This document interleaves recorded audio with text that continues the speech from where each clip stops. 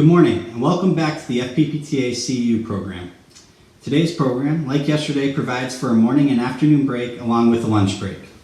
The times in the agenda are approximate, so please understand you will have two 15-minute breaks and a full hour for lunch.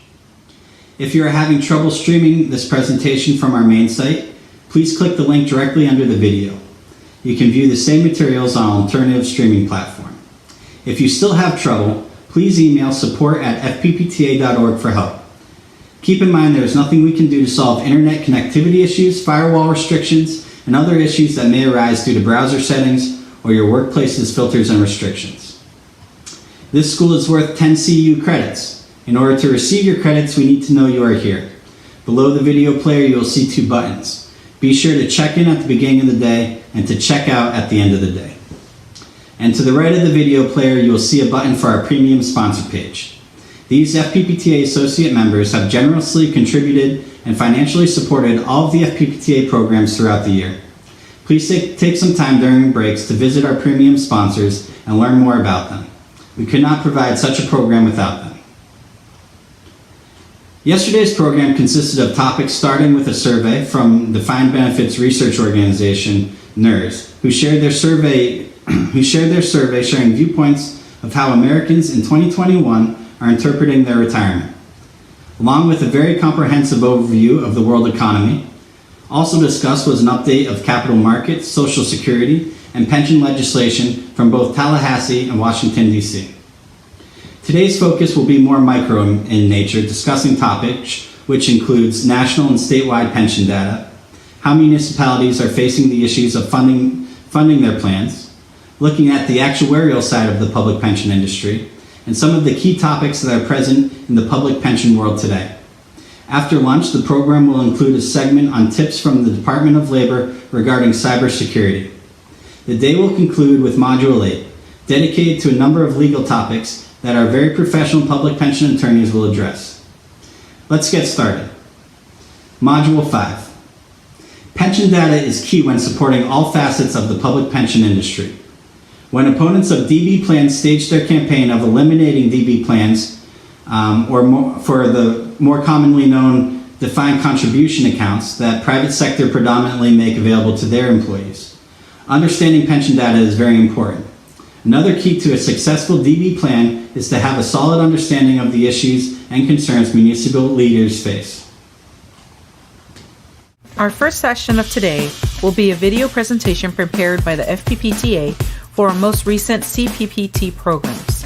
This presentation features Fred Nesbitt and Sean McKinstry, members of the FPPTA Education Committee. We would like to introduce you to the FPPTA Pension Plan Data Center.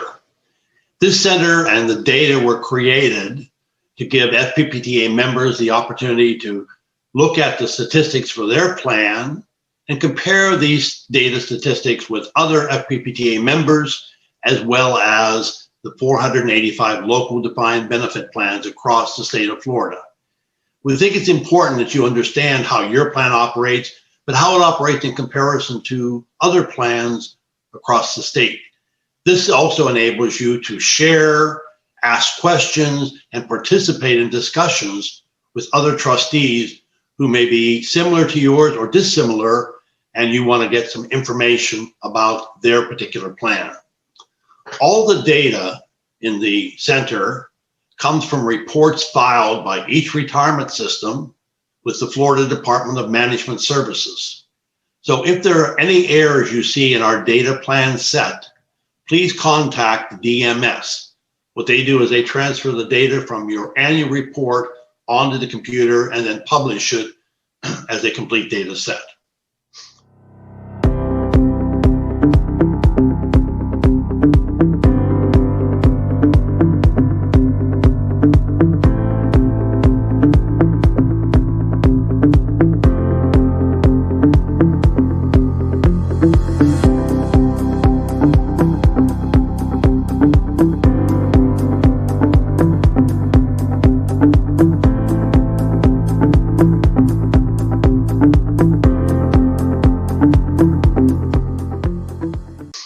Let's take a look at the mission statement for the data center.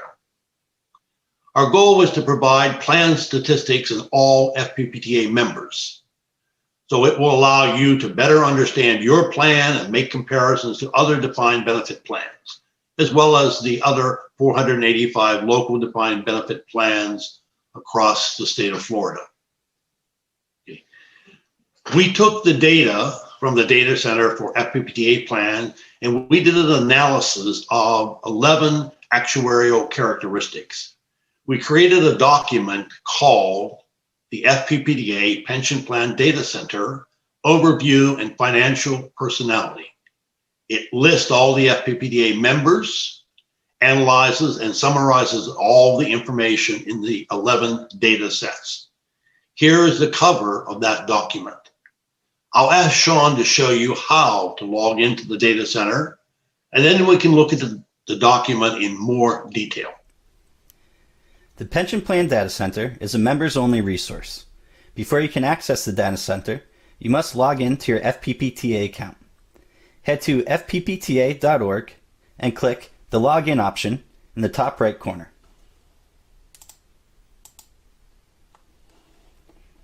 Enter your username and password and select Login. Once you've logged in, you can head to the Resources menu at the top of the page. Select Pension Plan Data Center. It will be the first option in the menu. You are now in the Pension Plan Data Center.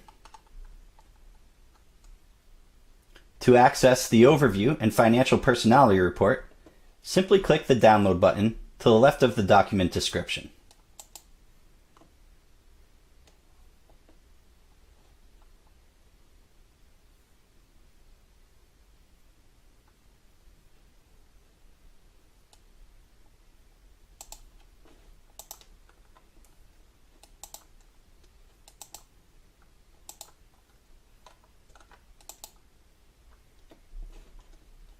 Listed on this slide are the actuarial characteristics covered by the document and contained in the database of FPPTA member plans for FY 2017 and FY 2018.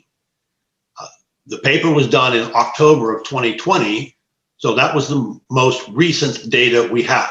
Since then, the FY 2019 data has been made available, and we will be adding those data to our document as well as to our data center. But right now, the characteristics we're looking at are plan name and employee group, number of plan participants, the actuarial value of plan assets, the actuarial accrued liability, the unfunded accrued liability. We're also looking at the market value of assets as of 9/30, because all plans report as of 9/30, the funded ratio, which is the current valuation, the actual market value rate of return, the assumed rate of return, certainly a topic of discussion among trustees and within the media, percentage of payroll contributed by employees, valuation basis total dollar contribution, and last, whether employees are covered by Social Security or not. As you know, not all state and local government employees are covered by Social Security, but within the FPPTA, 78.38% are covered by Social Security. For each of these terms, the document provides a definition, a data set, and analysis comparing FPPTA members with the 485 local plans. Before we look at some specifics, let's look at two interesting facts that we learned from this survey. First, we'll look at the breakdown of the plan's membership. As you can see, we have two slides, one showing FPPTA and one showing the 485 local plans and how they compare. Police and fire are the largest group represented by FPPTA and by the 485 local plans. Police and firefighter plans have a slightly greater representation in our organization, 69%, compared to the 485 local plans, which is 64%. General employee plans have a slightly lower representation in FPPTA, 29%, to 32%. And in the category of other, you'll find some unique plans that can be general employees, fire, and police combined, or it can be bus drivers, or it can be sanitation workers. There are a number of small plans involve those employees. The next slide shows membership changes from FY17 to FY18. And you'll see both for the FPPTA and the 485 plans. The next slide shows membership changes from FY 2017 to FY 2018. Both our plans and the 485 local plans had slight increases from 17 to 18.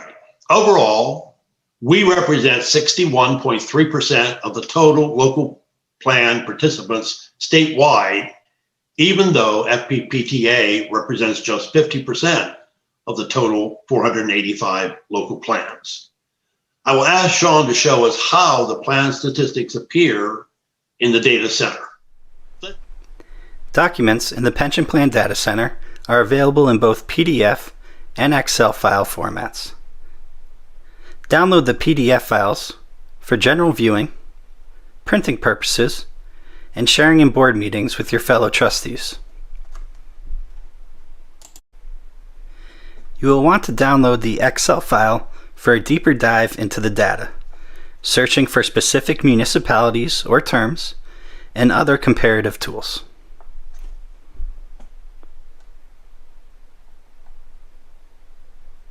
Let's look at some of the findings from the paper. Again, the paper compares FY 2017 to FY 2018. This is how the data appear in both formats. You'll see the plans are listed on the left, and across the top are the various 11 actuarial categories. The next slide shows an actuarial value of plan assets. This is how it appears in the paper. The actuarial value of plan assets is the smooth value of the plan's assets that is used for performing an actuarial valuation to determine the amount of pension contributions the employer will have to make each year to fund the actuarial liability. The total FPPTA AVA, actuarial value of assets, increased 8.2% from 30.5 billion to 33 billion. FPPTA represents 77.4% of the actuarial value of plan assets of the total 485 local plans, even though we only represent 50% of the total plans. See, we're half of the plans, but 77.4% of the actuarial value of assets. The next slide discusses assumed rate of return. The assumed rate of return is an estimated measure of the long-term investment performance of the pension fund invested assets.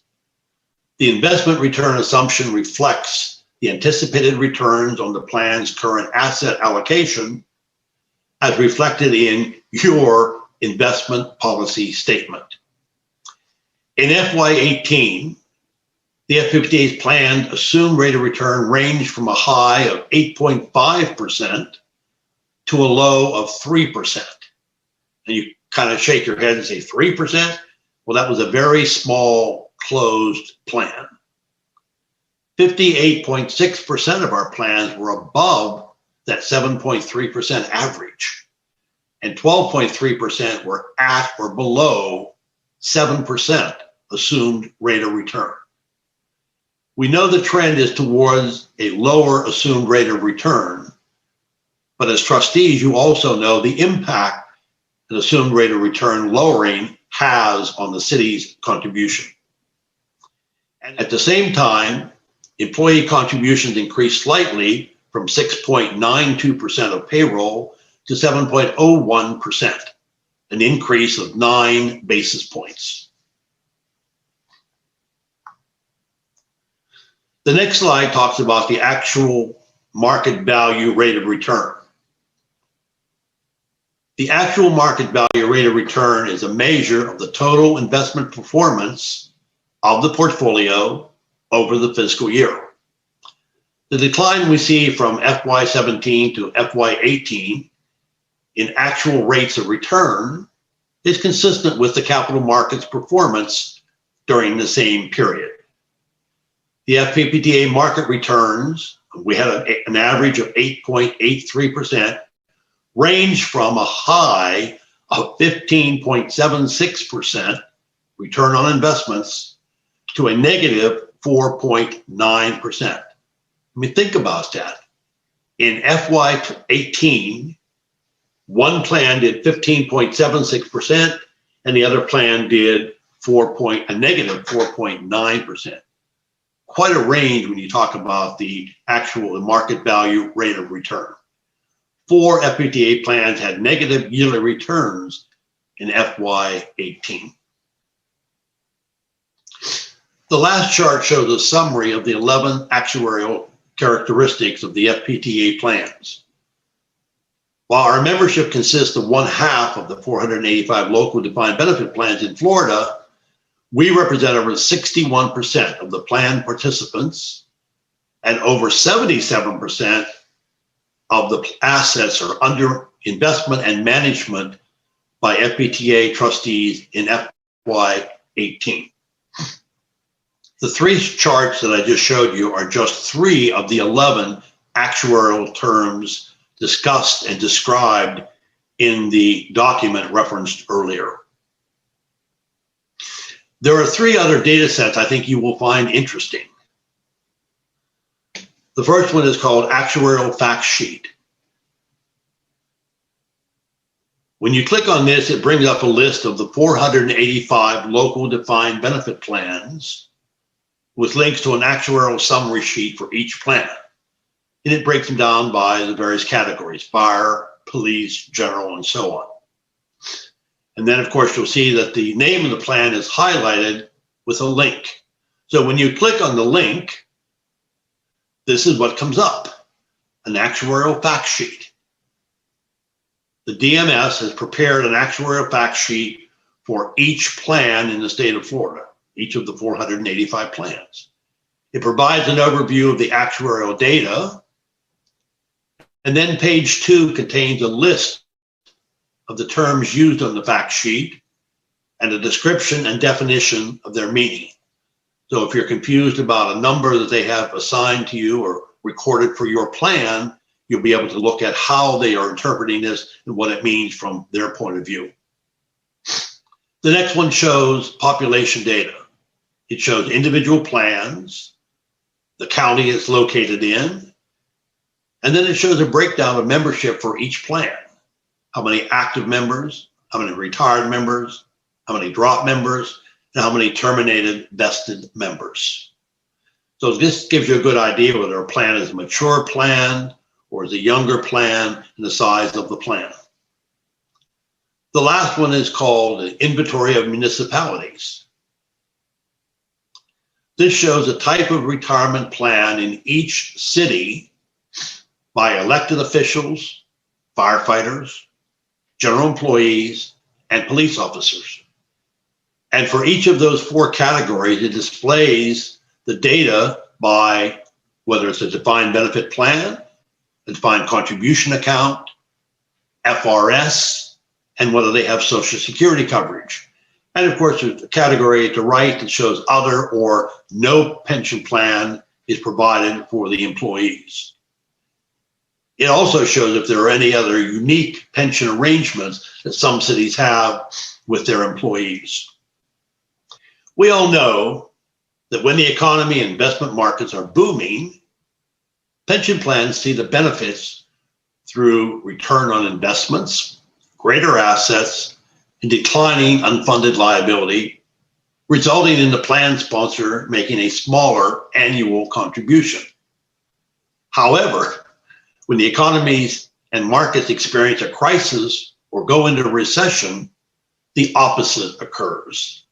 The increased employer contribution, which always happens during declining city revenues, puts pressure on pension plans, that's you, the trustees, and often ignites calls to reform or replace defined benefit plans with defined contribution accounts. Trustees know a bull market will eventually become a bear market, and a bear market will eventually become a bull market.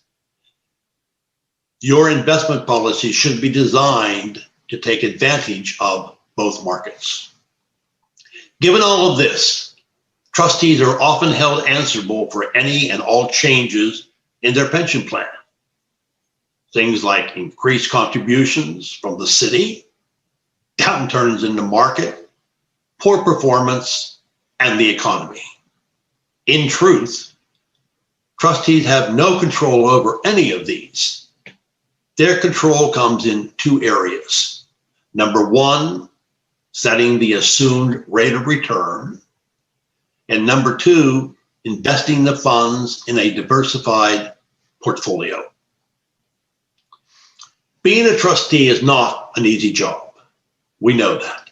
However, with all the expertise trustees and administrators possess about a difficult subject that others have little understanding, it is your job to educate the plan sponsor, the media, plan members, active, retired, including beneficiaries, and terminated vested members, about how a public pension operates and the advantages of a guaranteed pension benefit to the city and its residents.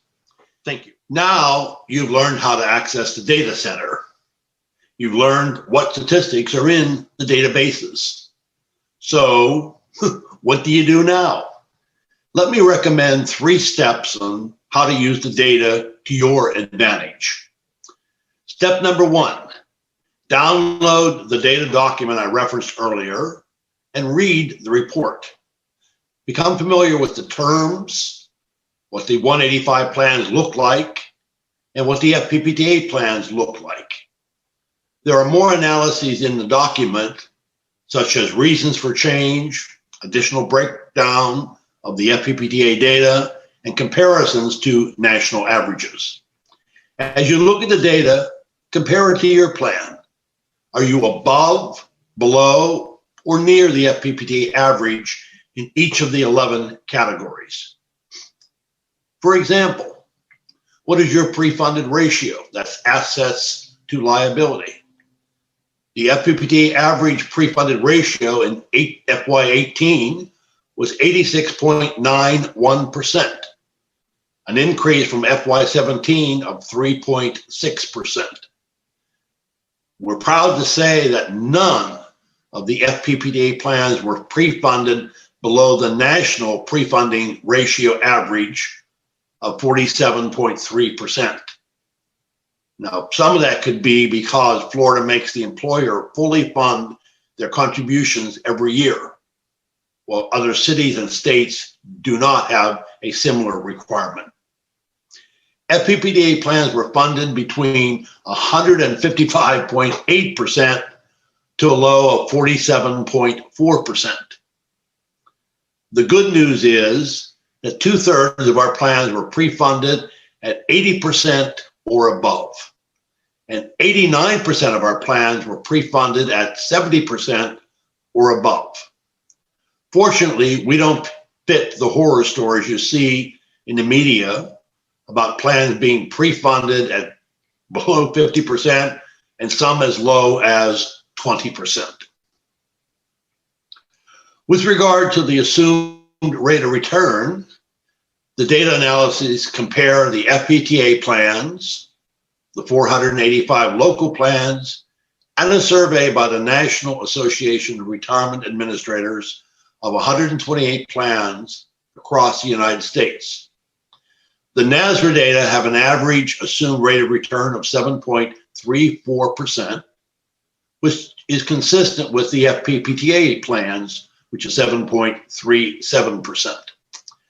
The data show that for the NASRA plans, the most common assumed rate is 7.5%. But for our plans, the rate is above 7.5, but less than 8%. And the 485 plans share a similar range when it comes to assumed rate of return. You can certainly use these data to explain and defend your retirement plan if it comes under attack. Step number 2, look at the data and the numbers specific to your plan. Print out the one-page actuarial summary. This will enable you to more fully understand all your numbers. And remember, page 2 of the fact sheet contains all the terms and definitions used on the fact sheet. This is a bird's eye view of your plan, and it's an excellent way of educating yourself on the terminology and the definitions of key statistics used to analyze plans. Step number 3, now that you're conversant with the data center, you can use the statistics for your education. Here are a couple examples. Let's look at market rate of return. It is important to understand how your market rate of return compared to other plans. I know your performance manager has benchmarks, but what about other Florida plans? The data will show you how other plans did. And the comparison should not be just in the numbers, as there may be other considerations. You may want to look at similar plans, such as police only or fire and police. You may want to look at the membership and see if the plan is a younger plan, more active than retirees, or a more mature plan, more retirees than actives. And you'll certainly want to look at their assumed rate of return, which gives you an idea as to their investment objectives and style. You may want to look at their pre-funded ratio. You may want to look at their plan size, number of participants, or assets. All of these and many other factors can help you better understand your investment returns. And lastly, don't forget the performance of the stock market. If the total market is down, it is unlikely that you're going to have a large positive return. Adding these 3 steps together, you will better understand your performance.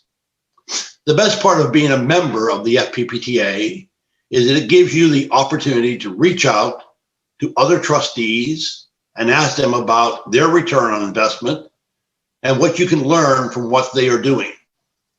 You'll know which boards to contact through the FPPTA and what questions you want to ask. You can also talk to investment advisors at the FPPTA conferences to network and gain additional insight into these issues. This is all part of your education and membership benefits. Looking into the future, we're going to be adding the statistics for FY19 in the next few months. So you will now have 3 years of performance to review. We will also be adding more statistics such as investments, type of investment, and percentage invested in each category. We'll be adding information about drop, COLA, benefits, and percentage funding by employee, employer, and investment returns. The data center is a wealth of information and education for use by FPPTA members only. You won't benefit if you don't download the data. It's there for your use, education, and benefit. Using the data center will make all FPPTA plans stronger and trustees better educated. Good luck and thank you. The second session of Module 5 features Hank Kim, Executive Director and Counsel for NCPERS, the National Conference on Public Employee Retirement System located in Washington, D.C., and the FPPTA's Fred Nesbitt. Fred, thanks again for having me, and also to FPPTA and its leadership and its members for inviting me today. So, Fred, as you well know, the National Conference of Public Employee Retirement System is the largest trade association for state and local pension plans. We have members all across the country, even a few outside the country in Canada and Australia, representing about 500 plans, about close to $4 trillion in assets under management. We have plans in every state and in most territories of the United States. And just like FPPTA, which, what it does in the Florida level, we do at the national level. So we do advocacy at the federal and state levels. We conduct research to find out more about our sector, and we provide education to the various stakeholders of public plans. Stakeholders definition has certainly evolved over the years. It definitely includes the trustees and staff of plans, other fiduciaries of plans, and then plan sponsors and employee and retiree groups as well. So that, in a nutshell, is what NCPERS does, Fred. Great. And I know, Hank, each year NCPERS does a study of trends in retirement plans across the United States. And the latest study that you've done is entitled 2020 NCPERS Public Retirement System Study. It was issued in January of this year. How many systems were surveyed in this study, and how can our trustees who are listening today obtain a copy of this study? Oh, absolutely. Yeah. So thank you for that, Fred. So we began this survey literally 10 years ago. So right after the aftermath of the great financial crisis, as we were sort of inching away from the crater that the Great Recession was, we wanted to see where public sector plans were. And obviously there are a number of surveys and studies about public sector pension plans. But what we noticed was they tend to focus mostly on statewide and the largest systems, and not really, dig deep and go down into the vertical profile of state and local plans. So our survey is unique in that sense, in that in 2020, of the 137 systems that responded, more than 50% were from local plans. So 53% of the respondents were from townships, cities, and villages, and 47% of the responding plans were public safety plans. And so you see this data on page 5, and it breaks down in a very easy to understand a bar chart where the various constituencies of the responding plans are from.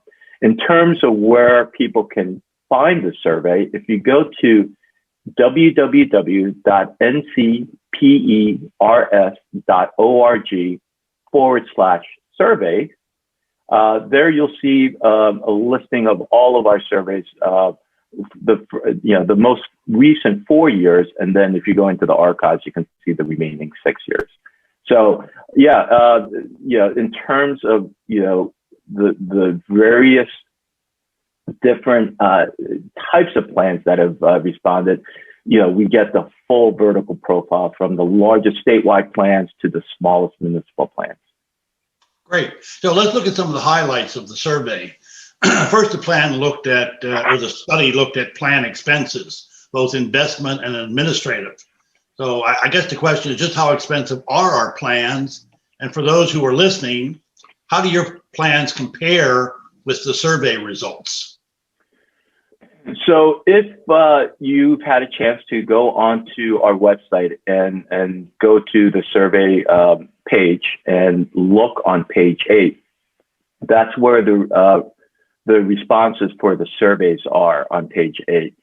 And the average of the 137 plans that responded, the average expense for both investment and administration is 60 basis points. And Fred, as you and the people on this Zoom call know, 100 basis points equals 1%. So it's 0.6% is what the typical plan in our 137 survey respondents reported as their expenses. Now, how does this compare to, say, other types of investment vehicles? Well, according to the 2020 Investment Company Fact Book, the average expense of a hybrid mutual fund, so a mutual fund that has, say, 60% in equities, 40% in fixed income, they reported expenses of 62 basis points. So we're 2 basis points below a typical mutual fund. But if you actually peel the onion a little bit more, as you know, our pension plans, we don't invest only in equities and in fixed income. We invest in real estate. We invest in private equity, in hedge funds, and other types of alternatives, commodities. And a lot of these other alternatives have additional expenses attached to them. Many of our audience members may be familiar with the terminology of 2 and 20, right? Where for alternative asset classes, the 2 represents the 2% administrative fee and 20 represents the 20% carry that alternatives usually have. So our survey results would include those types of additional fees beyond sort of the normal fees that that a typical regular vanilla asset manager might charge. So our 60 basis points, in fact, it's really cheaper. It's superior than a typical mutual fund for a number of different reasons. Yeah, that's a good point, because those kinds of investments have very high expenses associated with them. So I know you also survey the actuarial assumptions. And so what's happening with the discount rates across the states? Because I know we've seen a lot of pressure in the last few years to lower the discount rate as a solution to the public sector funding problem. So what did you guys? Yeah, and Fred, I forgot to mention on that page 8, at the bottom, the expenses of how the investment expenses and administrative expenses are also broken down. So investment expenses is 42 basis points and administrative expenses are 19 basis points. So again, our plans are running very, very efficiently. In terms of actuarial assumptions, that begins on page 10. And you're absolutely right. Beyond sort of the political pressure that, a number of plan sponsors and uneducated and those with political agendas may be projecting onto our plans, even internally from our own investment staff as well as investment consultants, for the last decade, even though the equity market has been on this, stellar bull run, the fact remains that our fixed income side has been really suppressed to, come back from, again, the great financial crisis or the Great Recession of 08-09, and more recently from the COVID recession that we suffered just a year ago, or less than a year ago. So unfortunately, while lowering, the central bank's interest rate is great for the equities market and it's great for spending, it's not so good for savers like pension plans. And unfortunately, the pressure, it continues to build on our discount rates to be lowered. In 2020, the average response rate in terms of the discount rate was 7.26%.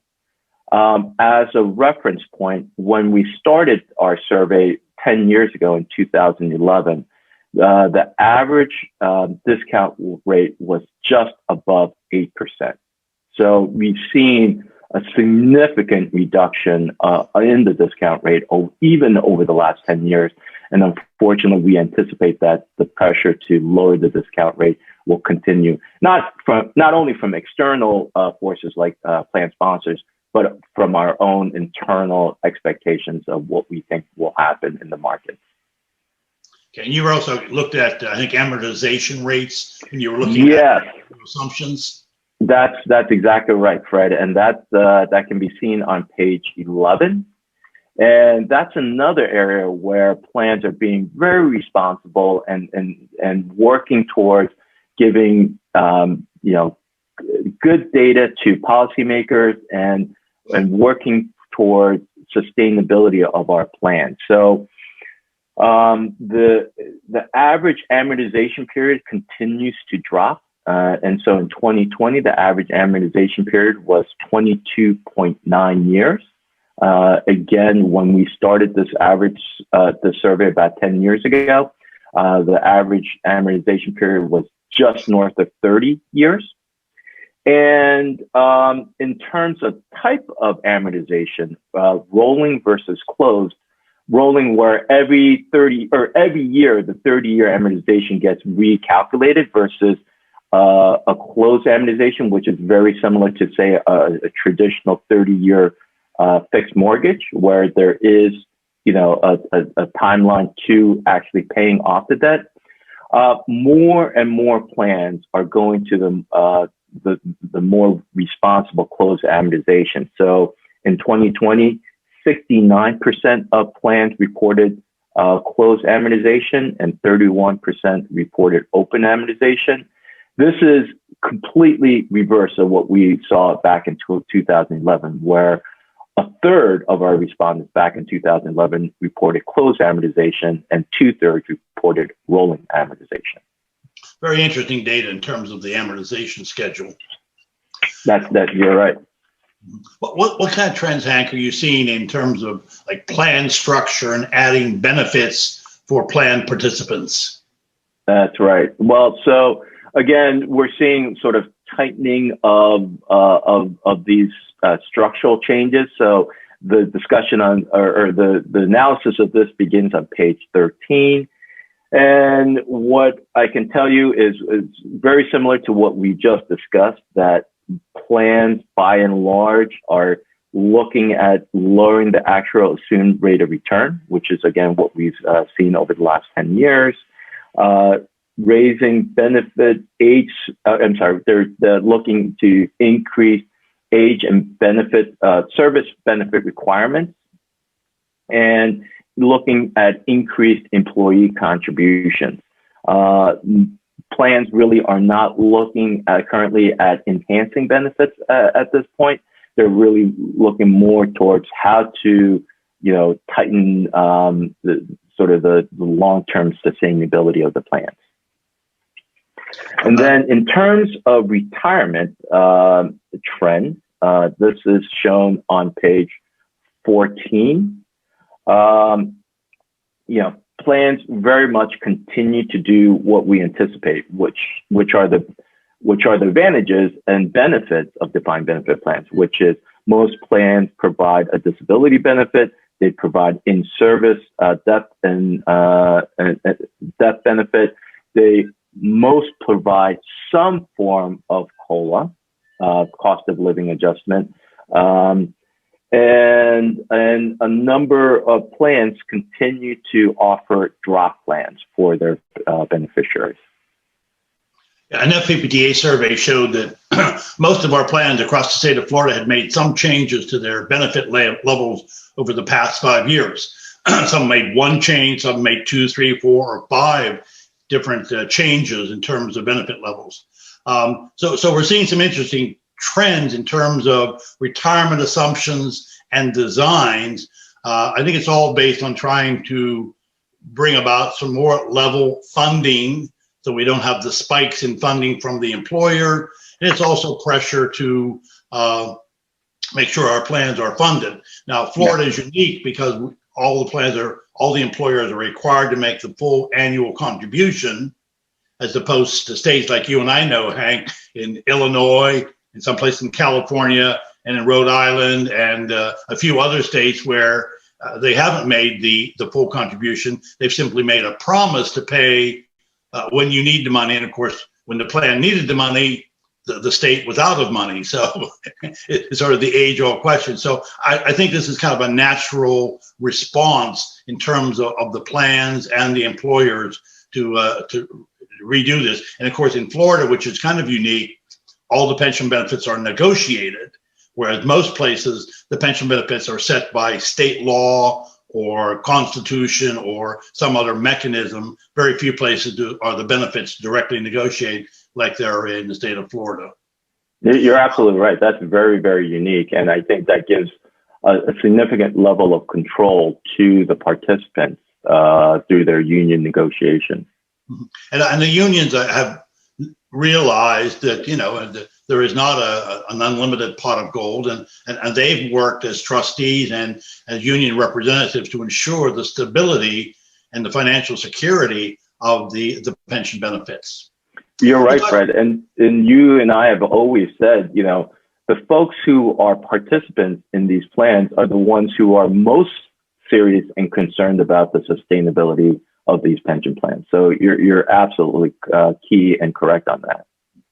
Let's talk a little bit about investment return, something I said in my earlier presentation. Trustees have no control over the stock market, you know, but they do have the only control they have really is in designing the asset allocation in a diversified portfolio.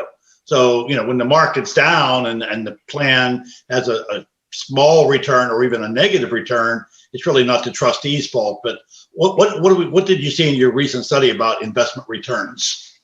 So I will say that, and this begins on page 19 of our survey, that in 2020, the plans reported a one-year return of 8.1%.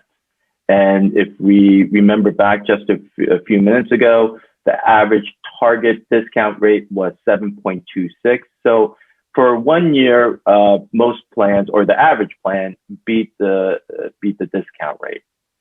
However, it really does depend on when the plan has its fiscal year end. So plans that ended in December versus, say, June or September, those plans with the latter fiscal year end date had a significantly higher return in 2020. So those plans with the December 2020 end date reported an average of 16.8% return, because again, that really impressive V-curve recovery that we had, at least in the stock market at the end of 2020. I think that reflects that. For those plans that had June, again, their returns weren't as robust. But on average, of the 137 plans that reported, all with varying different year-end dates, the average was 8.1. That's the good news. Go ahead, Trey. No, I was just going to say, you know, we don't want to look at just a single year, because we are long-term investors. Exactly. And our opponents want to pick out a single year or the 5 worst years in the stock market and say, see what's happening? Yeah. Right. No, we don't want to cherry pick. And this is why we've known each other for so long, because you're about to finish my thought, because I was just about to say that, so that's the 1 year. The 5-year and 20-year averages were slightly below our, you know, average the discount rate of 7.26. So in 5 years, the average return was 6.8, and 20 years was 6.3. However, the 10-year return was 8.7. So the 1 year and 10-year were above the discount, the average discount rate. For the 5 years and 20 years were were just below the discount rate.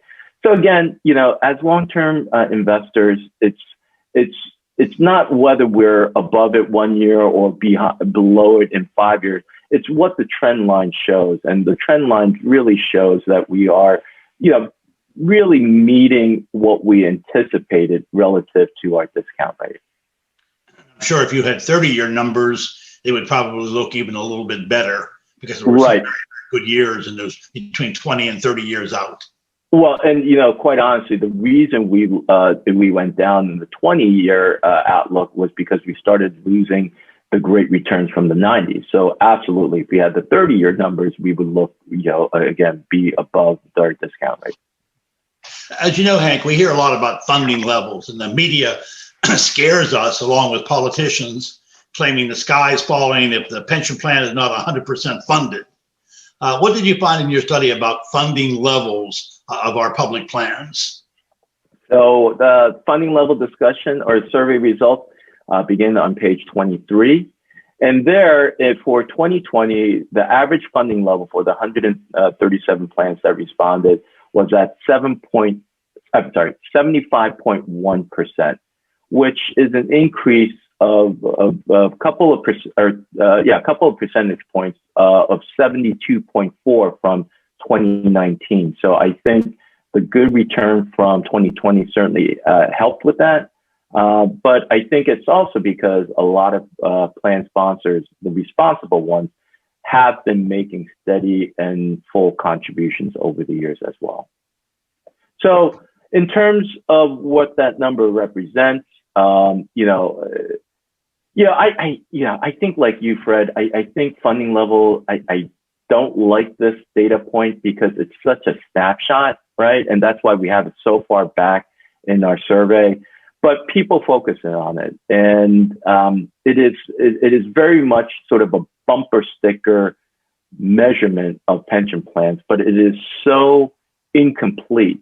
It's really the lazy man's version, way of looking at the health of a pension plan, and it, you have to bow to sort of where popular culture is relative to funding levels. We have to talk about it, but I find it very incomplete. And as most actuaries will tell you, if you really want to know the health of a pension plan, look at the trend line versus the actual one point in time. So 75.1, I think many in a vacuum as an abstract number, it's pretty good. But really, what you want to look at is the trend line. If you are at 75.1, are the trend lines looking up to going towards full funding near 100%, or is it actually going down towards lower number? I think that's the real measure that trustees and others should be looking at. And that's very difficult for people to get people, particularly like the media and politicians, to understand, and also to get confused between unfunded and underfunding. And then they see 100% and they're like, oh my God, if you're under 100%, there's something wrong. They don't realize that whatever your funding level, if it's 75, 76%, you still have 30 years to make up that 24, 25% gap in the funding level. So you're right, it's a snapshot in time that is very misleading.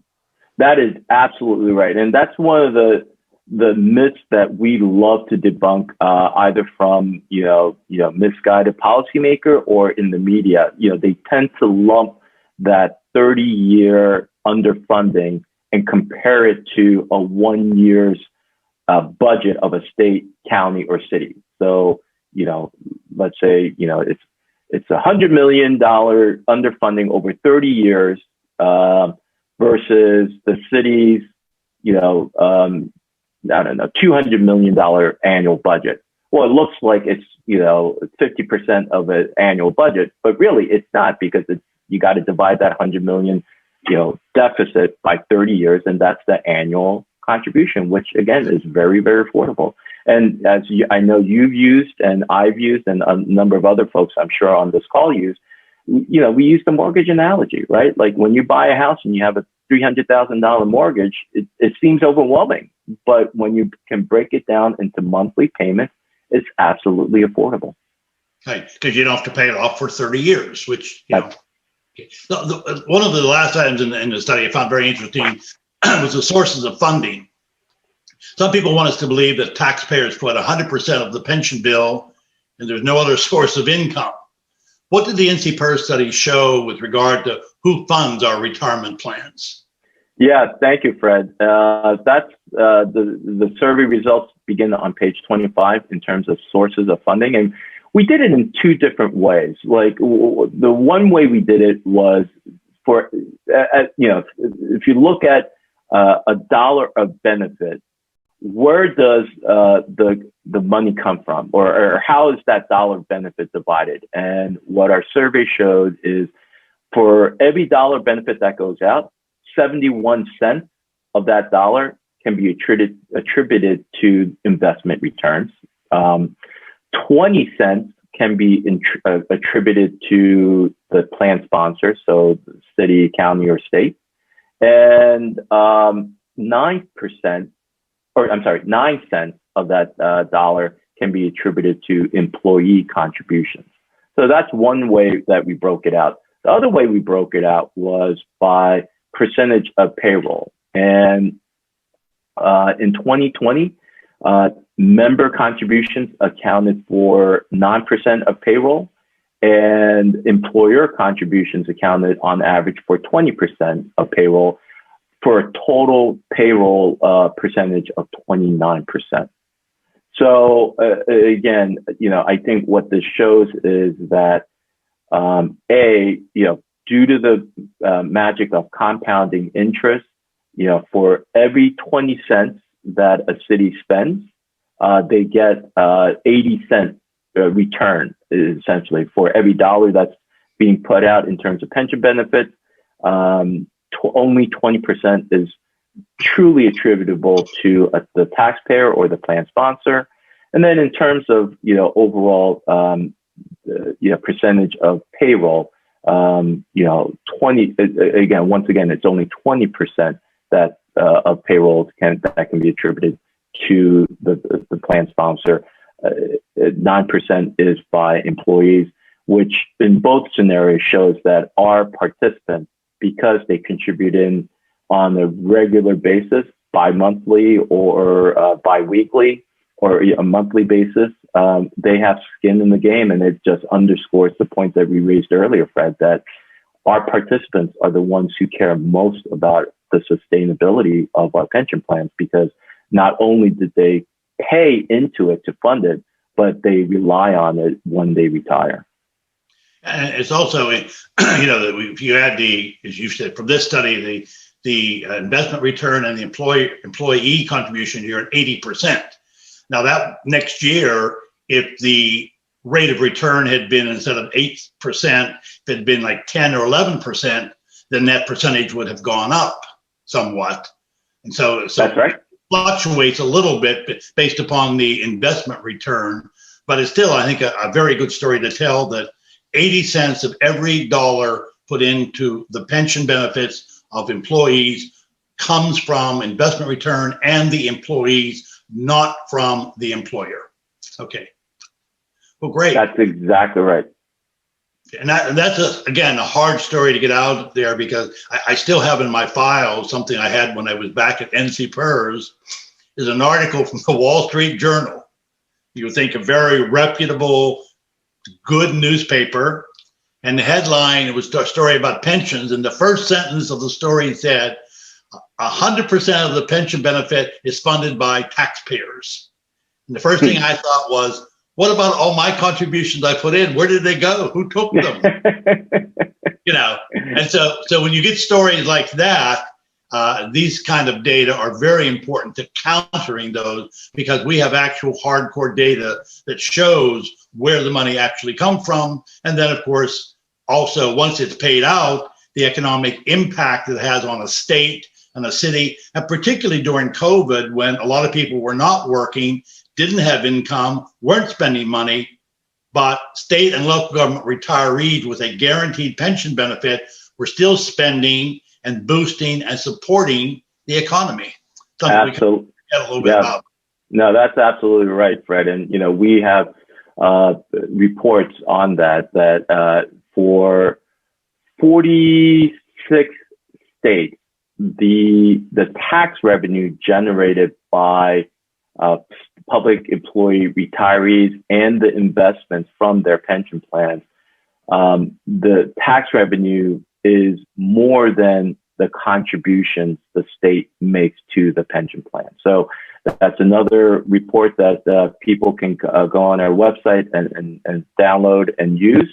And one last thing I'll say about our survey is, again, if you go to www.ncpers.org/surveys, you can anybody can download the PDF version of the study that we talked about today.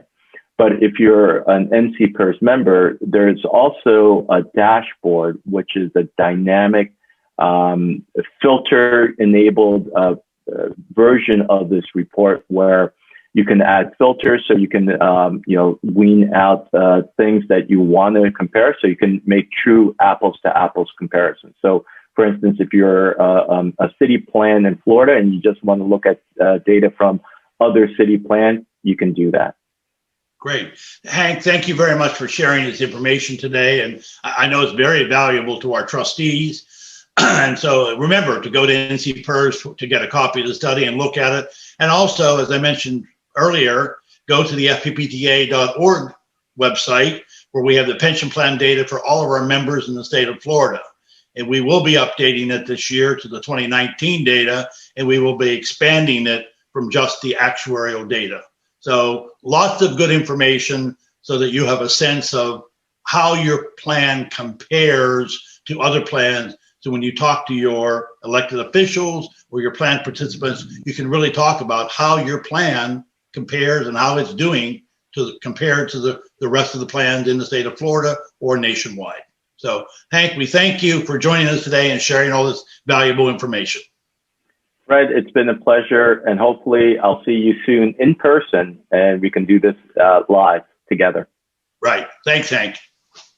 The last session before the morning break will feature Susan Grant, Director of Finance for the City of Fort Lauderdale, Paul Shimon, Director of Financial Services for the Florida League of Cities, and J. Scott Bain, Pension Trustee and President of the Fort Lauderdale Firefighters Local 765. This panel will address local financing of Florida pension plans.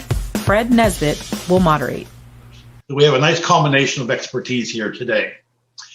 Let's go back to a question we talked about almost a year ago, and that's the impact of COVID on the cities and city finances.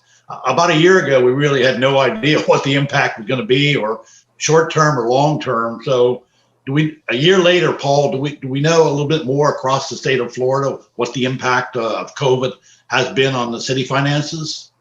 I do think we know a little bit more. I think to back up, on average throughout the state of Florida, about 50% of the city's revenues are based on property tax, the other 50% being service fees, impact fees, various other things of that nature. And clearly over the last year, the property values have held, if not started to increase. Certain markets, they're increasing very rapidly. So I think the 175 monies are going to hold very stable, if not potentially have some increases. I was a little worried early on about the 185 monies just because we haven't had very many new car sales. And so new car pricing and things like that. But I just read a report this morning that said for 1 month, used car prices have gone up 10%. So I'm not so worried, I think, about 185 either. I think the values and things and what, generates those revenues for 185 will also be there. Citywide though, I think, and maybe Susan can speak more to the actual impacts in Fort Lauderdale. The federal government is contributing large amounts of money to the local governments. Now, there are some caveats that are particular to this group. One of the biggest ones is none of that money can be used to fund pensions. And so that is one of the big caveats of the American Rescue Plan is it can't go into a pension fund, but it can go into lots of other things. So, maybe Susan might want to talk about how Fort Lauderdale is directly impacted. Okay. And Sure. Susan, interesting to know Paul's perspective across the state, but Fort Lauderdale is kind of a unique city because we're very dependent upon tourists, the service industry, the cruise lines. So, not every city, as I learned the last time, not every city in Fort Lauderdale or every city in Florida is the same. So what's sort of been happening in Fort Lauderdale with the impact of COVID and the city finances? And Fred, you talked about when we were on this panel a year ago, and when we were, COVID was still very, very new. So we were busy making kind of estimates as far as what type of impact it would have on us. And we tried to be as conservative as possible, obviously. So initially we were thinking there would be a loss of revenue of about $17 million in our budget. And so we slowed down hiring. We deferred non-critical infrastructure projects. We did some things to make sure that the budget was balanced. As it turned out, the revenue loss wasn't as bad as we anticipated. And we were able to add to our fund balance with the most recent audit. So those excess dollars will be reinvested in those capital projects, number one. Number two, as Paul just referred to, the American Rescue Plan dollars will be coming our way over the next probably week or so, and Fort Lauderdale is scheduled to receive $38.1 million. Again, so we're going to be investing that, not in pension plans, as you said, because that's not an allowable use, but in infrastructure projects. So I think that accomplishes a lot. When you look at our property values, the growth that the property appraiser is giving us right now is 3.3%. So while residential growth was there, I think it's capped by the CPI. The commercial probably not as much, and we're thinking that next year we'll start seeing a little bit more of that deterioration on the commercial side. So that's what's happening here locally. Yeah, it seems like the residential real estate market's very hot right now, with a lot of northerners coming down buying property. The uncertainty was the commercial impact, and particularly businesses that have traditionally had brick and mortar offices that maybe now will not have as much space going forward after Zoom and different ways of doing business we've learned about. So that could have the impact. Okay, that's sort of like from a city point of view, but what about a pension board? Scott, what happened to your retirement plan's assets from March 2020 to March 2021, So if you actually look at where our plan was in 2019, we were looking at $1.038 billion is where our plan was sitting. We saw a drop as of March of 2020 of about 15% to about $881 million in the plan at that point. Now back in looking forward, March 2021, we're at $1.13 billion at that point, an increase at that point of 27.4%. So we've been watching that very closely on it. We've stayed the course, haven't changed a whole lot of things through that time period to make sure that we can keep going from that point. So you basically recovered the COVID loss, so down 15%, but you're back up 27%. And that seemed pretty typical across the country. Most plans have made good recovery, and with the stock market gains and so on and so forth. Scott, what was the impact on firefighters, the work of firefighters during COVID? We've seen a number of, we have a lot of firefighters that have either been exposed or have been contracted the virus. So we've had a number of people out, which actually puts an increased work demand on our other firefighters. So, we're having a hard time as far as mostly with the overtime side of it, of filling the seats of where we need it. We're having to mandate a lot more than we normally would. We've got people pulling shifts unbearably. I mean, it's constantly. And we've also had a shortage. We've had a lot of people starting to retire out. Saying, hey, they're burnt out, they're tired of this, they need to move on. And so, I mean, as of right now, we're down 22 firefighters in the city of Fort Lauderdale. Okay, so it has had an impact on the workforce, and I think we've seen that it's also in police and general employees across the board. What trends are we seeing in local funding of pension plans? The prior presenter in my discussion with Hank Kim from National Conference on Public Employee Retirement Systems said that the biggest changes they saw nationwide in 2020 was the lowering of the assumed rate of return. About 52% of the plans had done that. Raising service and age requirements, 32% had done that, and increasing the employee contributions. So what trends are we seeing in local funding of pensions, Susan? Starting with Fort Lauderdale, and we'll go to the broader picture. Yeah, about probably 4 or 5 years ago, our two pension plans, we have a general employee pension plan and the police and fire pension plan, had decided to systematically decrease those assumptions. So the general employee pension plan was doing it 10 basis point increments. The police and fire was doing it in 5 basis point increments. So with the goal of getting to 7%, which I think is a very sustainable rate. So yeah, that's the biggest trend. As far as any changes in benefits, we're not seeing those here on our end. Okay. And Paul, any trends we're seeing across the state of Florida? I think Fort Lauderdale is just like the rest of the state. I think most every plan has moved way off the 8% assumption that we were at a decade or so ago. I would say even a number of our plans are coming, or our pension plans are coming up with ways to get to 6.5. And I'm sure you've had some of the consultants speak during this conference about the muted expected returns for the next 10 years, particularly in the fixed income area.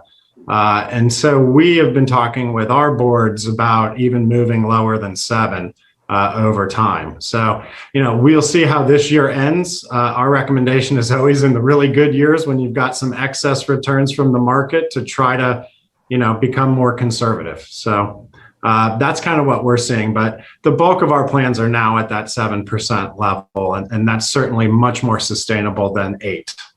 Yeah. And also with the recovery of the market, if it holds through September 30th, it should be a good return for the year, which will also affect local funding, at least from the employer's perspective. We know Florida is kind of unique because pension benefits are negotiated between the city and the union, where in most states are either set in constitutional law, state law, or set by some other means. Scott, so you kind of wear 2 hats. You're a pension trustee, but you're also the president of the union who negotiates the contract, including the pension benefits. So just overall across the state of Florida, what's the overall atmosphere as a bargaining table from the union's point of view regarding pension benefits? From what I've understood from most of the other unions as well is that, there's an understanding of where we're at right now, complete uncertainty, as I'll put it as best.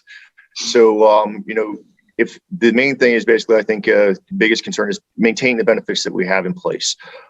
As long as that's, and if we need to work with cities, which is something that I think that the more successful unions and plans out there are in cooperation with their municipality, the sponsor of the plan, in order to make sure that we continue stable funding and keep those plans healthy and not put an undue burden on onto the plan sponsor as well. Okay, which is sort of somewhat of a different trend that we've seen in the past. I think we all have an overall goal of level funding and full funding for our pension plans. The city likes to see kind of a consistent cost to them per year without big jumps. That causes Susan here to stand on end. We get a big number. And of course, the funding is very important. So how can we best achieve full funding? How can we best achieve this constant level? Susan, you had mentioned the assumed rate of return. I want to go back to that for a minute. I think that's an interesting dynamic because 2 pension boards in the city had a goal of lowering their assumed rate of return down to 7. They were in the process of doing that. And then last year, if I'm not mistaken, the police and firefighter retirement system decided not to go down additional 5 basis points from 7.3 to 7.25 because they thought it was a bad move at that particular moment. And then, but the general employees retirement system was somewhat different perspective.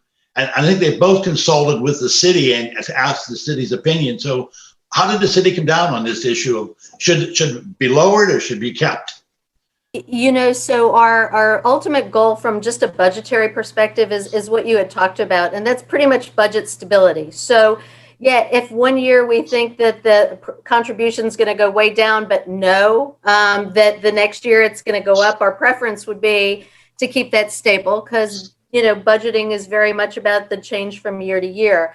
What we found this year, and just to back up, I serve as an ex officio member of both of the pension plans, so the police and fire plan and the general employee pension plans.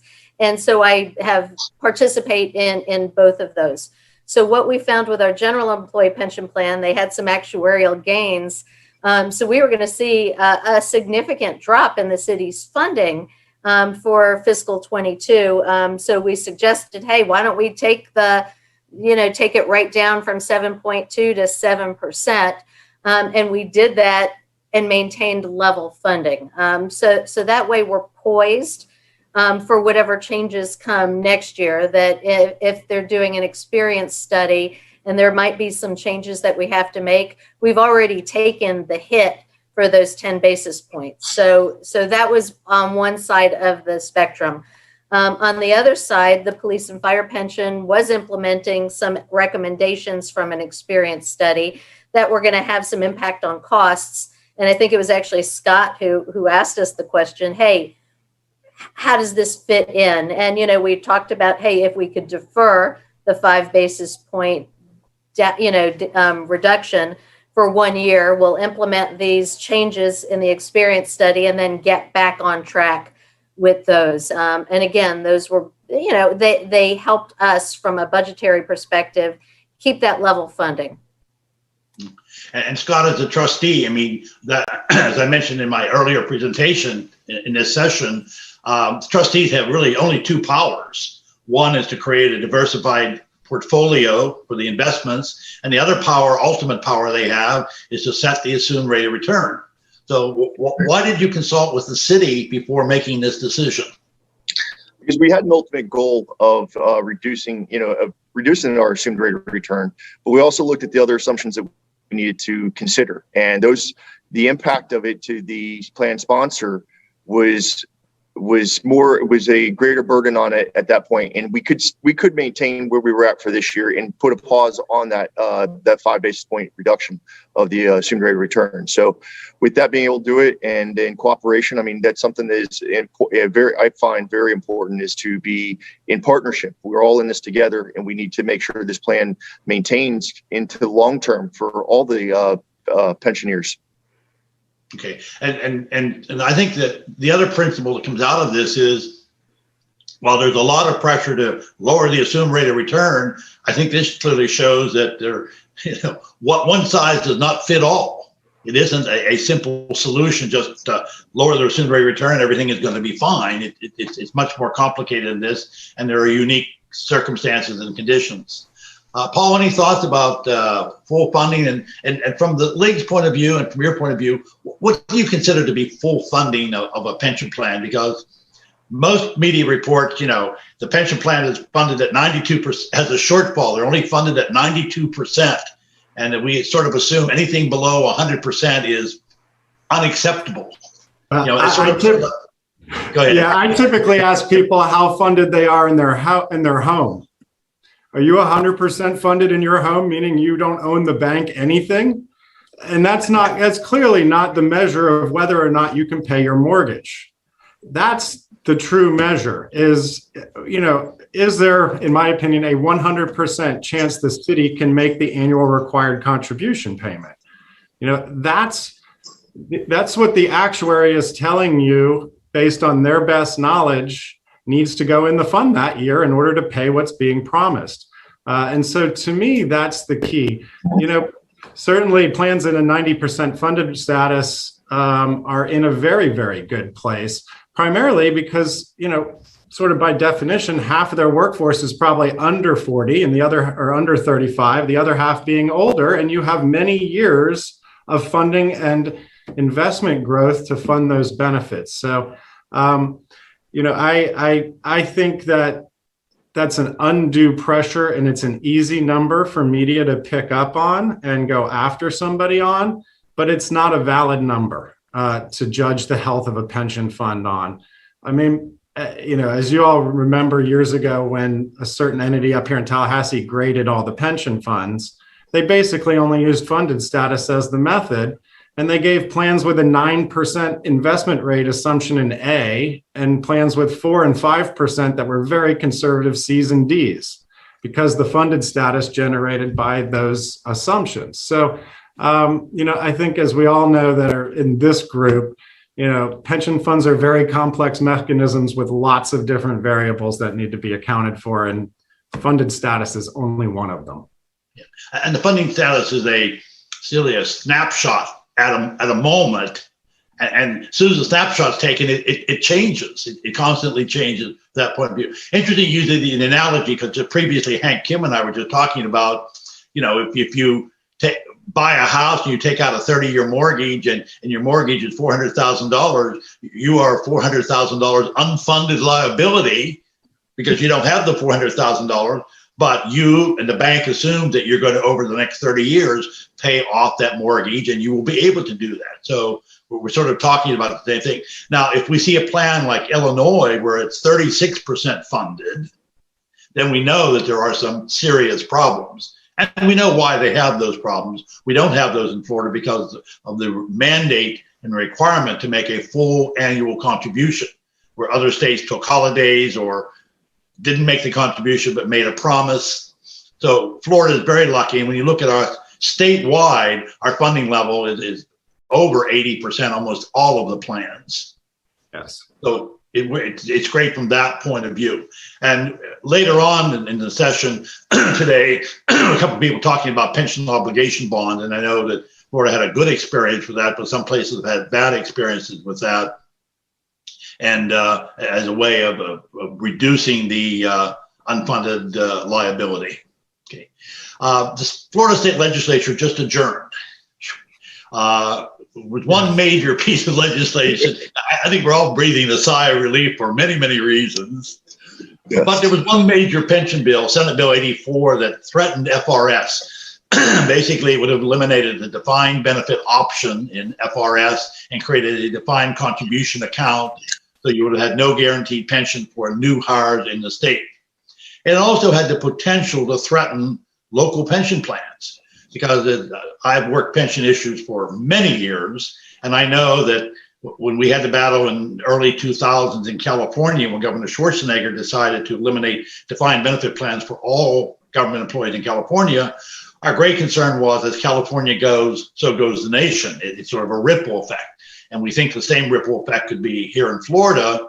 If the state eliminates the defined benefit plan, it could then trickle down and affect local plans. The good news is the bill didn't pass. Any insight onto the bill, why it didn't pass? I remember talking to you earlier, Paul, and you said you were worried about it because you didn't think it was going to pass. You were right. A good forecast, Paul. Now tell us why. Yeah, I think, there are bills that are meant for political gain, and there are bills that are meant to affect real change.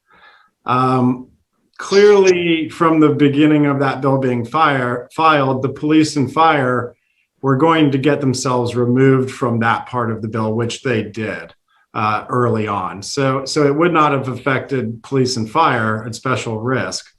I think the real danger in if that bill did pass is, I think you're right. I think initially recruiting for the cities with defined benefit plans would go up because they would have a much better benefit than other jurisdictions potentially.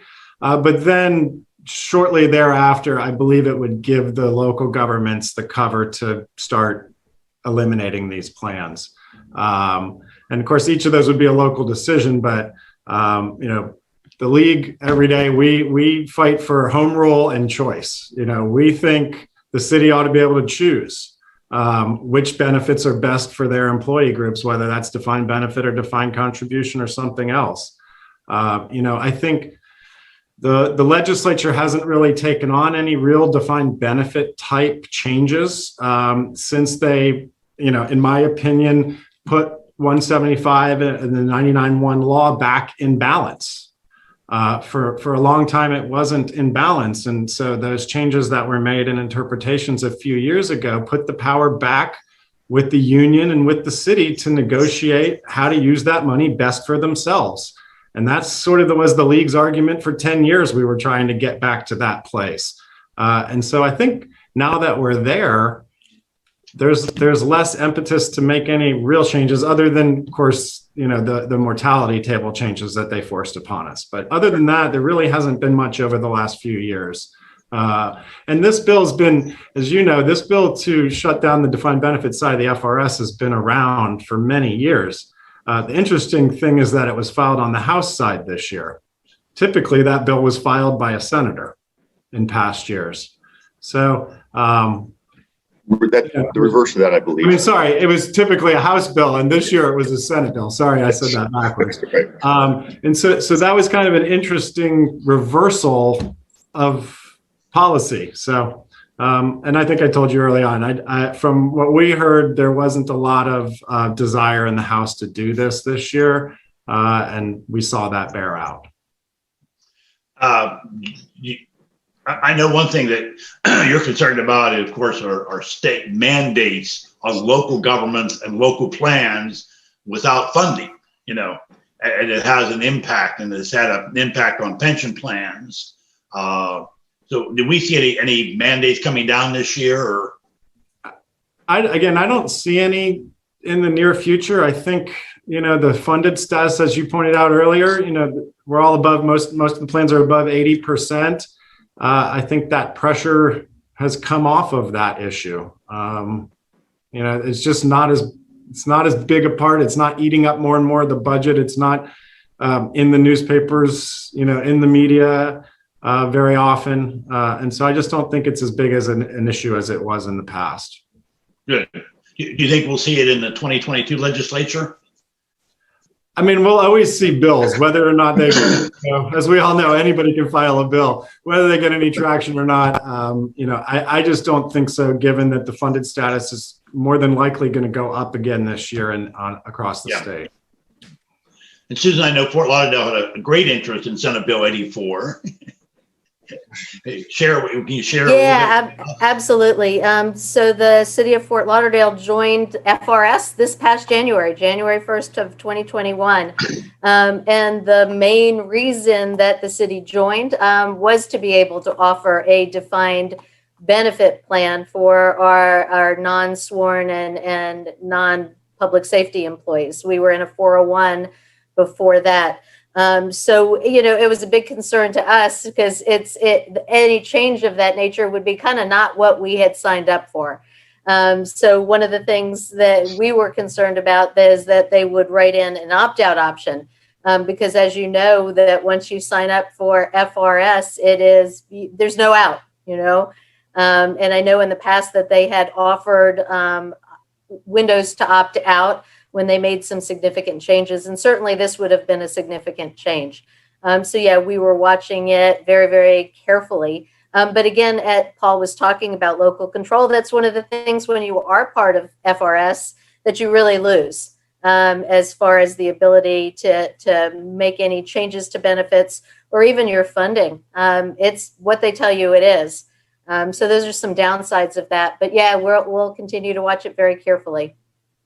Yeah, and 42% of our cities are in the FRS, and Susan, we talked about this before. Had that bill had some traction, we would have absolutely tried to attach an opt-out provision to as you pointed out, significant changes, you should allow the cities out. So we had those bills ready to go, but did not need them. And Scott, from Labor's point of view, any thoughts on Senate Bill 84 and its failure to win passage? Yes, we were monitoring it very closely as well, from all angles, not only just in the city of Fort Lauderdale, but I know at the state level we were very involved through it. And really, I think Paul said it well, that there was no appetite in the Senate. We watched it. It did get over to the Senate, but the House Speaker basically didn't put it anywhere that would have allowed it to move.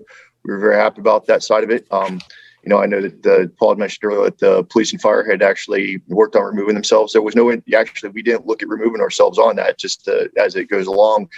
There was some political moves that were being done within the Senate. And there was, my understanding from the initial point, there was no interest in going after the special risk side of that. It was very targeted as to where it was to impact. And we're very happy from all labor side of it that it did not come to fruition. And I have a different opinion. I think we're going to see it again next year. I do think it will come back, but we'll see. As we've seen it many times over, and we'll keep working at it as it goes. It's kind of interesting because we had the battle in California in early 2000 when the bill was in trouble. First thing they talked about was carving out police and fire, and police and fire's attitude was, don't carve us out because we know what's going to happen. If you kill it for them, the general employees, we're next. So don't try to carve us out from that point of view. I think it's kind of interesting. Historically, there's been either an adversarial relationship between the city the employees and the pension board, or just no relationship, sort of three entities operating independently. Is that changing, and why is a working relationship important, and probably more important and vital today than ever before? Susan, from the local level, talking about, you mentioned a little bit about the working relationships. Sure. The objectives of the city, of the board, of the employees really are all the same. That they receive a good benefit at a reasonable cost, and no one benefits when any of those pieces are out of whack. So if costs start going through, the roof, it calls attention to that and causes folks to start saying, hey, we need to make some changes in the benefits. So I think everyone's objectives are the same, that it is a good and a fair benefit at a reasonable price.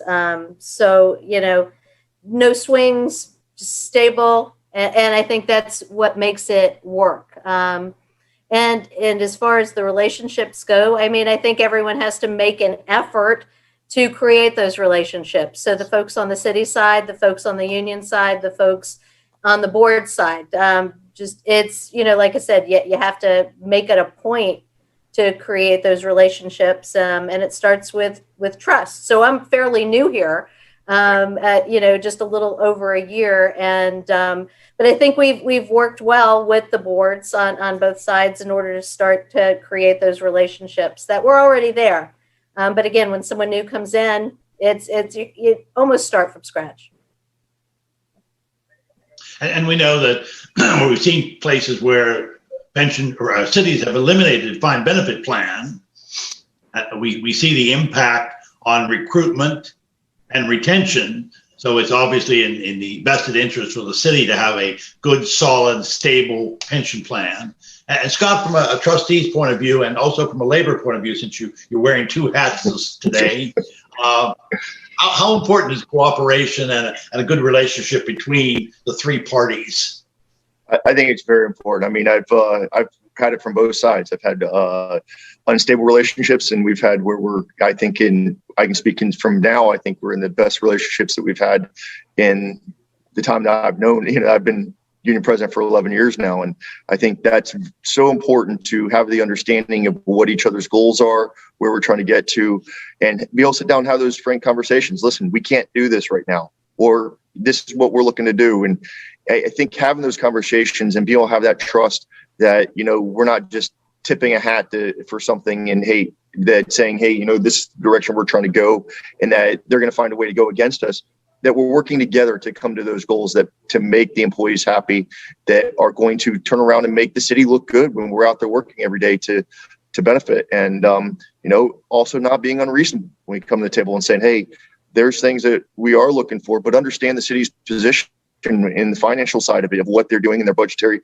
constraints, and say, okay, we understand where you're at here. And I think that trust goes a long way, and that understanding of each other's goals makes it, versus being a successful city, successful union, and successful board. That doesn't mean you're always going to agree, but at least not going to be disagreeable. Yeah. Right. The contention is not there. Right. And I think lots of times the adversarial relationship between the city, the pension board, and the union is sometimes related more to an individual than it is to the fact that they're just natural enemies. An individual can make it work effectively, or an individual can make it not work. We've seen that a lot of times. Paul, from the state point of view, were you seeing more cooperation, more a spirit of working together as a team, a commitment to making local pension plans work and work effectively? Yeah, I think we are. And I think, years ago, cities didn't really pay attention. A lot of finance directors didn't go to the board meetings. They said, oh, the pension board handles this.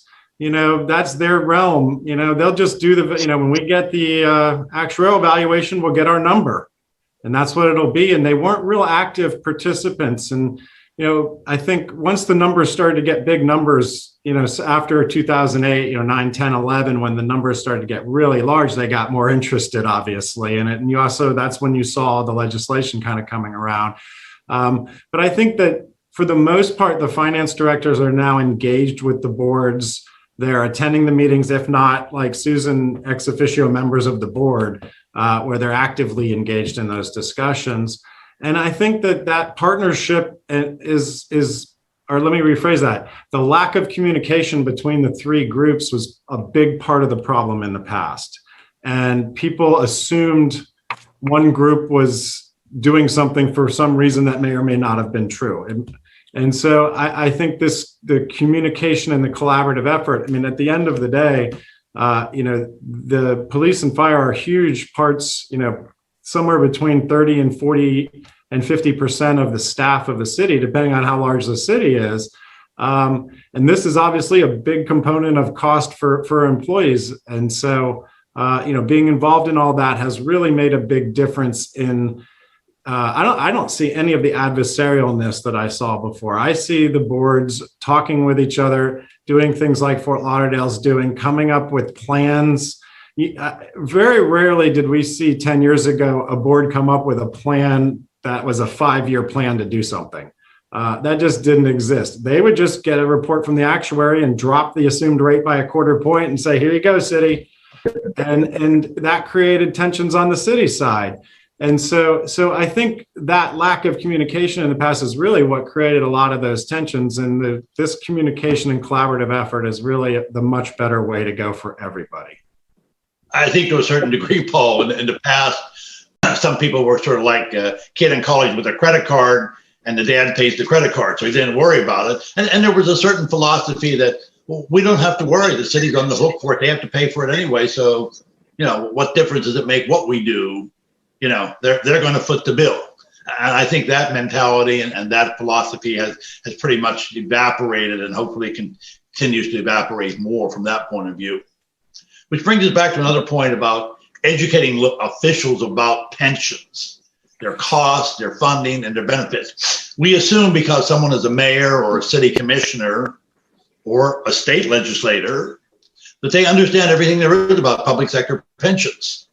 And therefore, they're very knowledgeable and they understand all the components and all the terminology. And I always tell trustees, we speak in our own language. We speak in numbers and sections of the IRS code and things like that. So how important is funding? Not funding, but how important is it to educate local officials or state officials about our benefits, our costs, our funding, and how is this best achieved? For example, Paul, on the state level, how do you achieve this on the state level? How do you educate the people who really matter? So the league runs an institute for elected municipal officials. It's basically a class that we put on for newly elected city council members, mayors. And pensions is just one component of that. I've been sort of advocating for it to be a little bit larger component of that discussion. Understand, as you're all members of an association that spends a lot of time educating you on the nuances of this. And clearly, the elected officials are never going to understand this at this level. And so really, it's just a matter of again, communicating with them so that they understand, at the end of the day, if the finance director for the city says, this is good, we can afford this, this is part of the budget, everything is fine, then that doesn't raise any alarms with elected officials. And so, we do our best to let them understand what evaluation is and what it is, but it's very hard to get past the top surface level with knowledge. We're doing the best we can, but yeah, it's a heavy lift for the elected official to get past this. And hopefully with some of the educational tools that we have, perhaps we could be helpful to you in educating them. And I understand they're never going to understand to the level that a trustee would understand, but I think it's just important to understand where the money comes from, what an unfunded liability really is, some basic elementary components. So when they hear it in the media, just like we were talking about the American Rescue Plan, I saw the headline from the Boston Globe that says, stimulus bill bailing out bankrupt pensions. Well, yeah, it was true after you read all the fine print down below, but immediately people said, oh my God, they're bailing out public sector pension plans like Illinois and others, so which we found out wasn't true. Susan, how do you go about educating local officials on pensions? So yeah, we don't have a formal education program, but I think what typically would happen and what happened when I was in Coral Springs, and I'm going to call it just-in-time education. So if there was a benefit that was being negotiated as part of a union contract, and we were costing it out and presenting that to the elected officials at that time, okay, this is the benefit that we're talking about, here's the cost. And then with the follow-up questions, we wind up explaining how this thing works. You know, what is the actuarial liability, how long it's amortized over, you know, what are those kind of assumptions. So that is when we would probably most likely get to supplement the training they'd get from their initial elected officer or elected official training, is at the time that there's a change happening in one of the pensions, and there's some impact that we have to talk to them about, is where I've seen that happen historically. Yeah, I mean, they they read in the newspaper, they hear from you that the state has changed the mortality tables. Doesn't seem to bother us, but there is a real financial impact on the city's cost to the pension plan when the mortality tables are changed. And we saw that already from the state mandated new mortality tables. Scott, what do you do? If I could say something, Fred, one of the other things, I wear a different hat some days of the week. I'm the executive director of the Florida Government Finance Officers Association. And we have been adding pension-specific programs at our conference now for a number of years to educate the finance directors and the finance professionals so that, like Susan, they're able to answer that question when the council member asks it. So I think that has primarily been our approach, is to try to educate the finance professionals up to a level where they can basically explain this in the council meeting. And I forgot from the Government Finance Officers Association, very influential and very important that they understand it too. Scott, what as a trustee, what are you doing to help educate local officials? We do have communications to them that that the board will send out, and that's something that all the boards in Florida will have, is communications to the commissioners. But we also, the chairman will sometimes also have meetings with them. And then from a union side, obviously, as we go through the negotiation process and stuff, we try to educate them there as well, through meetings with them and discussing and showing them the different sides of it as well. The one thing that I will say on it is that, I feel bad for a lot of these, the electeds, because while they are in the seat, they have a large array of things that come to them that they're not specialists in. They have their own little worlds that they're specialists in, but this is not necessarily the thing that they're going to be, and they're not going to be experts unless they were previously in this world. And we've seen it even with some of the electeds that sat on the pension board, that there's things that they didn't quite get or understand. And because it does take a very long time to truly grasp the world of the pension, because it is, like you said before, there are so many nuances to it that come in place that it's hard to actually become that technical, especially when you're elected, having so many areas to have to worry about. And of course, on the state level and the local level, we have term limits. So once you get someone who's well educated, then they go out of office. I know in the class I teach, I always advocate that the trustees should meet with their city commissioner and mayor and just sit down and have a conversation about pensions. And I find that some city employees like shaking their head, and I'm like, why are you shaking your head now? I said, oh, I would never meet with the mayor or the commissioner on pensions, even though they're sitting there. I said, well, you're not going as a city employee, you're going as a pension trustee, someone who has been entrusted with administering the pension plan and investing the assets of the city. Oh, no. So, I think we have a little bit of work to do. Let's just sort of end with the last question. Are there any magic bullets to funding our local pension plans? Are there any magic bullets to the solution? I mean, Scott, you're a firefighter. You guys can do miracles. Can't you solve this problem? No, Don't you have a magic solution? Continued cooperation amongst all parties, I think, actually comes to be the best possible thing, yet no magic bullet. Okay, I mean, I'm waiting for I've been talking about pension for 40 years, and I'm thinking, well, I'm getting old. Maybe someone will give me the magic bullet, and this will all go away. It'll be fine. We'll live in a perfect world. So, Susan, does the city have any magic bullets? Yeah, no magic bullets, but we've started using some long-term forecasting tool that we, are using a company called GovInvest that provides long-term pension projections and forecasts for us, and that's been very helpful. We do 10-year revenue sufficiency models, so to be able to put in more real-time data. I mean, obviously, the further you get out, the more inaccurate it's going to be.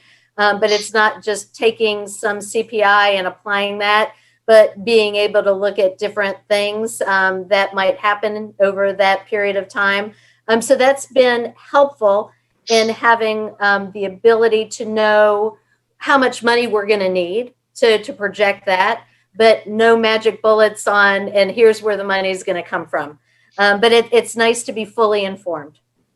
Yeah, and I applaud you for doing the long range planning, because I get the sense that sometimes pension boards, and particularly the city, there's this year, and then after this year is over, there's next year. Nobody looks 2 or 3 or 4 or 5 years down the road with projections. Well, maybe Paul has the magic bullet. The only magic bullet I would say is communication. That's the only thing that is going to get through, when the times get tough, communicating is the key. I think I said it earlier, I think a lot of the problems in the past were lack of communication between the groups. So, being on the same page, working together and planning things out, and then being, as we've all learned in this last year, being nimble, resilient, and able to pivot and make different decisions. A lot of people made decisions a year ago that they had to look at and alter. And so I think the same applies to all of this.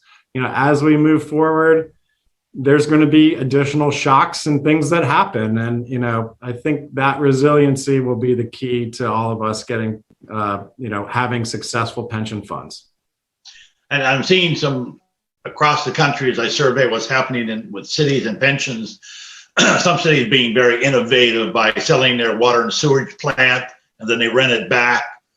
One city is selling their streets to a private vendor, then they're renting the streets back. This kind of reminds me of a person who owns a 6-room house and you can't pay your mortgage, so you sell the garage, and then the next year you sell, the kitchen, and it doesn't seem like a long-term, long-range solution. I think there's places outside of Florida just sort of grappling with trying to come up with a solution without doing the planning and without doing the cooperation. The work needs to be done. I really thank Paul, Susan, and Scott for joining us today, sharing with us their ideas and information. I think we've learned a lot, and have a great day.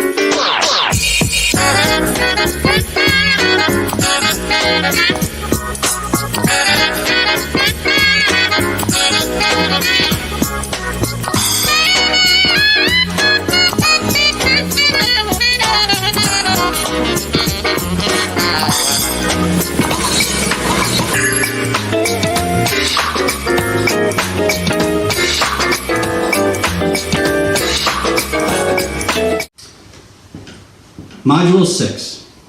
One of the most important areas in the public pension industry is funding the pension plan.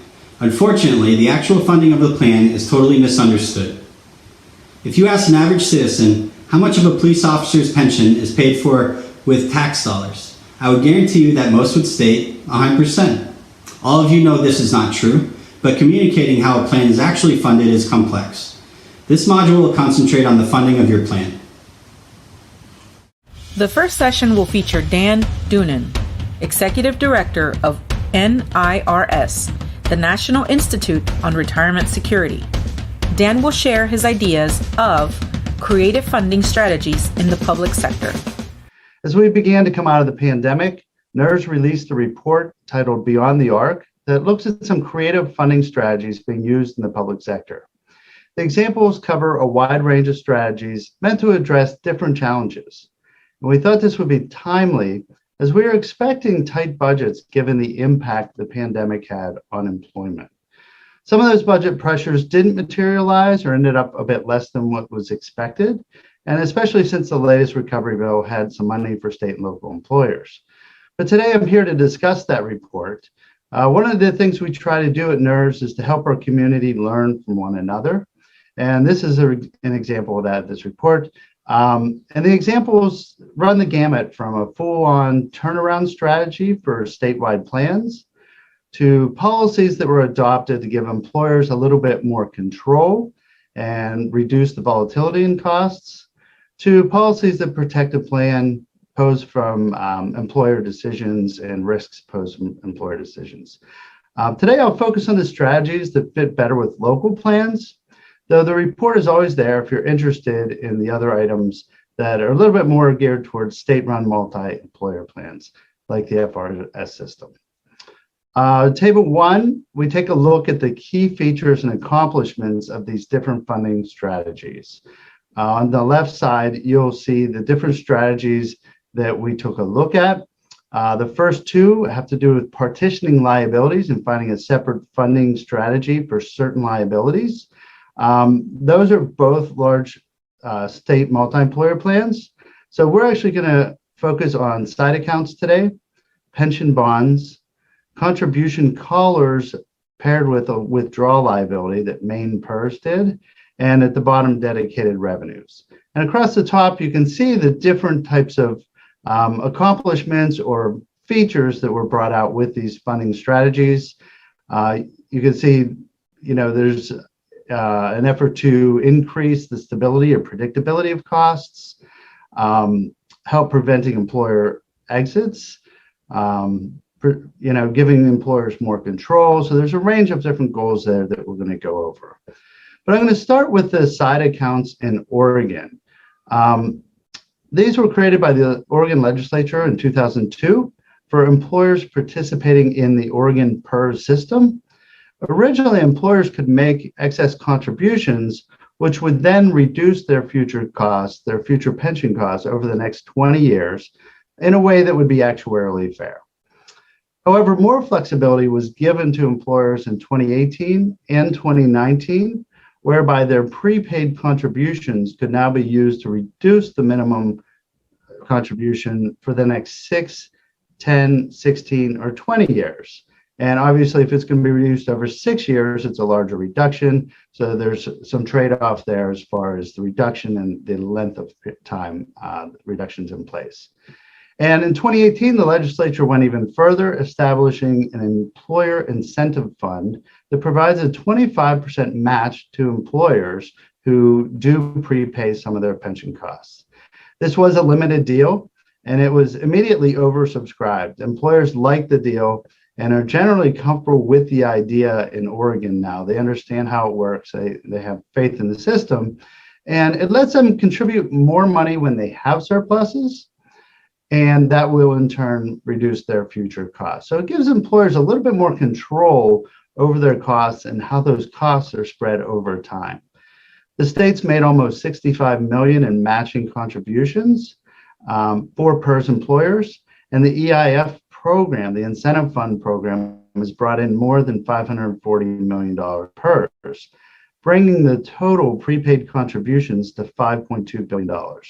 And that's relevant as the entire pension system has a $65 billion in assets, plus this extra 8% in extra pre-funded costs.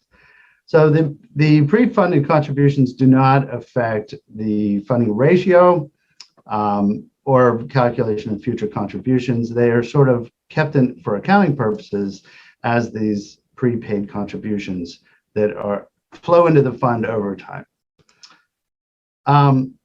There are similar programs on the next slide that have been built at CalPERS and Pennsylvania CERS.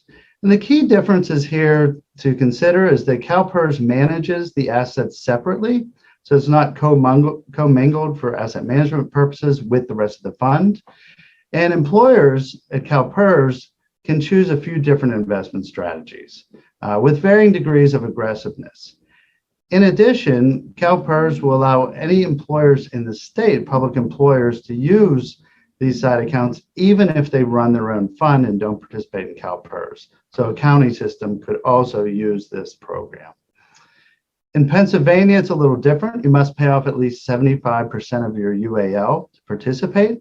So the program is more limited. It's more geared towards employers that want to pay off the vast majority of their unfunded liabilities, not making small contributions over time to sort of build up a buffer. Most jurisdictions cannot use POBs in Pennsylvania, with some exceptions. And it's notable that Penn State did issue a large pension bond to address its UAL in Pennsylvania.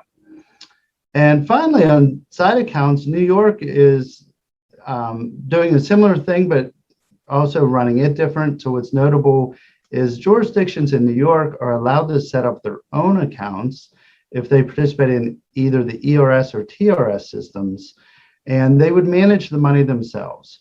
So the law enabled employers to do this, but the systems themselves don't have as much of a role in managing those funds.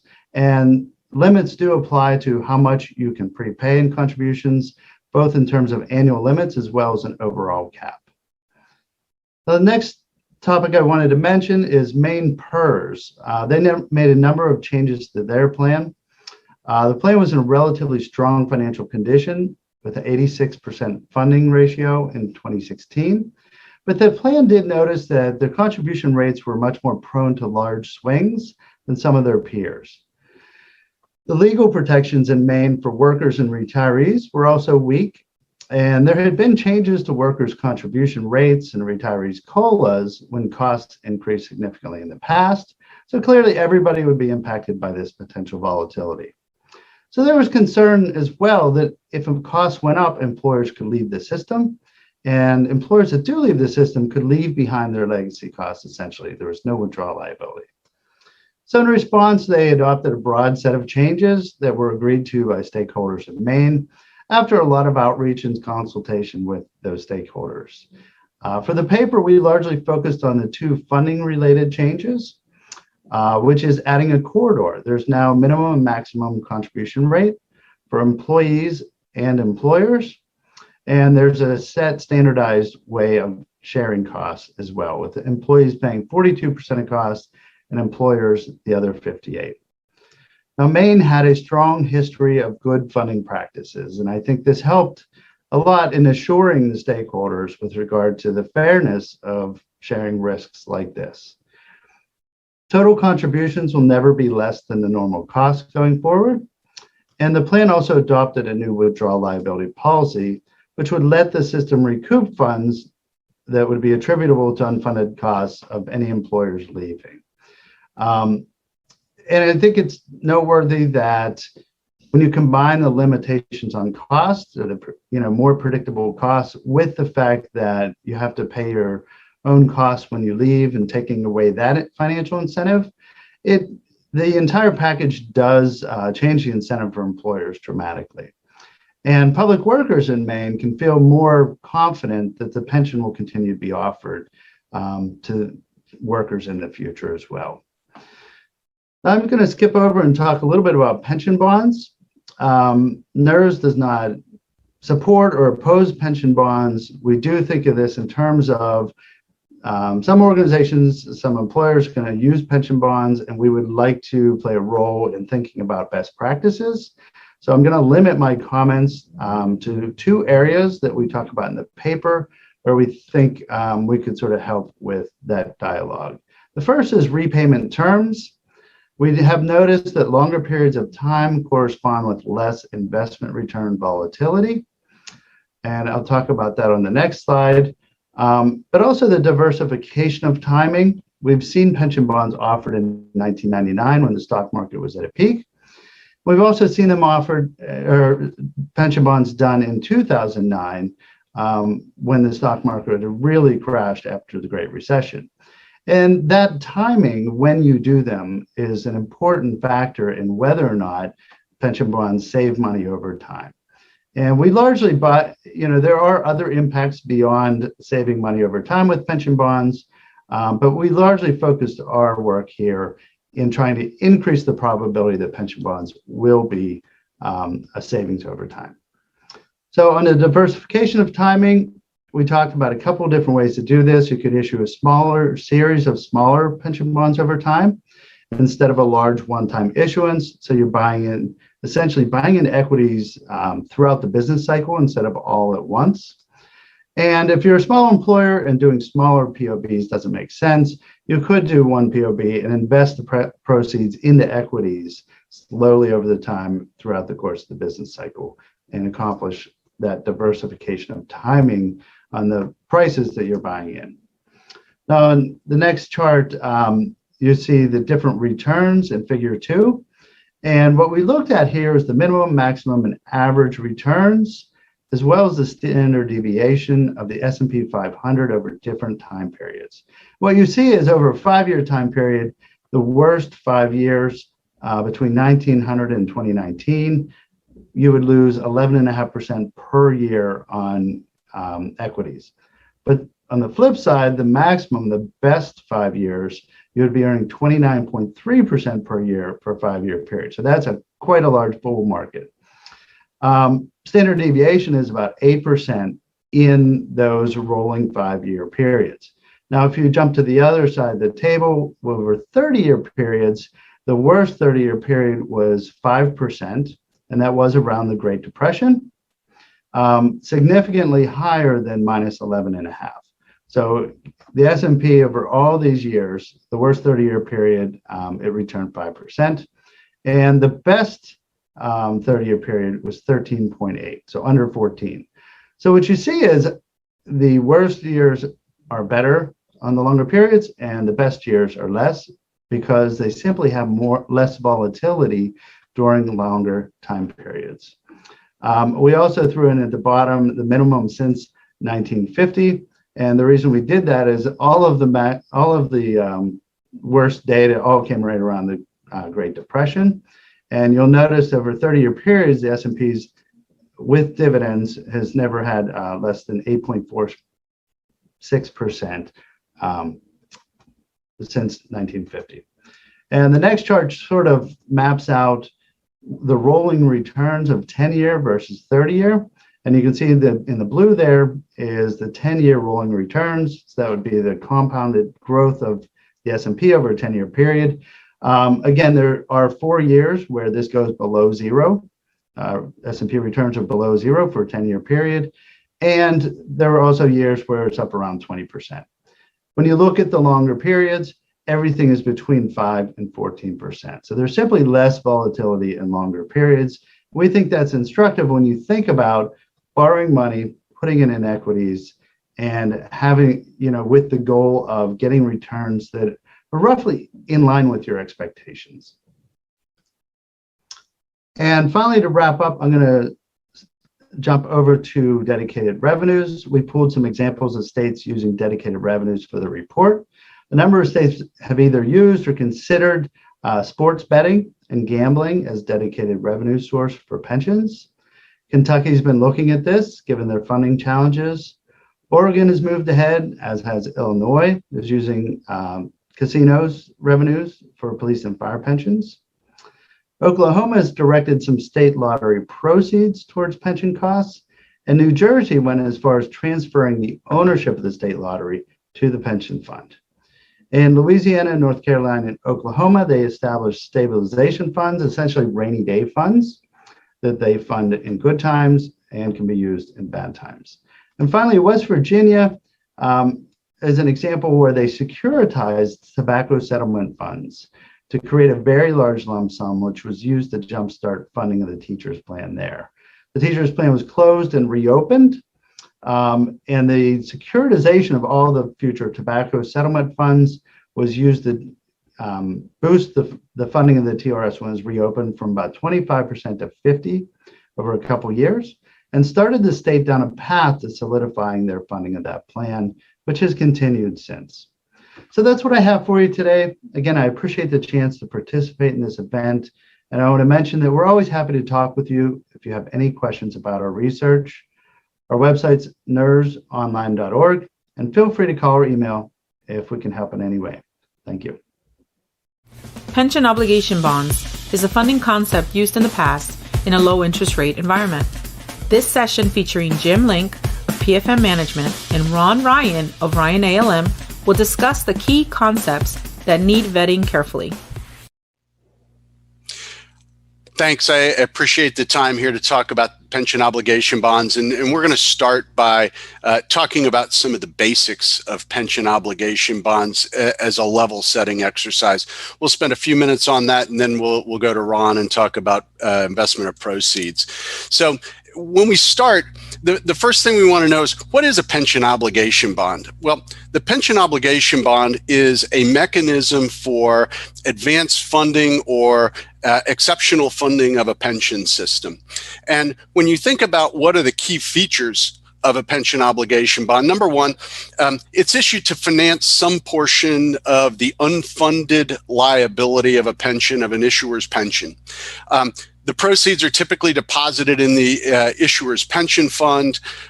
These are federally taxable. So while most municipal bonds are tax exempt, a pension obligation bond is a taxable bond. And we'll talk about that in just a minute and why that's important.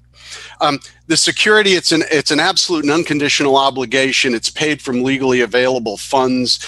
So this is in effect a general obligation of the government. And the assumed benefit is some lower budget cost of the new employer contribution plus debt service versus the current higher employer cost. So the goal here is to lower the budgetary cost for the municipal government. And then we get into this concept of pension arbitrage. And I use the word pension arbitrage as opposed to just arbitrage because it's a little different than the traditional meaning of what an arbitrage is. But basically, the pension arbitrage is earning more on the proceeds than the cost of issuance. And that's one way, and that's kind of the typical way issuers think about that.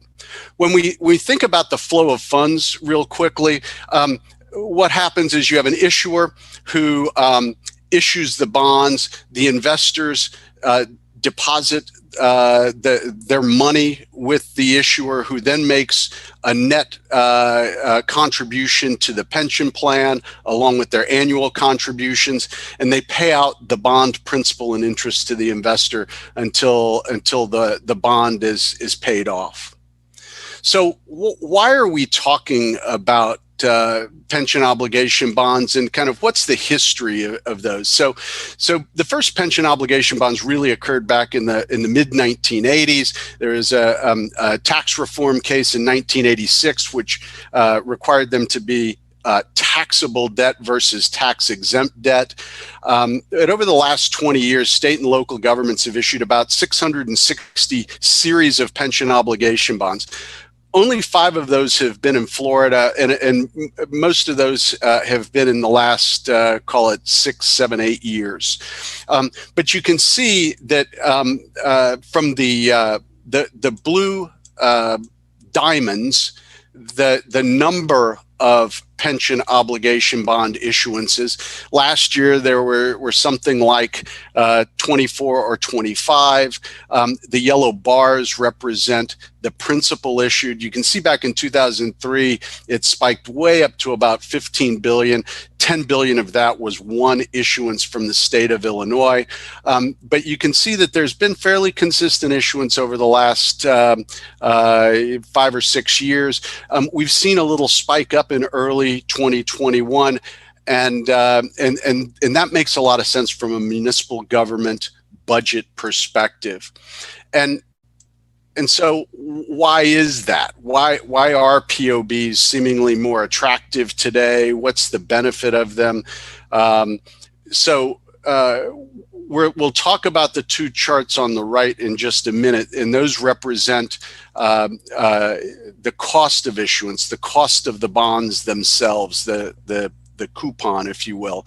On the left, we'll say, since 2018, taxable municipal debt issuance has become more common. Prior to that, it was fairly uncommon for municipalities to issue municipal debt, but with the tax law change in late 17 that did away with advanced refundings of debt, remortgaging the bonds, if you will. Taxable debt became a much more commonly used tool for municipalities. And so there has been a comfort level that has been built up.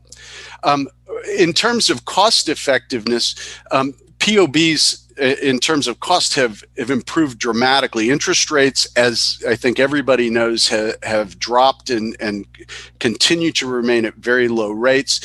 But in addition to that, spreads for investment grade credit, so high quality kinds of investments, have narrowed relative to the benchmark. And the spreads between the cost of issuance and the expected return on investments has widened. So if you look at the charts on the right, this kind of helps explain a little bit. The top chart looks at the taxable yields from 2009 to 2021, and you can see the blue line represents a 30-year bond. The yellow line represents a 10-year taxable, and the taupe line represents a 5-year taxable average yield. And you can see that yields have come down from about 6% on a 30-year in 2009 to something like 3% today. And if you look at a 5-year, you're talking about an interest rate of something like 1%. So when you think about the context of the POB issuing at something between, call it 2 and 3.5% for a 20 or 30-year bond, that's pretty inexpensive relative to a discount rate of 7%. When we look at the bottom chart, when we look at credit quality and the spreads versus a AAA, you can see that the top blue line is a B credit. The yellow line is an A credit, and the taupe line is a AA credit. And you can see that the spreads or the marginal additional rate that you have to pay for those credit qualities are pretty slim in comparison to historical rates. We'll just pick on the B credit. It's been in the 250 to 300 basis points over AAA's, and it's now something like 100 basis points over AAA, or 1%. So the spreads have narrowed dramatically. So if we get to the last part of the basics question, it's like, what are the considerations for issuing POBs? Well, a municipal issuer, from the governmental side, does the POB produce the budget savings sufficient to offset risk?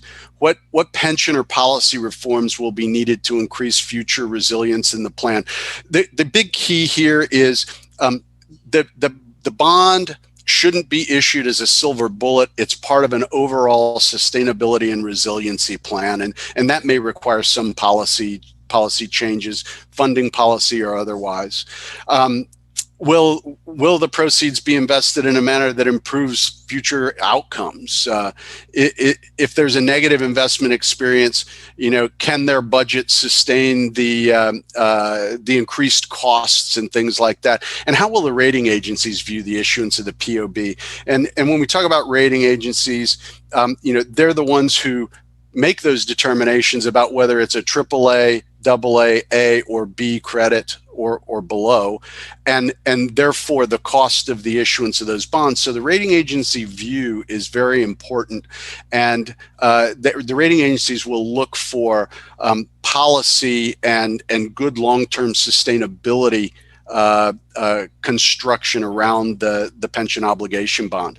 So what should you as pension trustees be thinking about? So number one, is the employer looking to obtain some concession or something else in exchange for issuing the POB for, quote unquote, improving the health of the plan? You should just be very clear if that's one of the employer requirements. Are employer policies or other strategies in place to avoid reverting back to the current situation? What we don't want to do is issue the bonds, put a new long-term debt in place, and then revert back to what we have. Will the infusion of cash be used as an opportunity to revise assumptions? That's one of the ways it might help the future situation. And how will the significant cash flow be invested? How do you want to think about that? The typical is to invest in the plan's asset allocation, but considering whether more equities or, as Ron's going to talk about, more bonds to defease known liabilities, those are considerations that you should have before you undertake the bond issuance is undertaken. Good morning. It's an honor to talk to you today. Ryan ALM believes that the pension obligation bond is a very effective tool if used correctly. The pension obligation bond objective should be to enhance the funded status of the plan and to reduce budget costs, especially contribution costs. Traditionally, pension obligation bond proceeds went into the general asset allocation, which was skewed to risky assets. That didn't work too well.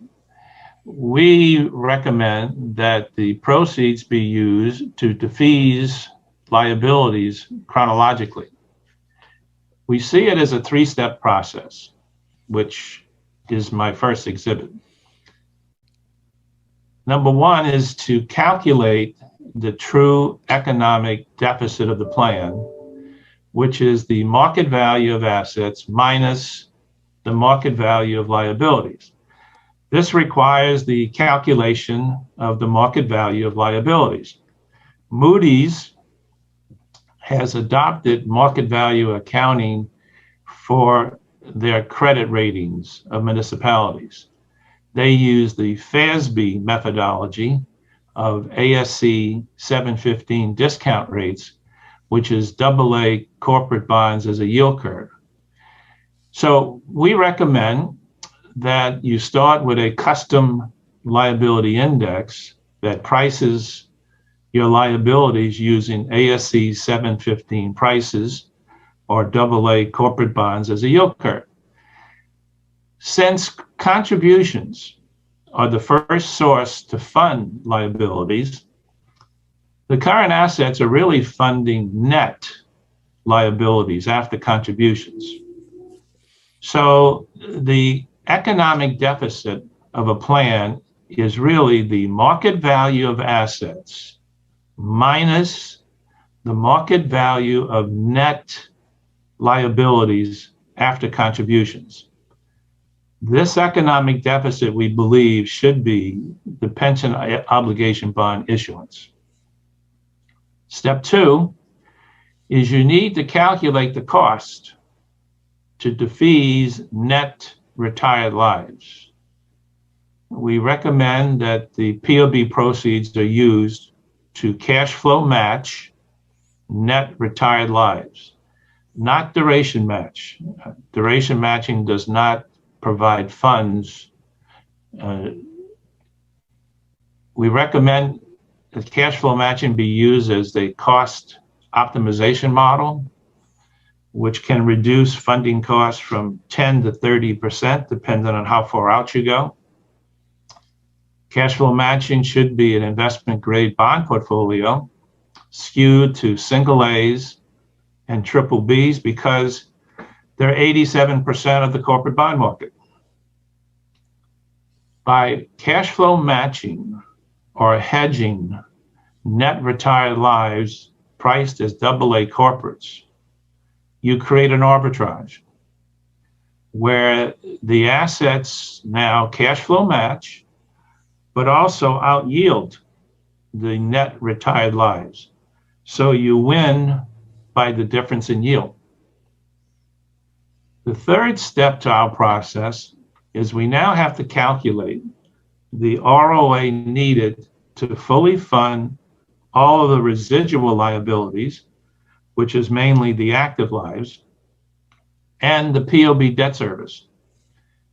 With 100% of the current assets left, plus future contributions, there's no need of a bond allocation here. You already use bonds for your defeasance.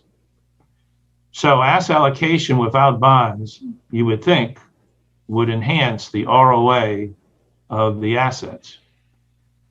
By defeasing the net retired lives, you have removed the ROA of those retired lives and replaced it with the POB rate. That lowers your hurdle rate for assets. By defeasing retired lives, you also have bought time, lots of time, to enhance the current assets return on assets. We recommend an asset exhaustion test here, which is a GASB requirement to calculate the ROA needed to fully fund the residual liabilities plus the POB debt service. Every time we run it, we get an ROA that's much lower than the current ROA, making asset allocation work more effectively and less risky. The benefits of this three-step process, hopefully, are numerous. First, we're securing the retired lives benefits. We're significantly de-risking the plan. We're reducing the volatility of the funded ratio and contributions. We reduce funding costs of retired lives by 10 to 30%. We reduce the ROA hurdle rate for asset allocation. We buy time for the current assets to grow unencumbered. This is a very big benefit. History tells us that giving time, performance assets or risky assets tend to do better and better.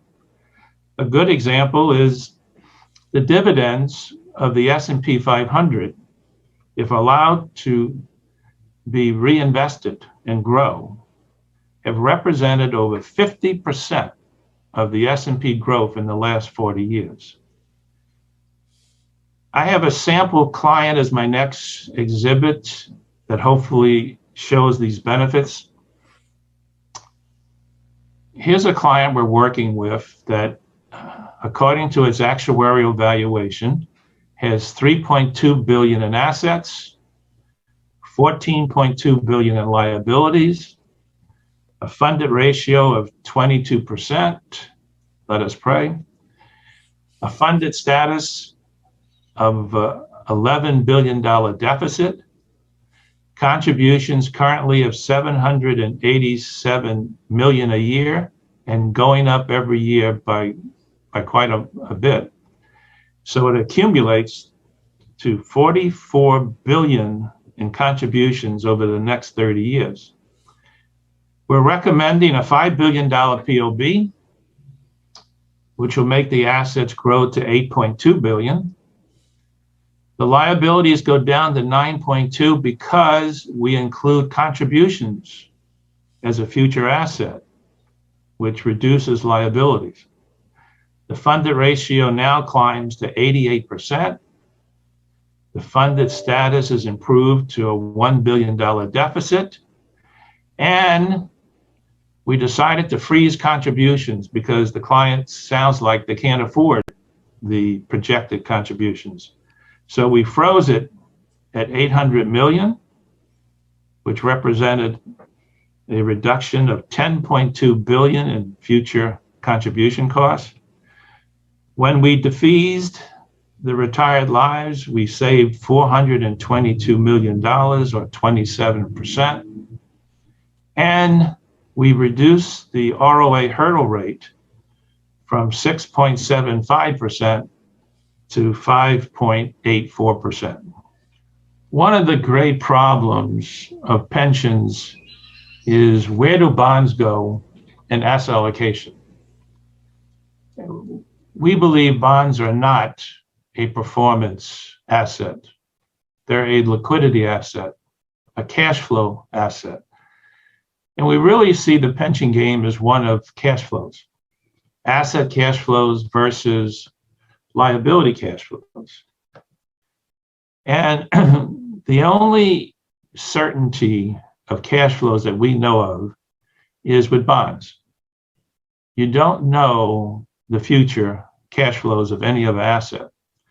So bonds should be used for their value, the certainty of their cash flows. And that's why we strongly recommend that bonds are used to cash flow match liabilities chronologically, because the most important liability is the one that's due today, and the second most important is the one that's due tomorrow, et cetera, et cetera. So if asset allocation would take bonds and use it for its value and defease retired lives, which are the most certain liability cash flows chronologically, then you are buying time for all the other assets to grow unencumbered. They don't have to fund liabilities. What a benefit that is. And plus, if you did cash flow matching, you reduce funding costs. That is very important. So you're matching the liabilities, you're securing the benefits, you're reducing volatility, you're reducing funding costs.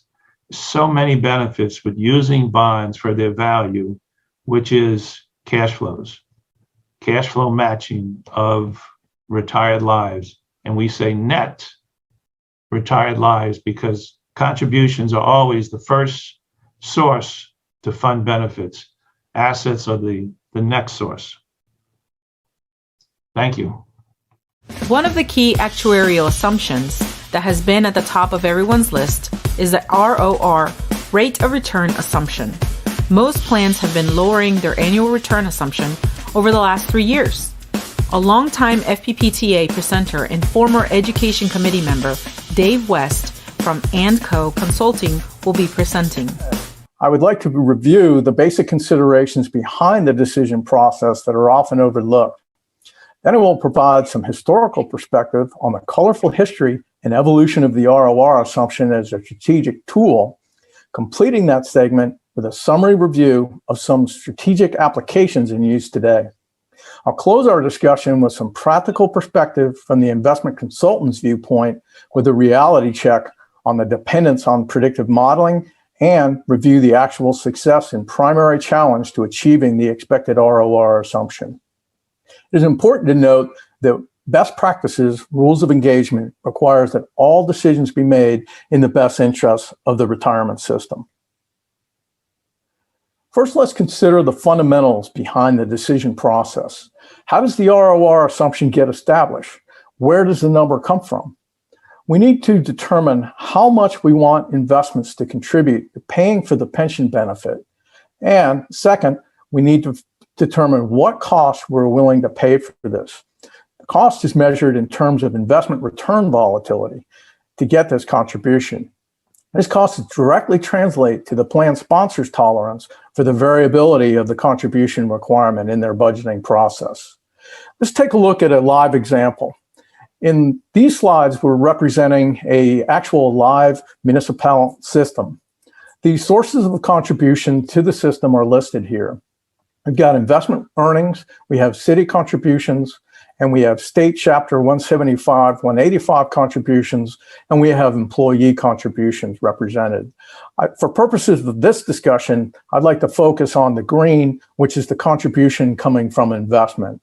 We'll assume that we'll hold all the other variables constant in this scenario. So the first scenario assumes an 8% rate of return assumption, and it also assumes that the investments will achieve this 8% every year. So looking at the end results, 68% of the investments contributed to that program. In the second scenario, we've reduced the allocation ROR to 6%. In every year, we assume that we will earn the 6%. Under this scenario, 50% or 50 cents on the dollar comes from investments to retire that liability. So let's take a look at the third scenario here, and that's the second decision factor, and that's volatility. Obviously, the higher the rate of return assumption, the more we're expecting investments to pay for the benefit. But there's a cost associated with that. Under this particular situation, this particular client had a very high rate of return assumption, and the resulting volatility in the contribution from investments was very real. But the city was prepared to absorb that volatility because they knew that over time, the investment contribution would be significant. So the biggest change obviously comes during periods of market duress in 2001 and 2008 in the financial crisis. However, the rest of the time, the rest of the period, investments generated quite a substantial contribution. However, the main point of this slide is to illustrate the variability of contribution and to be aware of the impact that that will have on the plan sponsor's budgeting. This is a big decision. The first order objective should be to find the balance between the desired level of contributions from investments and the plan sponsor's tolerance for budgeting contribution volatility. Rate of return assumption is not just a number, it's a powerful tool. Let's review the colorful history of the ROR assumption and its emergence from little more than a footnote on the balance sheet to a position of dominance as one of the most important actuarial assumptions. Recall the 80s and 90s. This was a period of time when both public and private pension systems were well-funded and conservatively invested. The level of interest rates was sufficient for good investment returns. The ROR assumptions were low. Plans were very conservatively funded and in many cases overfunded. Enter Wall Street. Investment bankers earned their nefarious reputation executing aggressive M&A activity, which included hostile takeovers of both public and private companies. What was the bankers' objective? Find companies rich with assets, strip them off, leverage what was left at high yields, then sell equity to investors at a massive profit. Pension assets were one of the greatest, most sought-after treasures to strip in the trove. The ROR assumption and associated discount rates were used to make pensions look more overfunded than they were. Bankers increased the ROR assumption and removed those surplus assets. The increase in the assumption rate also lowered the sponsor's contribution requirement, freeing up cash flow, which would be used to service debt payments, another big part of any deal. The practice was so prevalent that stock investors sought prospective buyout candidates trying to front-run Wall Street, seeking companies in a surplus pension position. So emerged the ROR assumption and associated actuarial discount rates as a powerful tool for financial engineering. Let's advance to the 90s now. The tech boom, the heyday, the roaring stock market enticed programs to invest more in risk assets such as equities.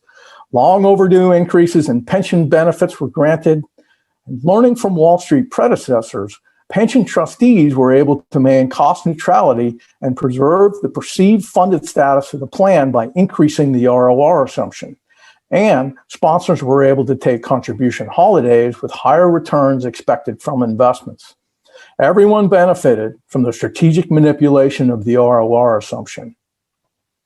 The tech wreck of 2000 left pension administrators and sponsors dazed and saddled with big contribution requirements, but no real changes occurred until 2006. The Bush administration enacted the Pension Protection Act, completely changing the rules of engagement for the private sector. In an effort to force economic reality, this required a complete re-engineering of the investment programs. Corporate America pensions went their separate way, while public pensions continued current practices. In 2008, the financial crisis drove home reality that funding assumptions were seriously off. The environment gets serious and gets hostile to public pensions. You know the story. Public officials and their constituents become enraged at the cost of funding the benefit. Actuaries were engaged by the city as hired guns, taxed with artificially driving up the perceived cost of the pension system, fanning the fire of public sentiment demanding closure and termination of the benefit. Under this scorched earth policy, the ROR assumption became a nuclear weapon, with sponsors pushing for low ROR assumptions to inflate the cost of the plan. Now let's discuss some of the strategic ROR applications in place today. Many systems have used strategic ROR considerations in conjunction with funding policies and other strategies. After a lot of negotiation, workshops, and city hall meetings, all parties have recognized the need to work together. Let's look at 3 examples of live applications of ROR decisions. The first one involves excess funding and excess contribution being made by the plan sponsor, and this contribution is managed in conjunction with a ROR reduction. Let's discuss some of the strategic ROR applications in place today. Many systems have used strategic ROR considerations in conjunction with funding policies and other strategies. After a lot of negotiation, workshops, and city hall meetings, all parties have recognized the need to work together. Let's look at 3 examples of live applications. The first example involves a live municipality. Under this scenario, we're looking at a program that was devised where the city would make excess contributions outside the required contribution, and they agreed to more of a managed reduction in the rate of return assumption. The origins of this particular scenario occurred because the plan remained in a terribly poorly funded deficit position.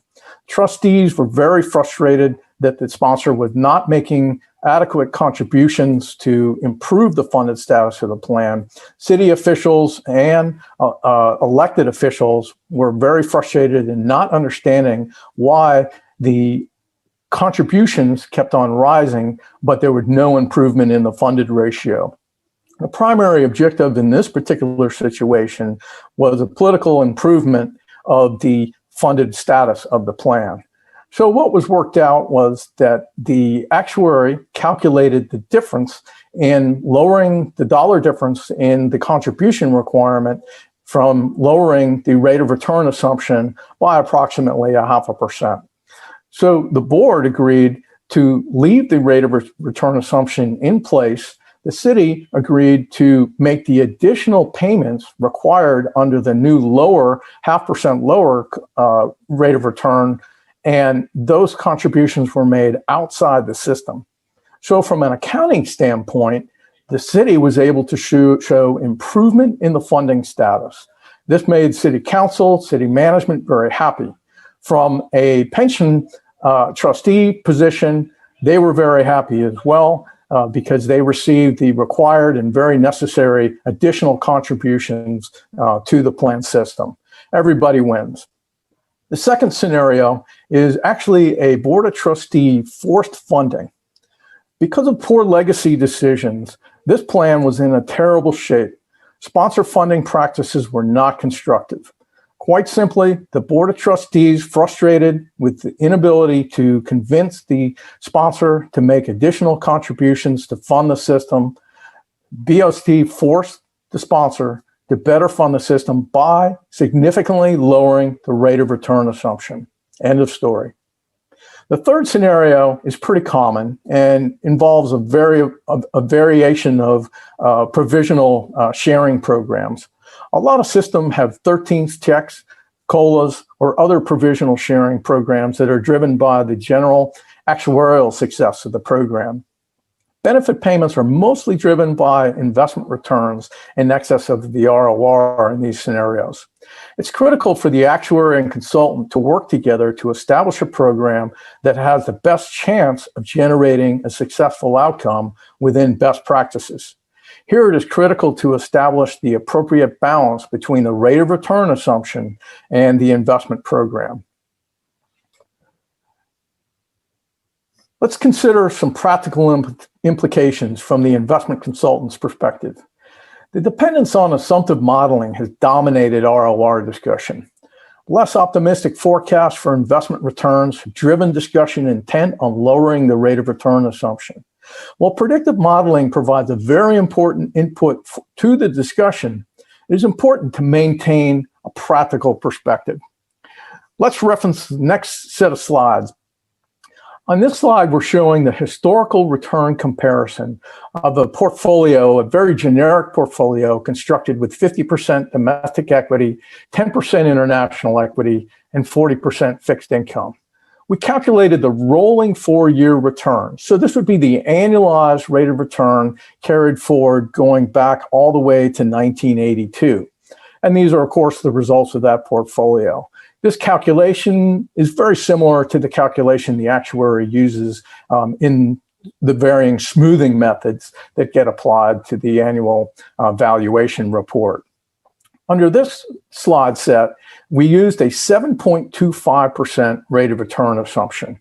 So going back over time, it's pretty apparent that your generic portfolio under normal conditions has handily outperformed the actuarial required rate of return of 7.25%. The problem comes during those extreme bear market years. And again, those are not predictive, and there's nothing that anyone can do about those circumstances, and it's inevitable that they will occur. This is the primary challenge to achieving the rate of return assumption over time. So we took a look at different scenarios. So what if the rate of return assumption was 8%? Historically, the number of observations outperforming the 8% were 310, or another way of saying that basically 67.98% of the time the portfolio outperformed or met the 8% assumption. What if we dropped it to 7.5%? 71.2% of the time historically the portfolio outperformed. We drop it to 7%, then 74% of the time historically the portfolio outperformed, and then we drop it all the way to 6.5%, then 75.4% of the time the portfolio outperformed. So this is pretty significant. This is a 456 period rolling 4-year returns, and the average return, the simple average return for this period was 10.26%. Again, the actuary uses the geometric return, which includes the accumulation of dollars, whereas this is just a simple return calculation. It's important to point out that differential. But the main point of the slide here is the consultant works within a reasonable range of ROR assumptions. We're not going to be changing or making dramatic changes to the portfolio, and the outcome is going to be very, very productive. The exceptional periods come when there is underperformance due to a bear market environment. And when the return is missed, it is totally missed. Now let's look at the individual years. Using the same portfolio going back again to 1981, we just looked at the individual year results from the same portfolio. And in this case, we're still using the 7.25% rate of return. And in 26 out of 40 years, or 65% of the time, the simple average 40-year return, again, the 10.5%. So we asked the question, how much do we have to lower the rate of return assumption just to get one additional year where the portfolio or the investment portfolio met or exceeded the rate of return assumption? And we would actually have to lower that rate of return assumption from 7.25% all the way down to 6.62% to get one individual year on the charts. And that was back in 1992. So again, the point, this reinforces the point, from the consultant's perspective, there isn't going to be a big variation in the portfolio construction. Over time, the portfolio should exceed the required rate of return assumption within a reasonable range, and then it is inevitable that there will be those bear market periods of time where when the rate of return is missed, it's missed, and it's missed in a big way. So in conclusion, while retirement systems share many commonalities and process in determining the ROR, the factors that go into the decision-making process are unique to each retirement system. It is important for the plan's consultants to work together to determine what the objectives are for the investment program, establish an appropriate ROR assumption, and implement solutions that will achieve it. To conclude this module, the old saying that everyone has an opinion is spot on in identifying this final session. Simulating the ESPN show Around the Horn, the FPPTA has its version, concentrating on topics already discussed, as well as sharing a few new ideas from two of our actuaries who have clients throughout Florida as well as around the country. James Rizzo from Gabriel, Roder Smith, and Brad Henricks from Foster & Foster will present. This session will be moderated by Mark Meyer, an actuary and member of the FPPTA Education Committee. In the first segment today on creative funding strategies, Dan talked about three main items. Side funds are 115 trusts, pension obligation bonds, and dedicated revenue sources. In the second segment, which was on pension obligation bonds, Jim Link talked about the current low interest rates on general obligation bonds used to fund pension contributions and how that's changed the analysis of the economics. Ron talked about the need to invest pension obligation bonds differently, the proceeds differently, and offered one way of doing that. And in the third segment on expected rates of return, Dave talked about the investment consultant's point of view for setting the target on pension asset returns and using historical rates of return. In this segment, we're going to tap into the actuarial expertise of the panel and get an actuarial perspective on some of these things, plus additional advice for trustees.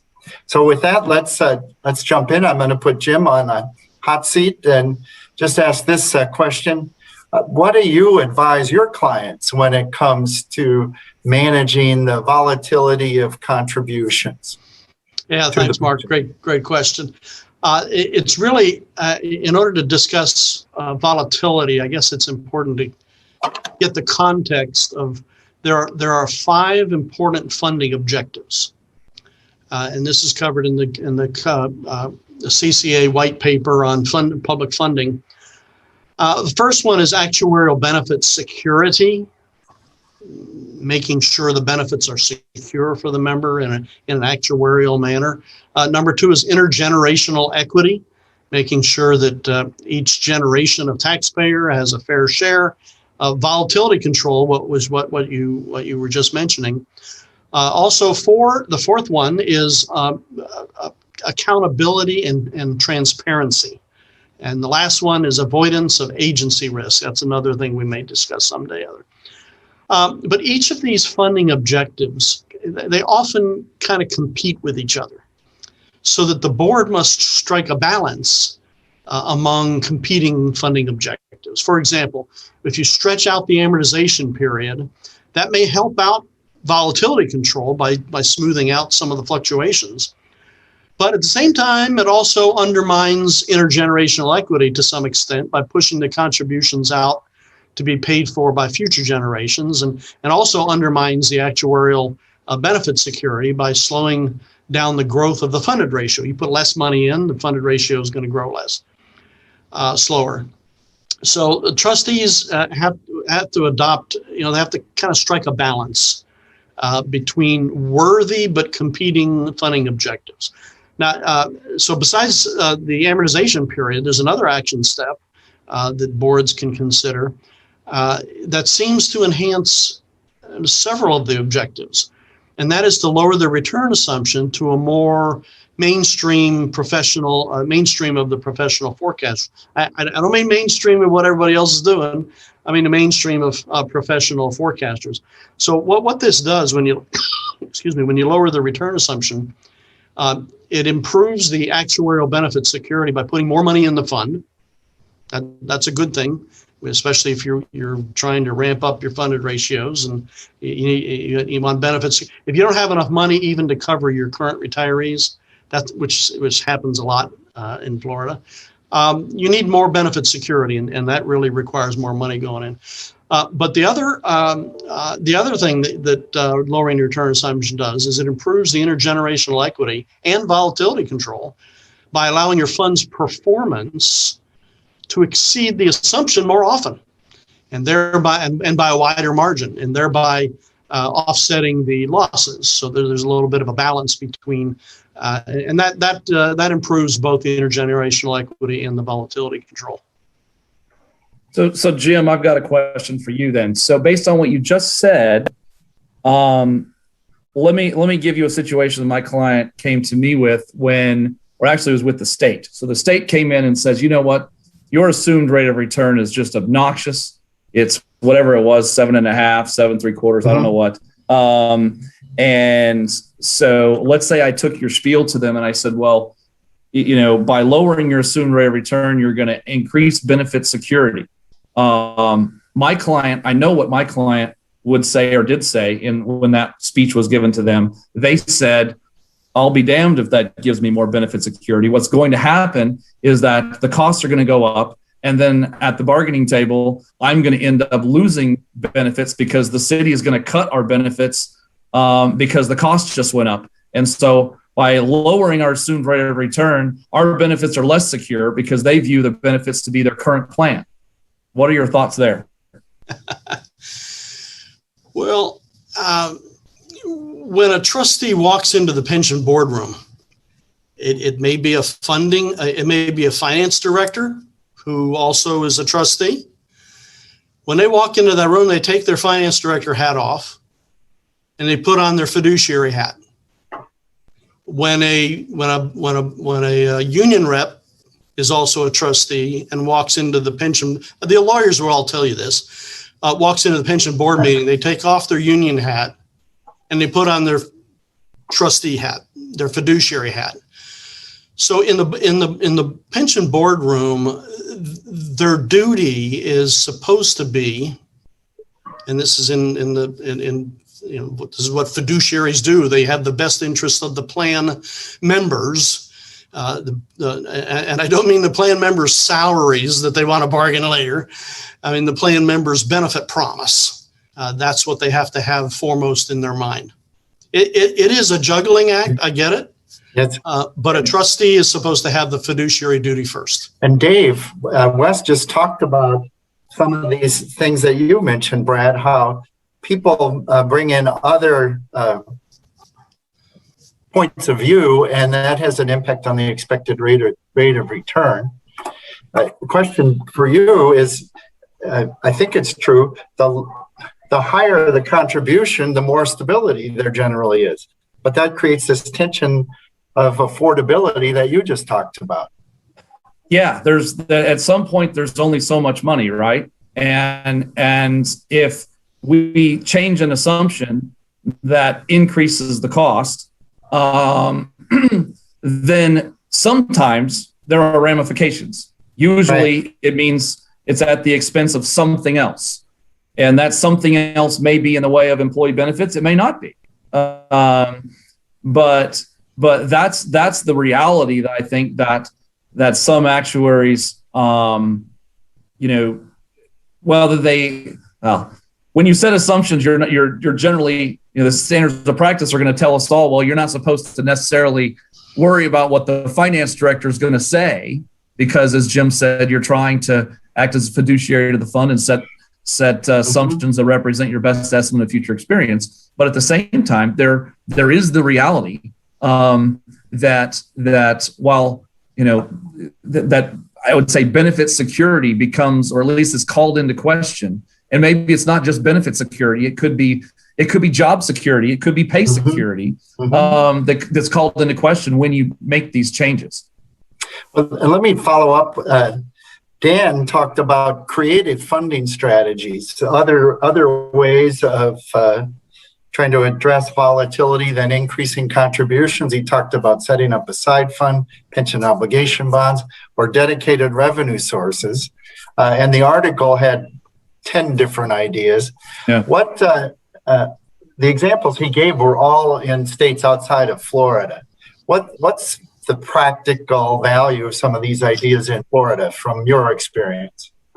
Well, Jim may have a different view or take on this than I, but pension obligation bonds, for one, have been utilized in Florida.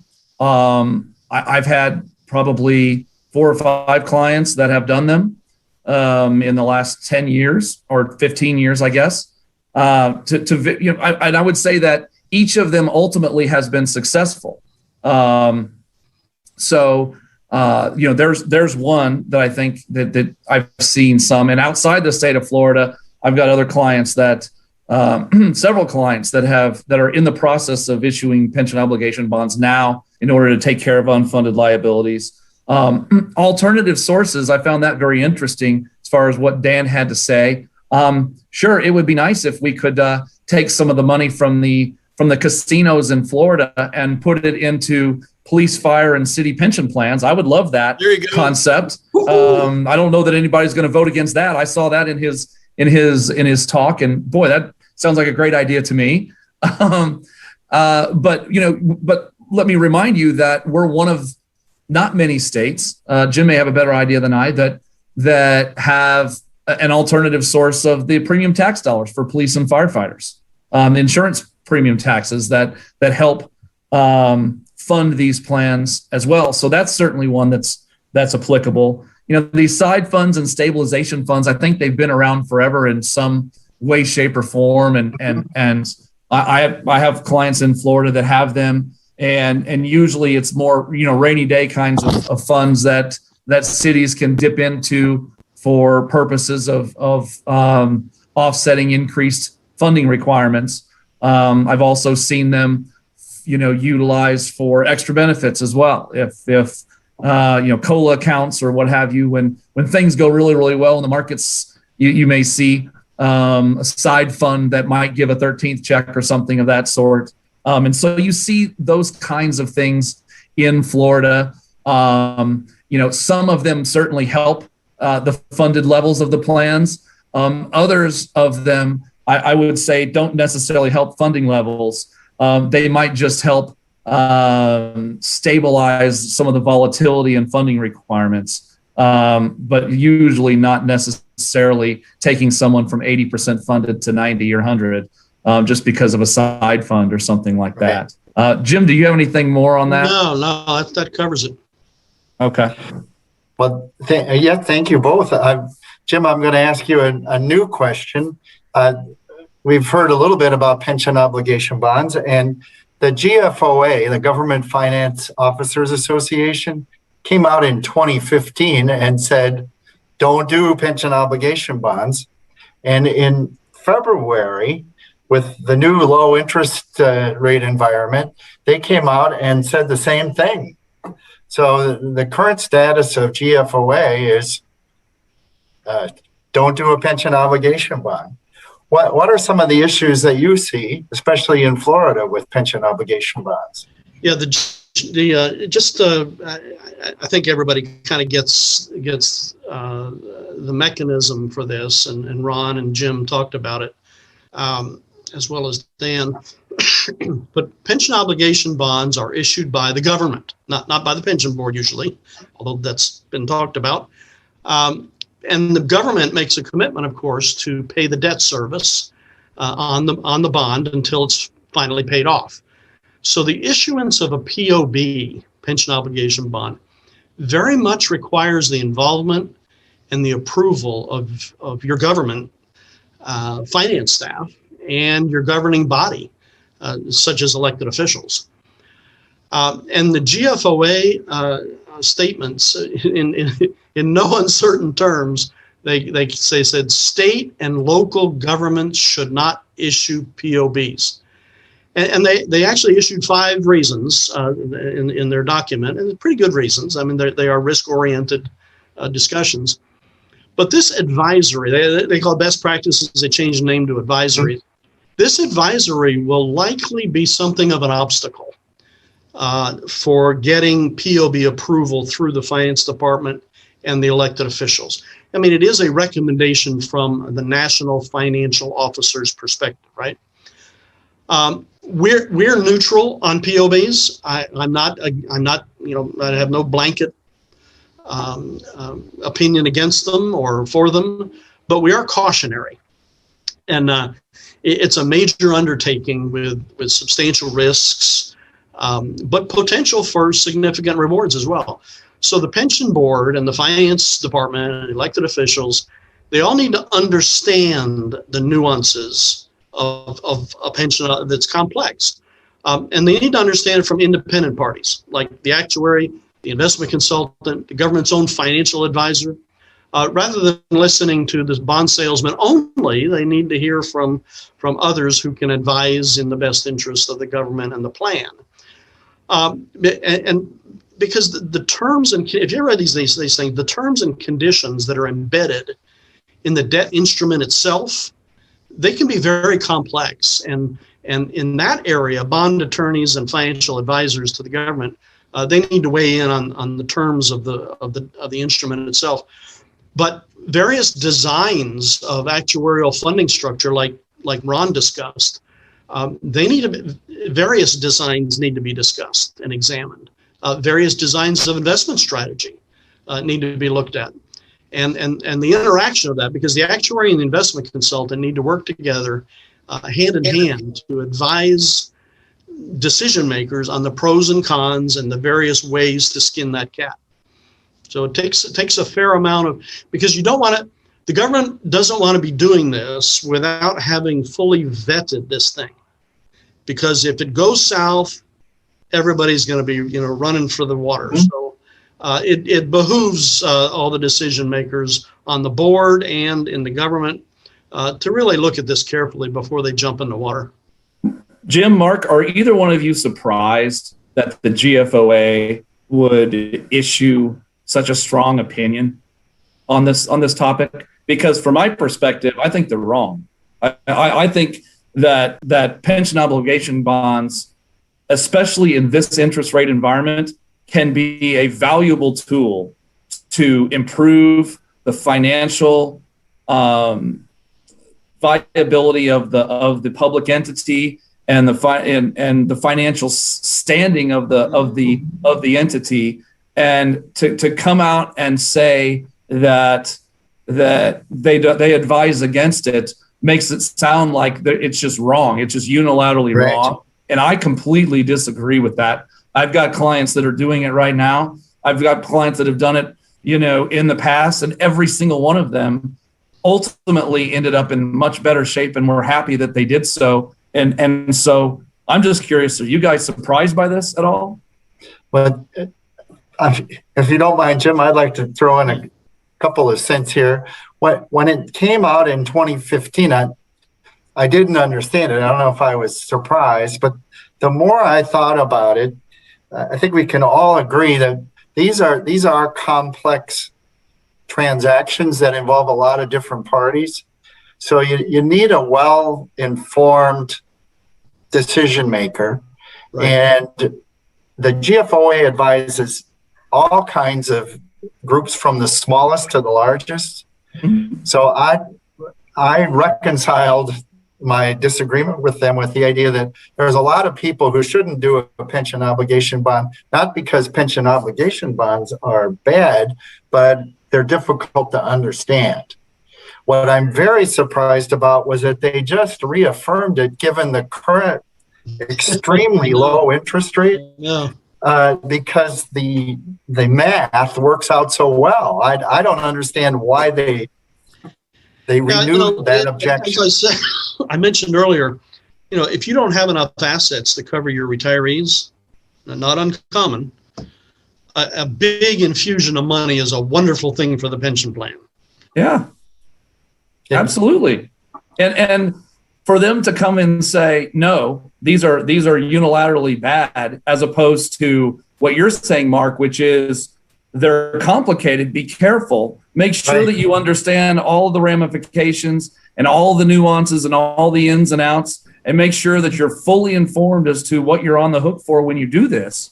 To me, that's a better recommendation than don't do it. To me, this is no different than saying, and I know I'm oversimplifying a bit, than saying to your neighbor, no, refinancing your house, bad idea.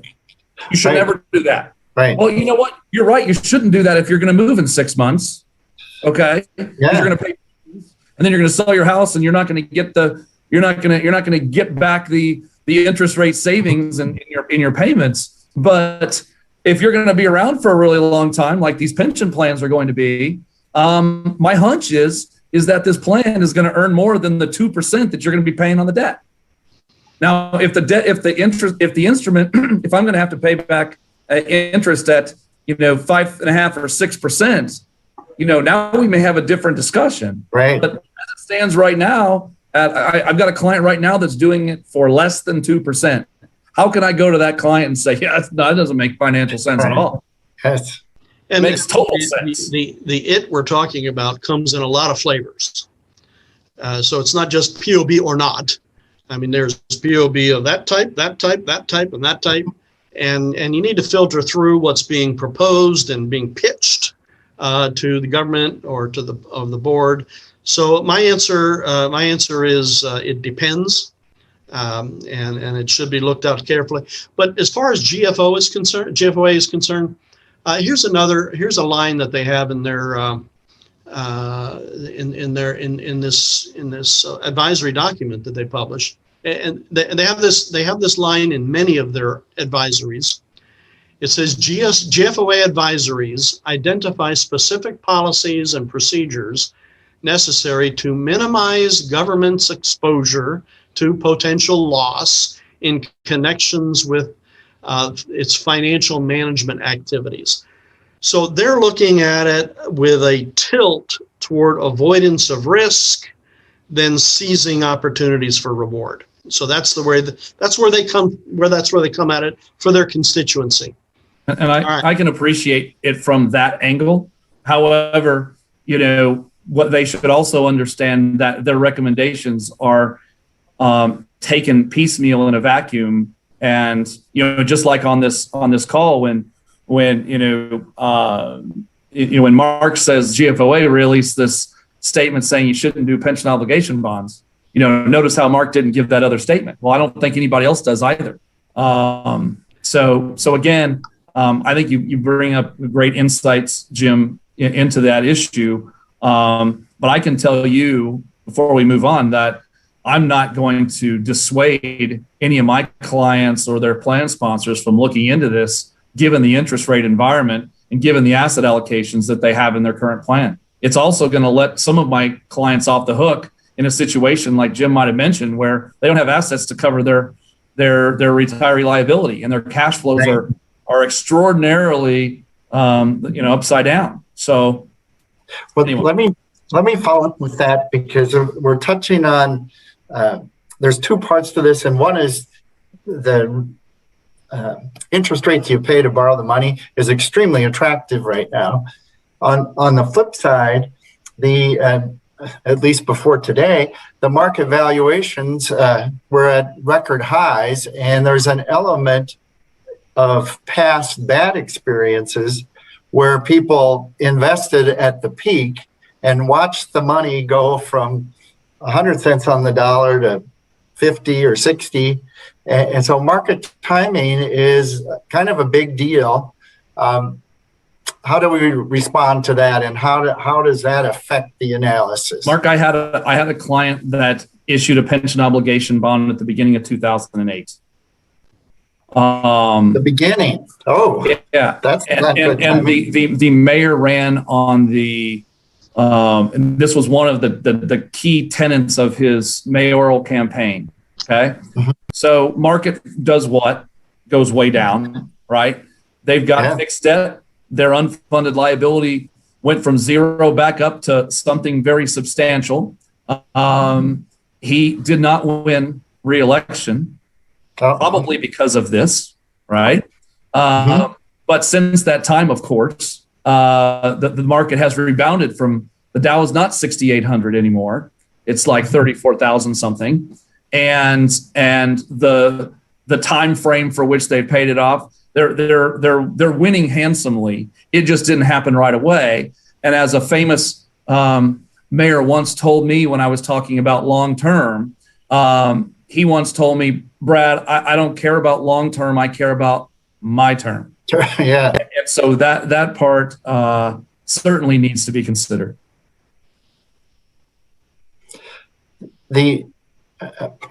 Well, and we don't want to spend too much time on pension obligation bonds, because it's an important tool. It is complex. I think at least the majority of the panel thinks the GFO statement is oversimplified, and that as long as you understand your risks and what you're doing, this can be a useful tool.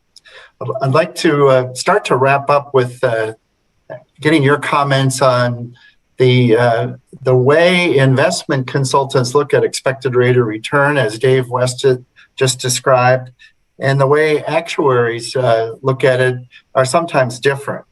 So, Brad, I was wondering if you could just talk about some of the differences in the way we as actuaries look at it compared to the investment consultants.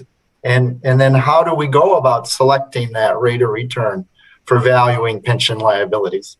Okay. Well, I realize we don't have a lot of time left, so I'm going to try to be as quick as I can. First, let me just say that Dave, in his talk, he doesn't just talk the talk, he walks the walk.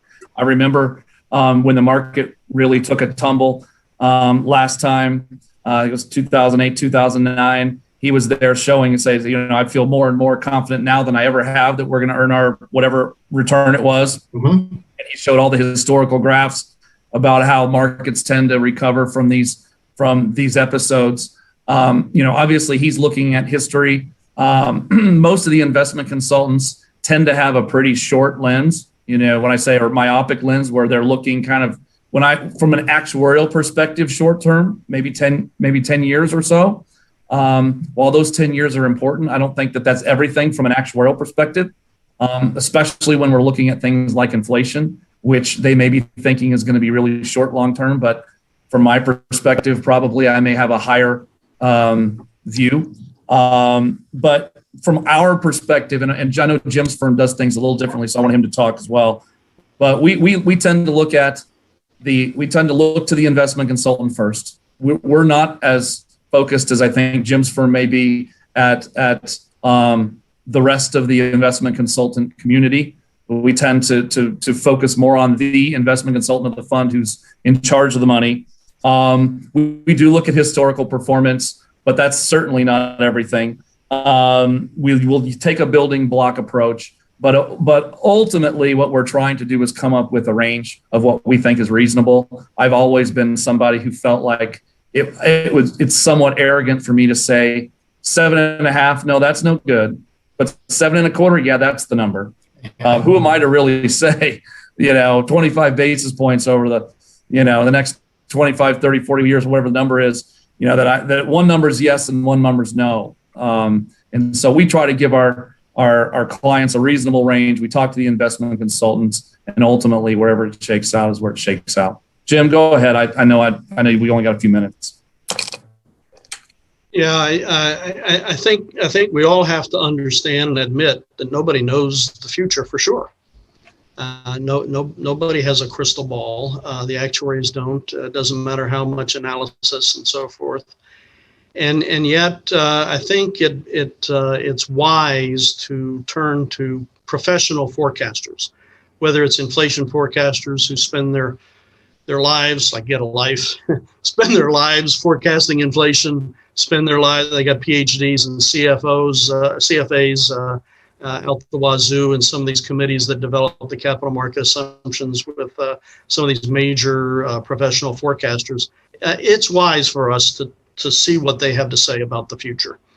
The past is a terrible way to project the future. Looking at what everybody else does is a terrible way. To look to set return assumptions. The actual standards of board does actual standards of practice don't say anything about looking at what everybody else does. And the actual standards of practice also says to address certain client-specific factors, and they list a couple of them, like the client's asset allocation, of course, and the other one is cash flow. So you really need to look at the cash flow of the client, if it's a really negative cash flow, or if it's still positive cash flow, an immature plan or a mature plan. And the right horizon is probably somewhere between the long term and the midterm. I wanted to thank both of you, gentlemen, for helping with your actuarial perspective today. It's been a great conversation. We're almost out of time, but I did want to give each of you a chance to give some good actuarial advice to our viewers today, our trustees. So what's something that you would tell your client or a trustee across the table from you today that they should think about? I'll let Jim go first, and then Brad, maybe you could bring us home. Well, just one thing that comes to my mind sometimes is the state statute 112.61 that says that retirement plans must be managed, administered, operated, and funded in such a way as to maximize the protection of public employee retirement benefits. So the Florida statute then puts benefit security among the 5 objectives, puts benefit security at the top of the list of funding objectives. And it also says that the pension liabilities attributable to benefits promised to public employees should be fairly, orderly, and equitably funded by current as well as future taxpayers. So the statutes prohibit the use of any procedures and methodologies that kick the can down the road. So secondly, the Florida statutes place a high priority on intergenerational equity, as I described as the number 2 funding objective. So keep those in mind as you wrestle with these competing funding objectives that we talked about earlier. Okay, two things, I guess. One is just real quick. On Ron Ryan's presentation, he talked about the economic value to determine what the value should be of the pension obligation bond. I would advise to not take a pension obligation bond out for anything more than the unfunded liability, which was probably flies in the face of his advice. So that would be one thing I would say. The second thing I would say is that it goes back to my last point about the assumed rate of return. I personally am a whole lot less concerned about the assumed rate of return, whether it's 7.5, 7.25, 7, or 6.75. I'm more concerned about what happens when we're wrong, because we're going to be wrong one way or the other. I would much rather have a shorter amortization period than 30 years, make it 15 years or 20 years or something like that, so that we can guarantee that when we're wrong, whichever way we are, we're not sending it down kicking the can down the road, as Jim said, or to a different generation of taxpayers. That's my last piece of advice: is pick a number, but just make sure that we're not that when we're wrong, we're not waiting a long time to right the wrong, whichever direction it is. Thank you. Thank you. Thank you both today. And thanks to our viewers for joining in with us virtually. Next time, we will see you in person, we hope. So, Yeah. And we hope that's very soon. So have a good day, and thanks everyone.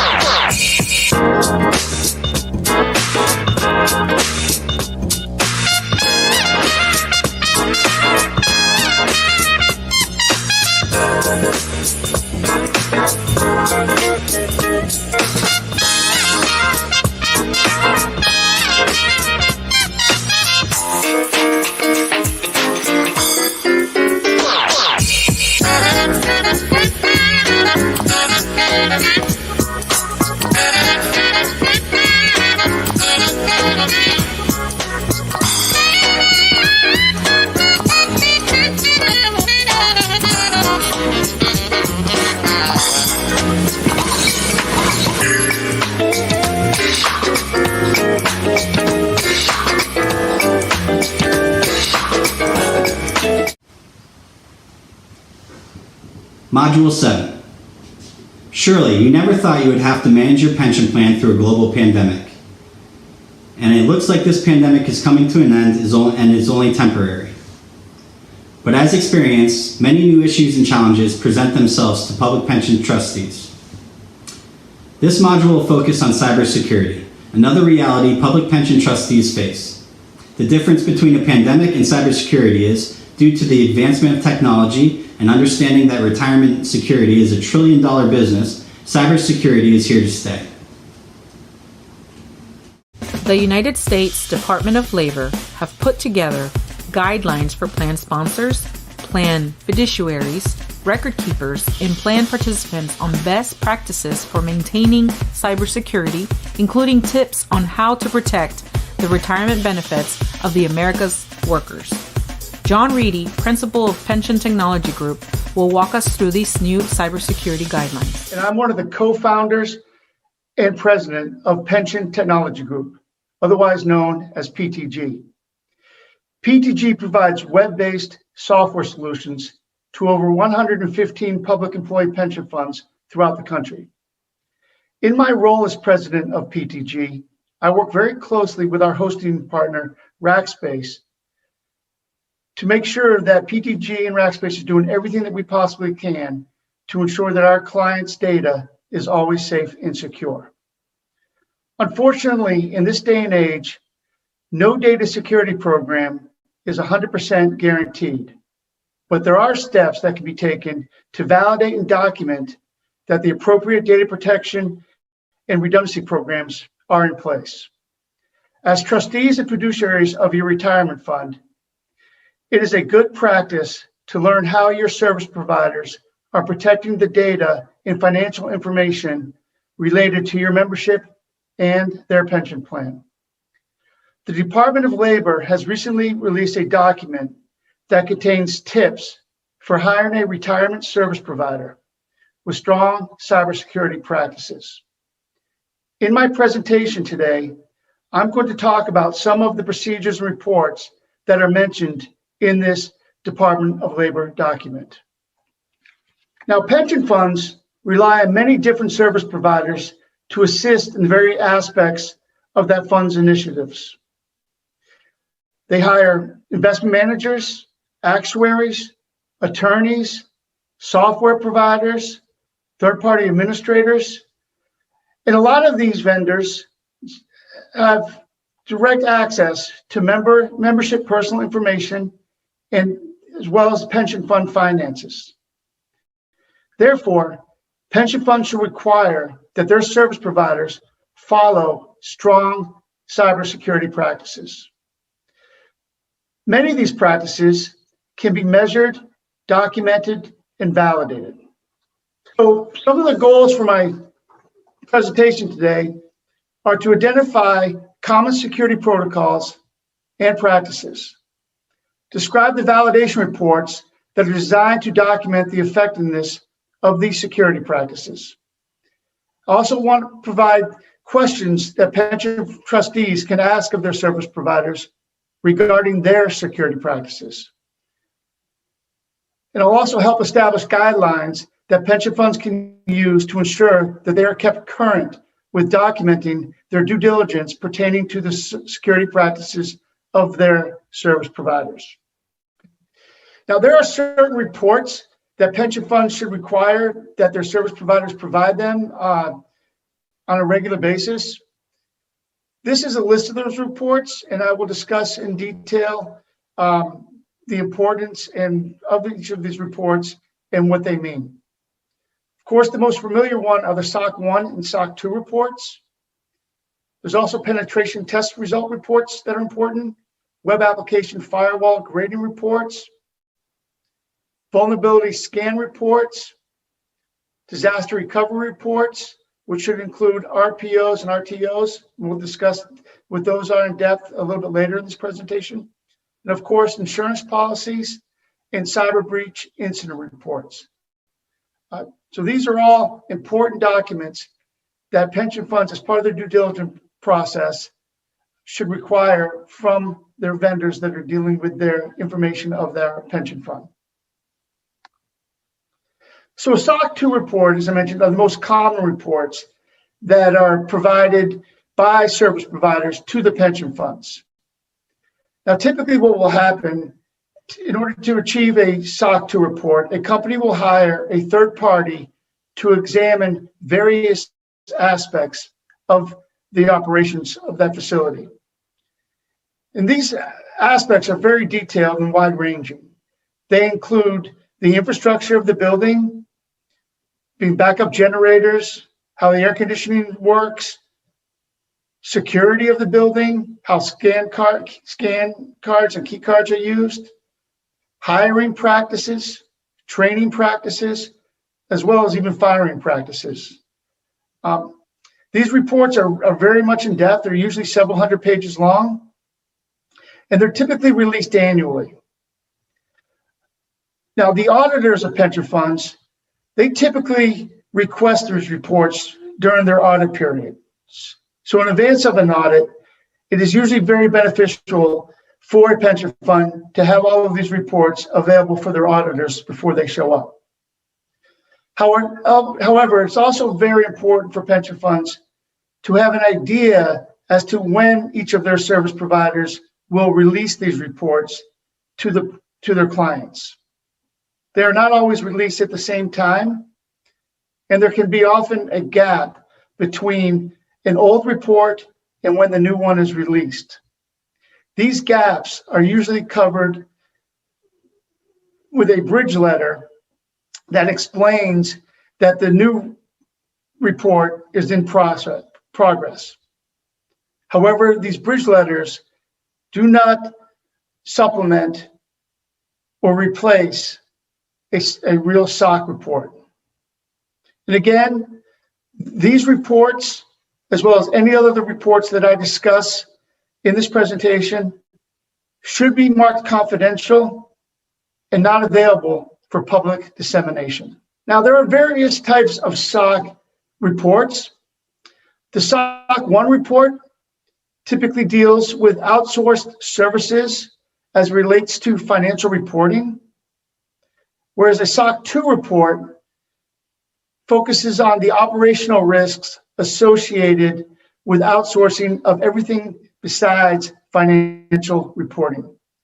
So a SOC 2 report will more often focus on security of the facility, availability of the facility, which means uptime, process integrity, and confidentiality and privacy. Now, SOC 3 reports are similar to SOC 2 reports, but they're not as comprehensive, and they typically are used for marketing purposes. And these type of reports will contain a lot less information than a SOC 1 or a SOC 2 report, and can be used more publicly than the other two reports that I described earlier. And recently, the American Institute of Public Accountants has come up with another SOC report called SOC for Cybersecurity. And this focuses on an organization's enterprise-wide cybersecurity risk program.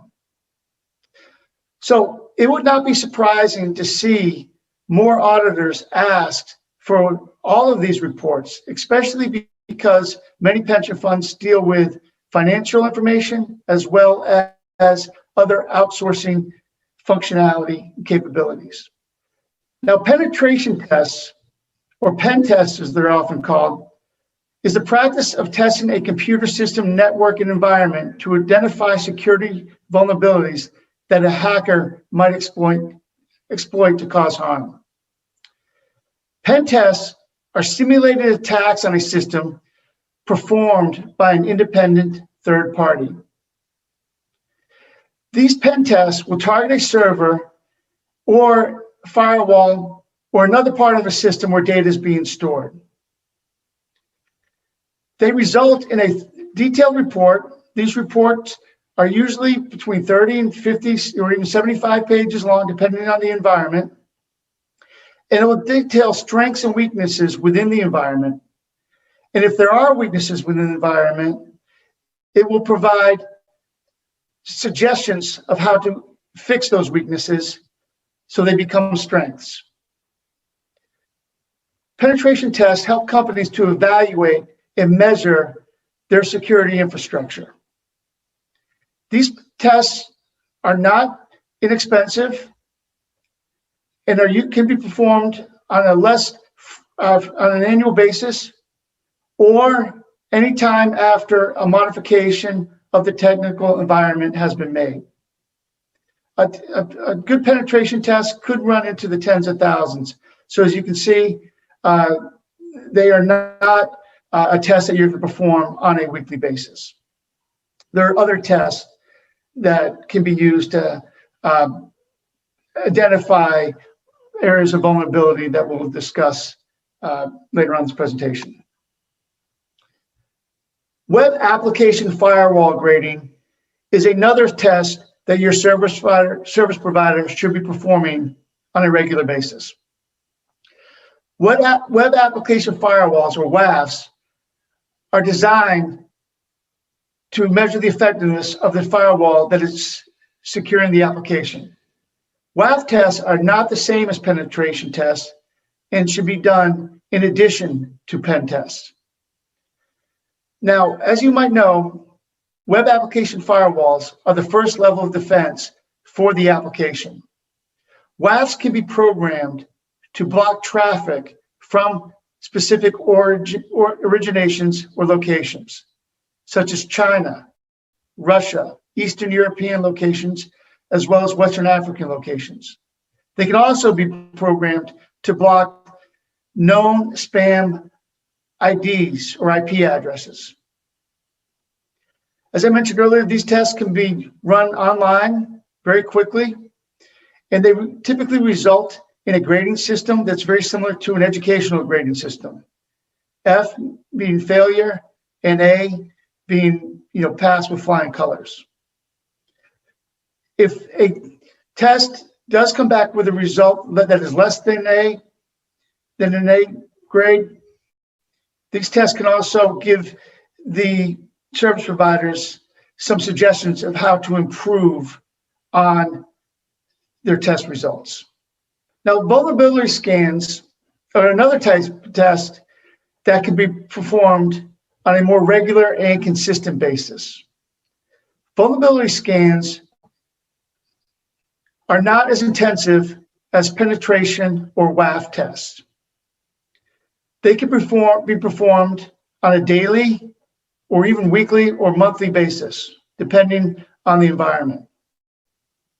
And they're designed to measure the software application against the evolving landscape of cyber threats. And what do I mean by that? If you take PTG, for example, when we enrolled into our security program, our security team learned a lot about PTG and classified us into 3 different areas of industry. Obviously, they classified us in serving the government industry, the financial industry, and the healthcare industry. And on a very regular basis, our security team is testing the PTG application across multiple threats that would appear within those environments. A threat to a healthcare or financial service environment could be entirely different than that of one that would appear against a entertainment industry. So they are designed to test against the latest industry-specific threats. Now, a notification of a high or medium threat should motivate the software provider to reconfigure the environment accordingly. Once that environment has been reconfigured, a penetration test and a WAF test are recommended to be performed on the new environment. Now, finally, another test that is very important to have is a disaster recovery test. No cybersecurity program is complete without a disaster recovery program. A disaster recovery plan is a formalized document that details how an organization will recover from a disruptive event. Organizations should establish a recovery point objective, or an RPO, that identifies how long systems can be down without catastrophic impact to the core operations of that business. And then a recovery time objective, an RTO, is the organization's expectations of how long it would take to become operational after a disruptive event. So therefore, typically the RPO and the RTO usually are pretty similar in their time frame. For example, if a company can afford to be down for an hour without major catastrophic impact to their business, then the RTO should be an hour or less. Disaster recovery plans should be executed and tested to ensure that both the RPO and the RTO meet the expectations that they strive to meet. Results of these tests can be documented and kept on file. Now, typically, a disaster recovery plan is a very detailed and lengthy document that describes a lot of procedures and protocols that are in place for that organization to get up and running very quickly. This exact document does not have to be provided to the pension fund, but a smaller 2-page or 3-page document can be provided to the pension fund that details that the RPO and RTO objectives were met. It is also very important for pension funds to inquire with their vendors about their insurance policies. Do these policies cover losses caused by cyber or identity threat breaches? Do they include professional liability, errors, and omissions coverage? Not only should pension funds do this when they hire their vendors, but on an annual basis, they should obtain a copy of each of their vendors' certificate of insurance to make sure that all of their vendors are up to date with their policies. And finally, another important report that pension funds should ask of their vendors is for cyber breach incident reports. Now, not all of the vendors might have these reports, because these are reports that are produced or should be produced if a company has experienced a data breach. If an organization has experienced a data breach, they then should have produced an incident report about that breach. That report will document how the vendor responded to the incident, whether or not the vendor notified the appropriate parties that were involved in the incident, how and if the vendor investigated the incident, and whether or not the vendor ever fixed the issue. And if they did fix the issue, what operational changes were instituted to mitigate any future risk that that breach might cause. So to recap this presentation, here's a list of the reports that you should be requiring from your vendors on at a minimum, an annual basis as part of your due diligence process and fiduciary responsibility. Those reports include the SOC reports, which might include SOC 1, SOC 2, and SOC 3, and SOC for cybersecurity reports, penetration tests, and web application grading reports or WAF reports, vulnerability scan reports, disaster recovery tests, insurance documents, and then cyber incident reports if they apply. And again, these could be kept all in a folder for your vendors and should be updated, on an annual basis. I hope that this brief presentation has shined a little bit of light on the types of documents that you should be requiring from your service providers. As I mentioned earlier, there's no such thing as a 100% secure technical platform. However, if all of the proper documentation is in place at the time of the breach, it will be a lot easier to recover from the incident, both operationally and through the sphere of public opinion, both of which are very important in protecting the benefits of public employees. Thank you very much. Module 8. Our last module of the CEU virtual program will concentrate on another area of knowledge every trustee needs to understand. Retirement benefits for beneficiaries of your plan is a public contract. Legal issues are prevalent. The public pension attorneys are essential and will guide us through the very complex area within the public pension industry. The first topic discussed in this module will be securities litigation. Pedro Herrera from the law firm Sugarman & Susskind will present. I'm going to be discussing today securities litigation and a pension fund's role in seeking a lead plaintiff or a named plaintiff position. Securities litigation and resulting class actions represent both challenges and potential opportunities for institutional investors such as yourselves.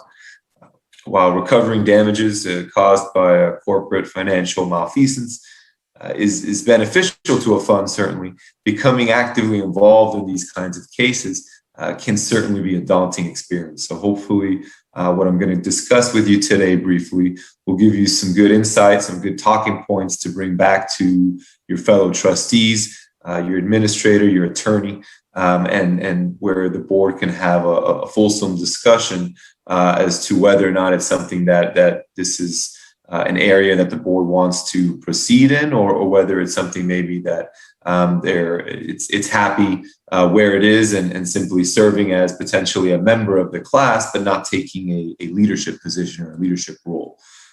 First and foremost, I do want to emphasize that any of these kinds of cases, these securities class action cases, regardless if your fund is a lead or a named plaintiff in the action, if you are entitled to a share of the recovery, you would still nonetheless receive your portion of such a settlement if it comes to be. So there's no requirement, there's no need that you participate in the leadership structure in order to recover part of the settlement. So I think it's important for the board to realize that regardless of whether or not it chooses to proceed a leadership position, it will still nonetheless recover any portion that it may be owed as a result of these litigations.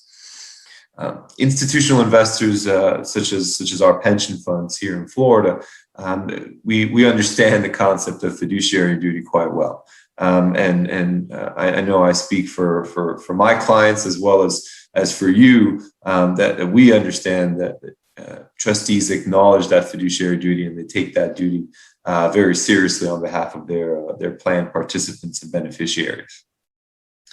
And so as fiduciaries to the retirement plans, trustees have a duty to safeguard the individual plan's assets, including any potential legal claims or rights of recovery that the plan may have in its capacity as an investor in certain securities. And so while we're all certainly familiar with our fiduciary role with respect to the participants and beneficiaries and serving in the best interest, in their best interest, part of that is inherently preserving the plan's assets, right? Making sure that if there is any kind of malfeasance, which case our investments suffer as a result of such malfeasance or such illegality, then there is an incumbent responsibility on the plan to ensure that it recovers as much of its losses as possible, right? And so part of meeting this fiduciary duty of prudent care of fund assets is the establishment and the use of prudent processes to ensure that all these factors and issues are addressed. So, for example, if the board is interested in pursuing potentially seeking a lead plaintiff or a named plaintiff in a securities fraud action or potentially in a derivative action where as a shareholder, the pension fund is essentially seeking some sort of corporate reform based on breaches of the company's fiduciary responsibilities to its shareholders, then we would certainly recommend that as a threshold matter, that decision first be made, right? And so if the board is comfortable in kind of undertaking this new responsibility of serving as a lead or a named plaintiff in these kinds of actions, then we would certainly encourage and recommend that the board establish a process by which these cases are evaluated, that there's a set role for everybody in terms of an intake, right? As these cases are presented to the board, how they're presented to the board, subsequently what action the board would take, and then obviously authorizing necessary parties in between board meetings to go ahead and take care of anything that needs to be done. Certainly, as we're all aware, generally clients, boards meet on a quarterly basis, at least. Certainly some boards meet more regularly, but nonetheless, for anybody who's been involved in any kind of litigation, these things come up fairly often, typically between meetings. So one of the roles or one of the tasks that the board should do is authorize a representative, whether it be the chairman, another trustee who may be more familiar with these kinds of matters, whomever the case may be, but authorize an individual on behalf of the board to make decisions based on obviously counsel's recommendations, at which case the decision would be later ratified by the full board at the first subsequent meeting. So I think in terms of establishing a process, you first want to make the determination just as a threshold matter, whether or not this is something that the board is interested in pursuing. If so, then I think the next step would be to establish some parameters as to, what kind of cases would be recommended? What kind of cases is this board interested in, right? So many of our clients are particularly interested in these really kind of nasty examples of fraud where potentially a drug company is mislabeling its products and a lot of individuals suffered as a result, right? Or potentially there was a company that with the drug companies and the opioid crisis, many of our clients felt particularly vehement about kind of prosecuting these companies and prosecuting the wrongdoing, perpetuating this pandemic, really, where the opioid crisis was affecting this country in a very bad way.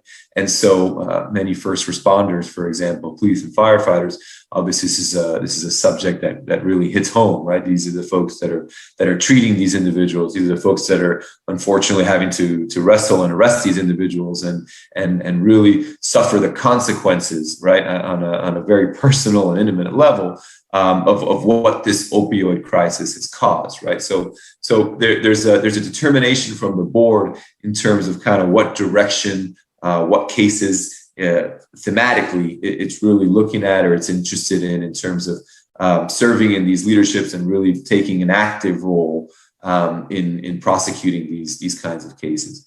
Another potential for establishment in this process would be to establish a loss threshold, right? So in other words, many of our clients have established where if there's a loss, they really wouldn't be interested in kind of taking a leadership position unless it is X amount of money, right? Unless it's estimated to be that the pension fund lost, and I'm going to insert a number here, but $200,000 or anything greater than $1 million, right? So it depends on your fund. Obviously, it depends on the relative materiality to your fund, but I think that it's a good metric. It's a good baseline to have as a policy, whereby the board is kind of arbitrary,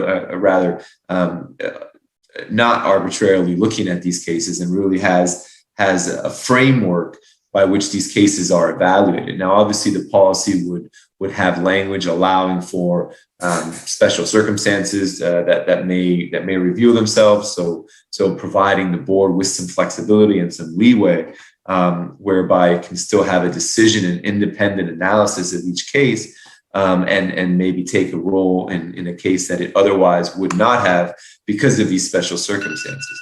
But I would still urge the board, as part of its discussion and in developing these policies, to establish a framework that the board can point to, can readily analyze cases as they come in, which will hopefully create a good record, obviously, for the pension fund and potentially any litigation that it begins or begins to prosecute. And then certainly just administratively, it will ease the burden on potentially your attorney, your administrator, the rest of the board, in really streamlining the process, right?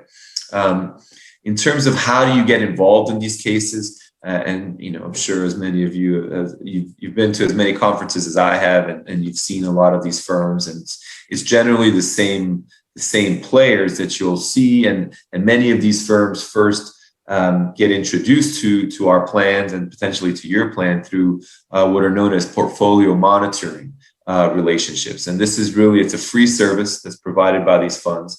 That essentially, these law firms rather, and essentially they have copies or receive the holdings of each pension fund, and they will monitor the holdings and they'll circle back with the board if there is a settlement and the board is entitled to a piece of that, or potentially keeping the board apprised of any potential actions that may result or that the board may be involved in by virtue of its holdings.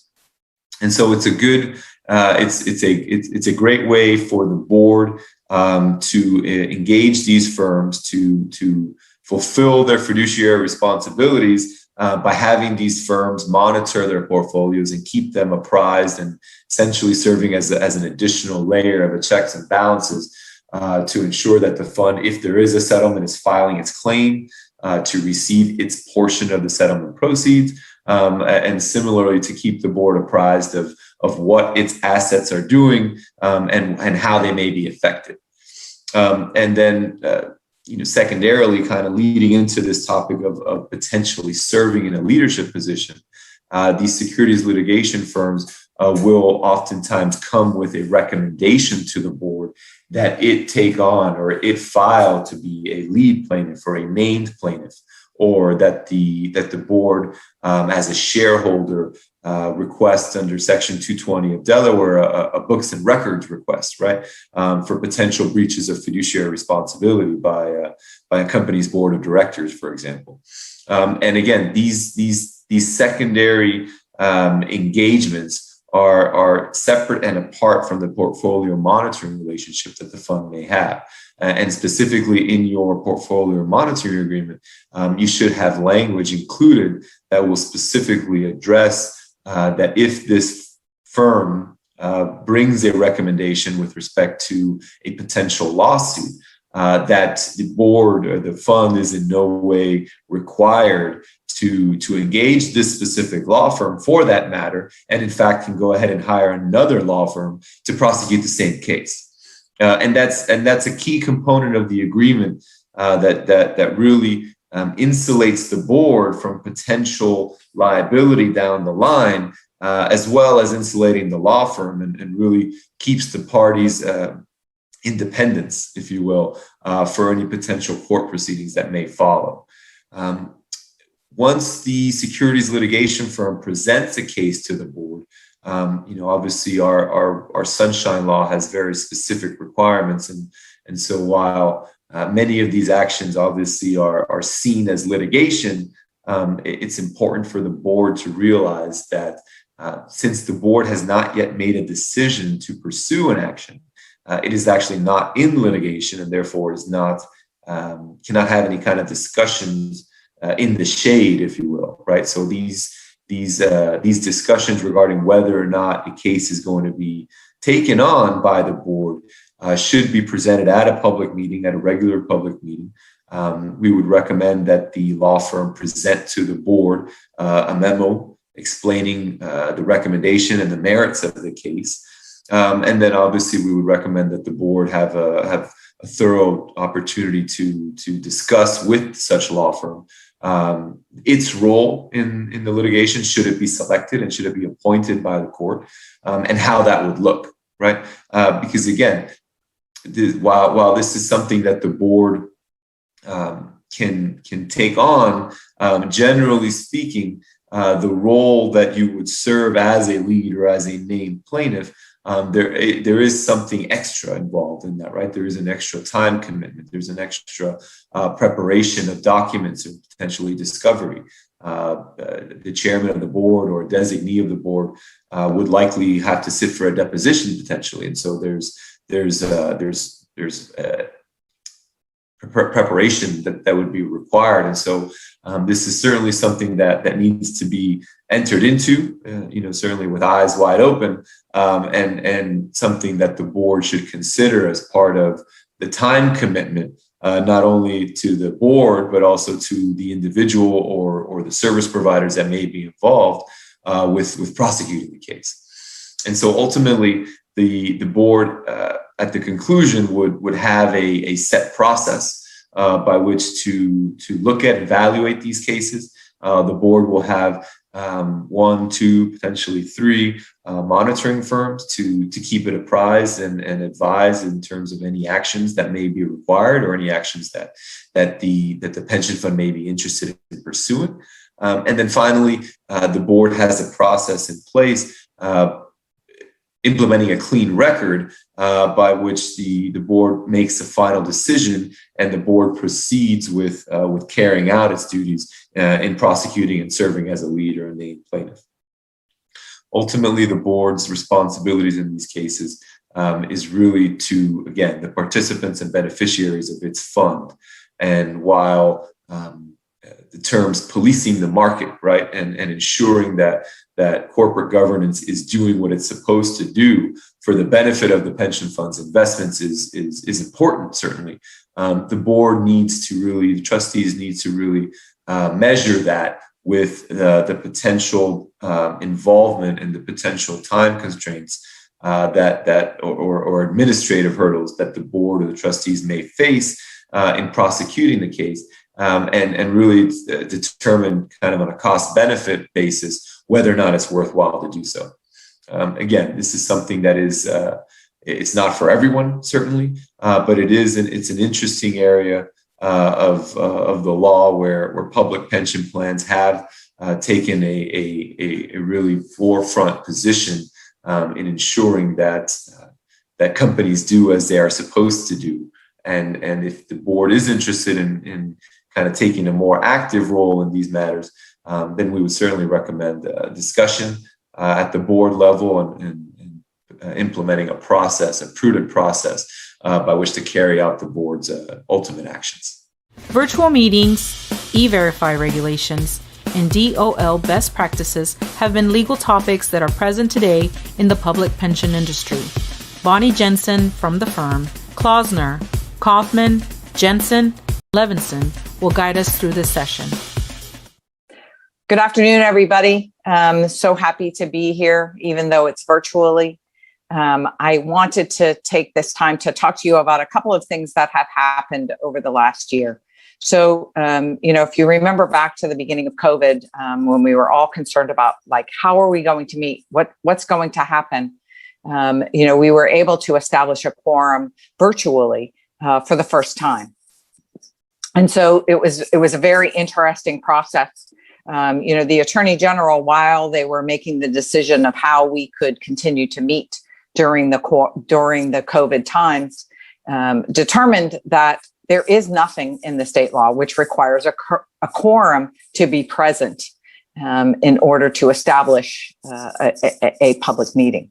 We did need to during the time of COVID establish a process by which members could attend, by which the public could see all of the things that we were doing at our particular meeting to make sure that we were in compliance with the Sunshine Law.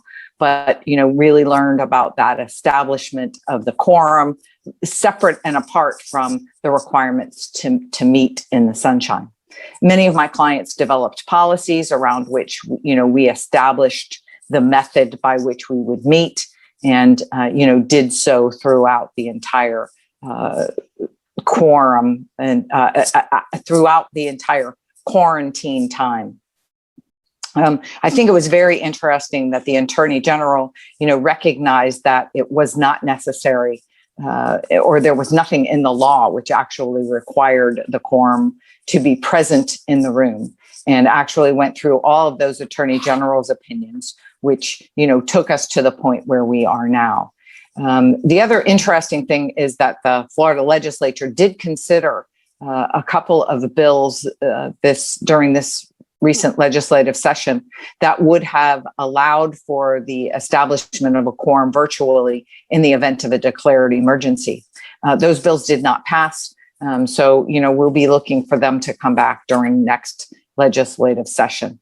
I think that some of the things that we learned during the COVID times will continue for us. I think, two things, having the ability to have the investment managers come into our meetings through an electronic means really expanded the ability of those investment managers to provide us with some really good discussions from the actual investment managers, the people who are actually making the decisions on the portfolio, rather than some of the marketing people. I think it opened up a whole new opportunity to actually have conversations with the people who are making the decisions. So I think that's one of the things that will continue.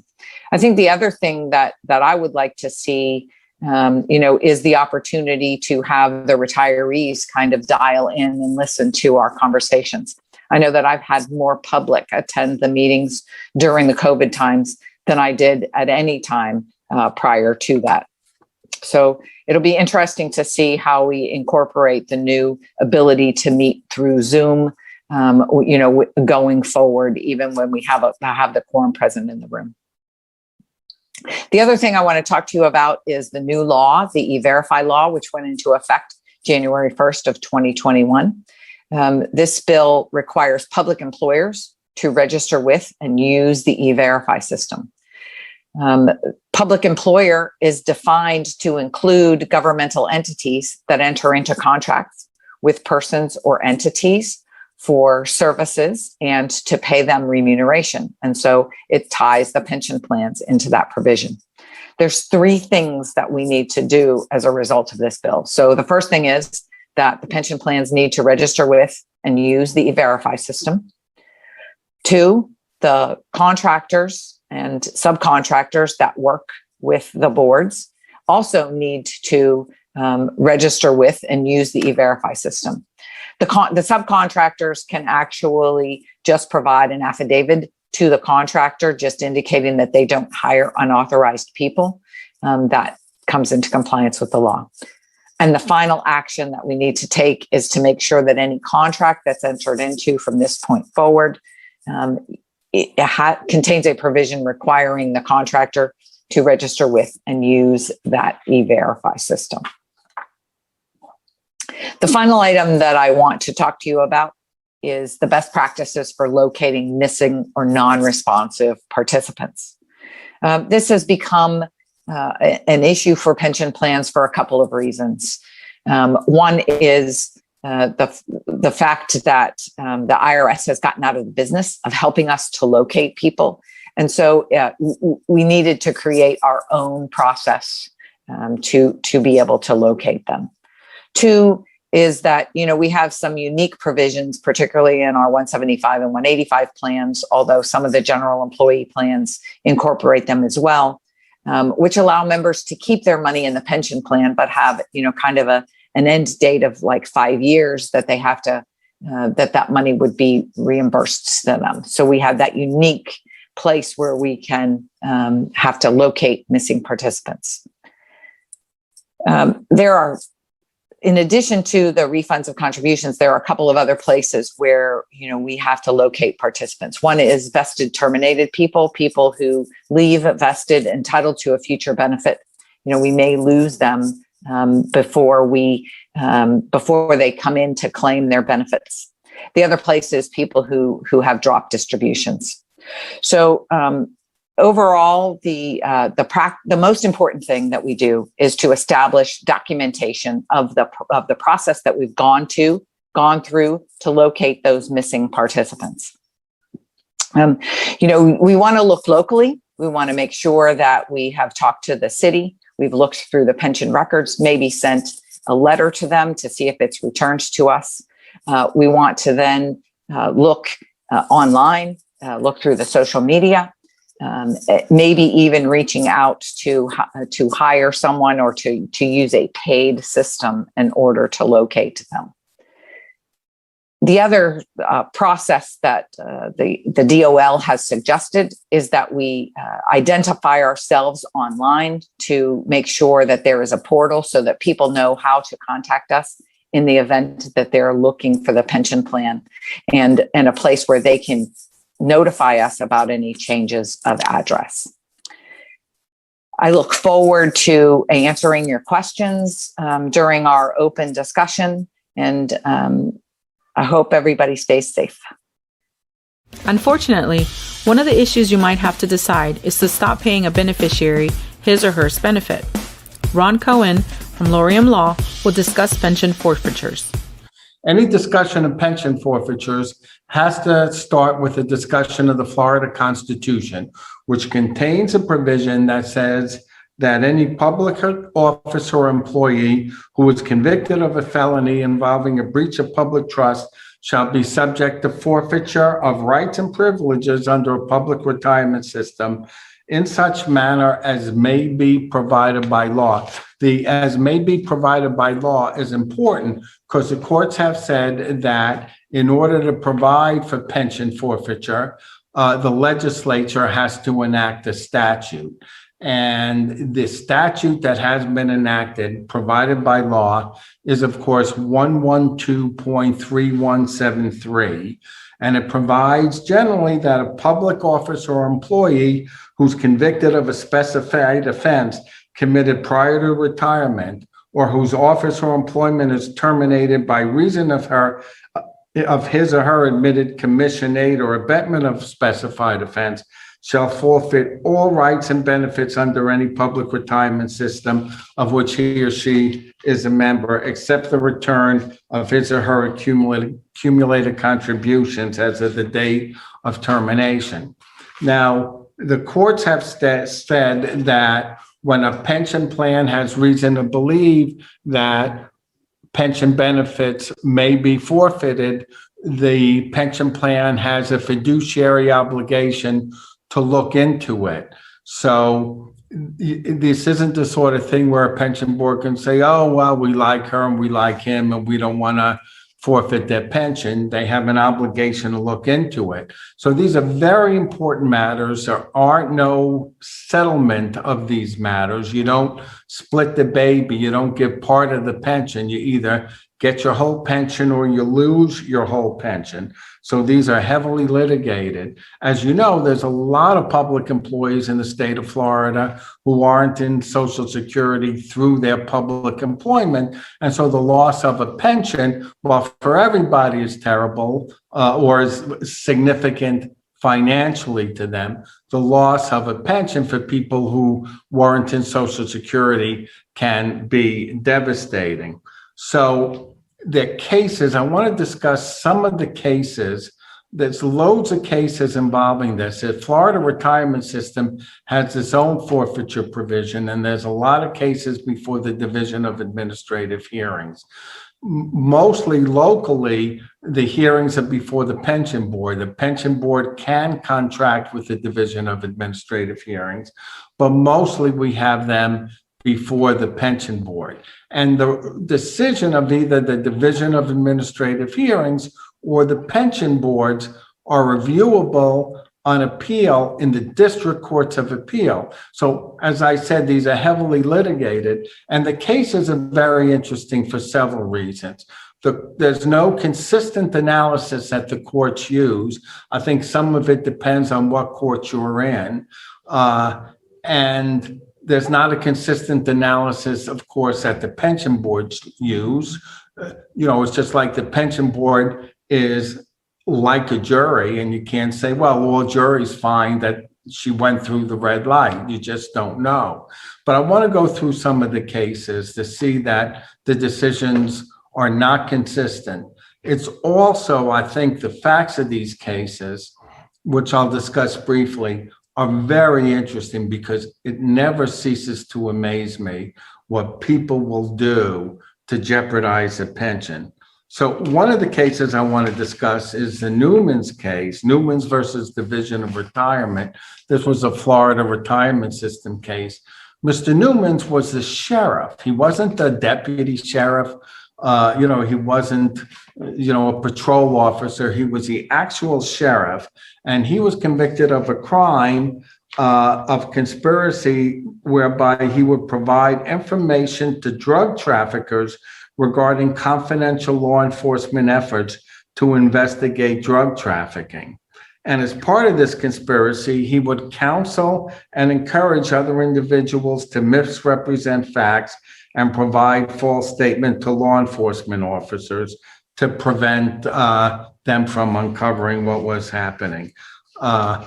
Sheriff Newman's pension was forfeited. There was a case, very interesting case, involving DeSoto versus a Hialeah Police Pension Fund Board of Trustees. This police officer was suspended for work for 6 months. And unrelated to the crimes he was convicted of, but while he was suspended, he engaged in a number of crimes, and he said he shouldn't lose his pension because the crimes were not committed while he was working as a police officer. He was suspended. One of the crimes of which he was convicted was conspiracy, and the court said the conspiracies involved in the planning, these were robberies, and the agreement to protect the drug shipment occurred outside the period of DeSoto's suspension. So they said that since some of the crime was committed outside of his suspension, his pension could be forfeited. That was really the extent of the analysis. It's a very short case. But then they also said something very interesting. They said, additionally, he clearly violated his duty as a public officer to safeguard the public faith in his office.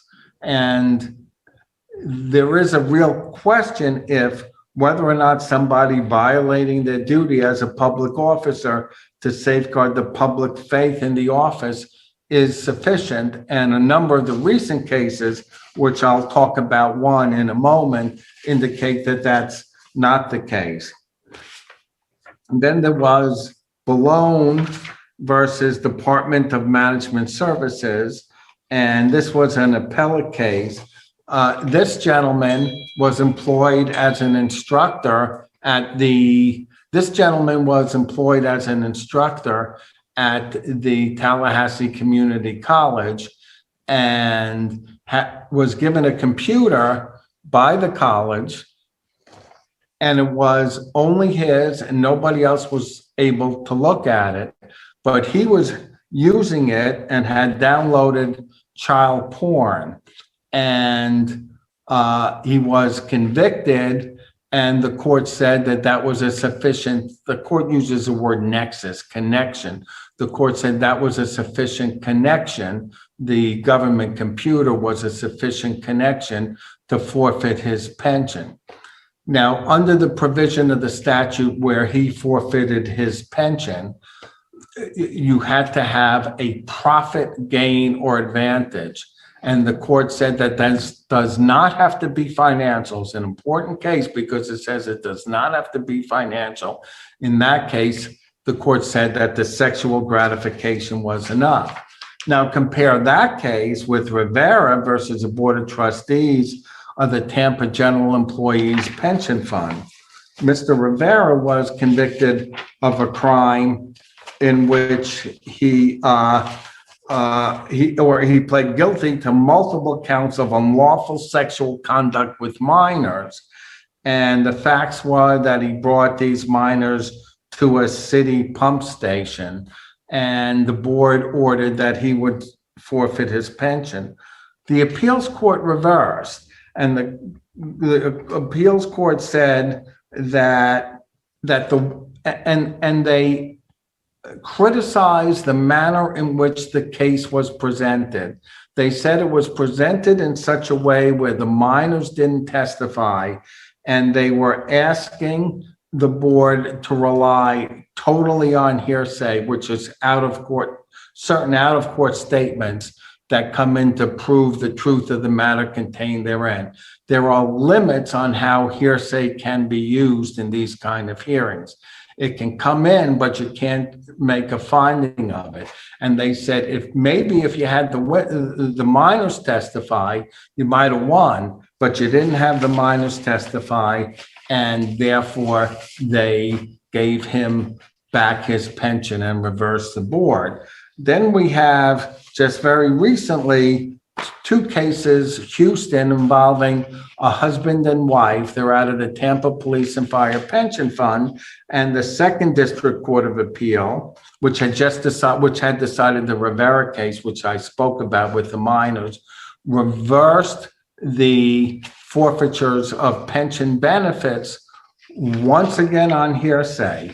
They said that they didn't prove an essential part of the case.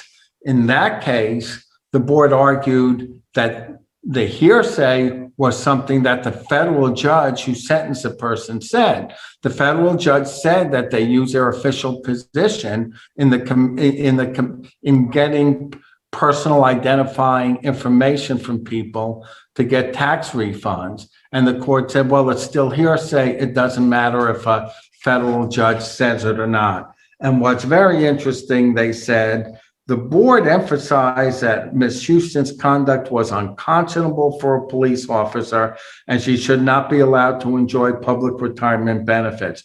We take no issue with the board's assessment of her conduct. It was quite obviously serious and deserving of condemnation.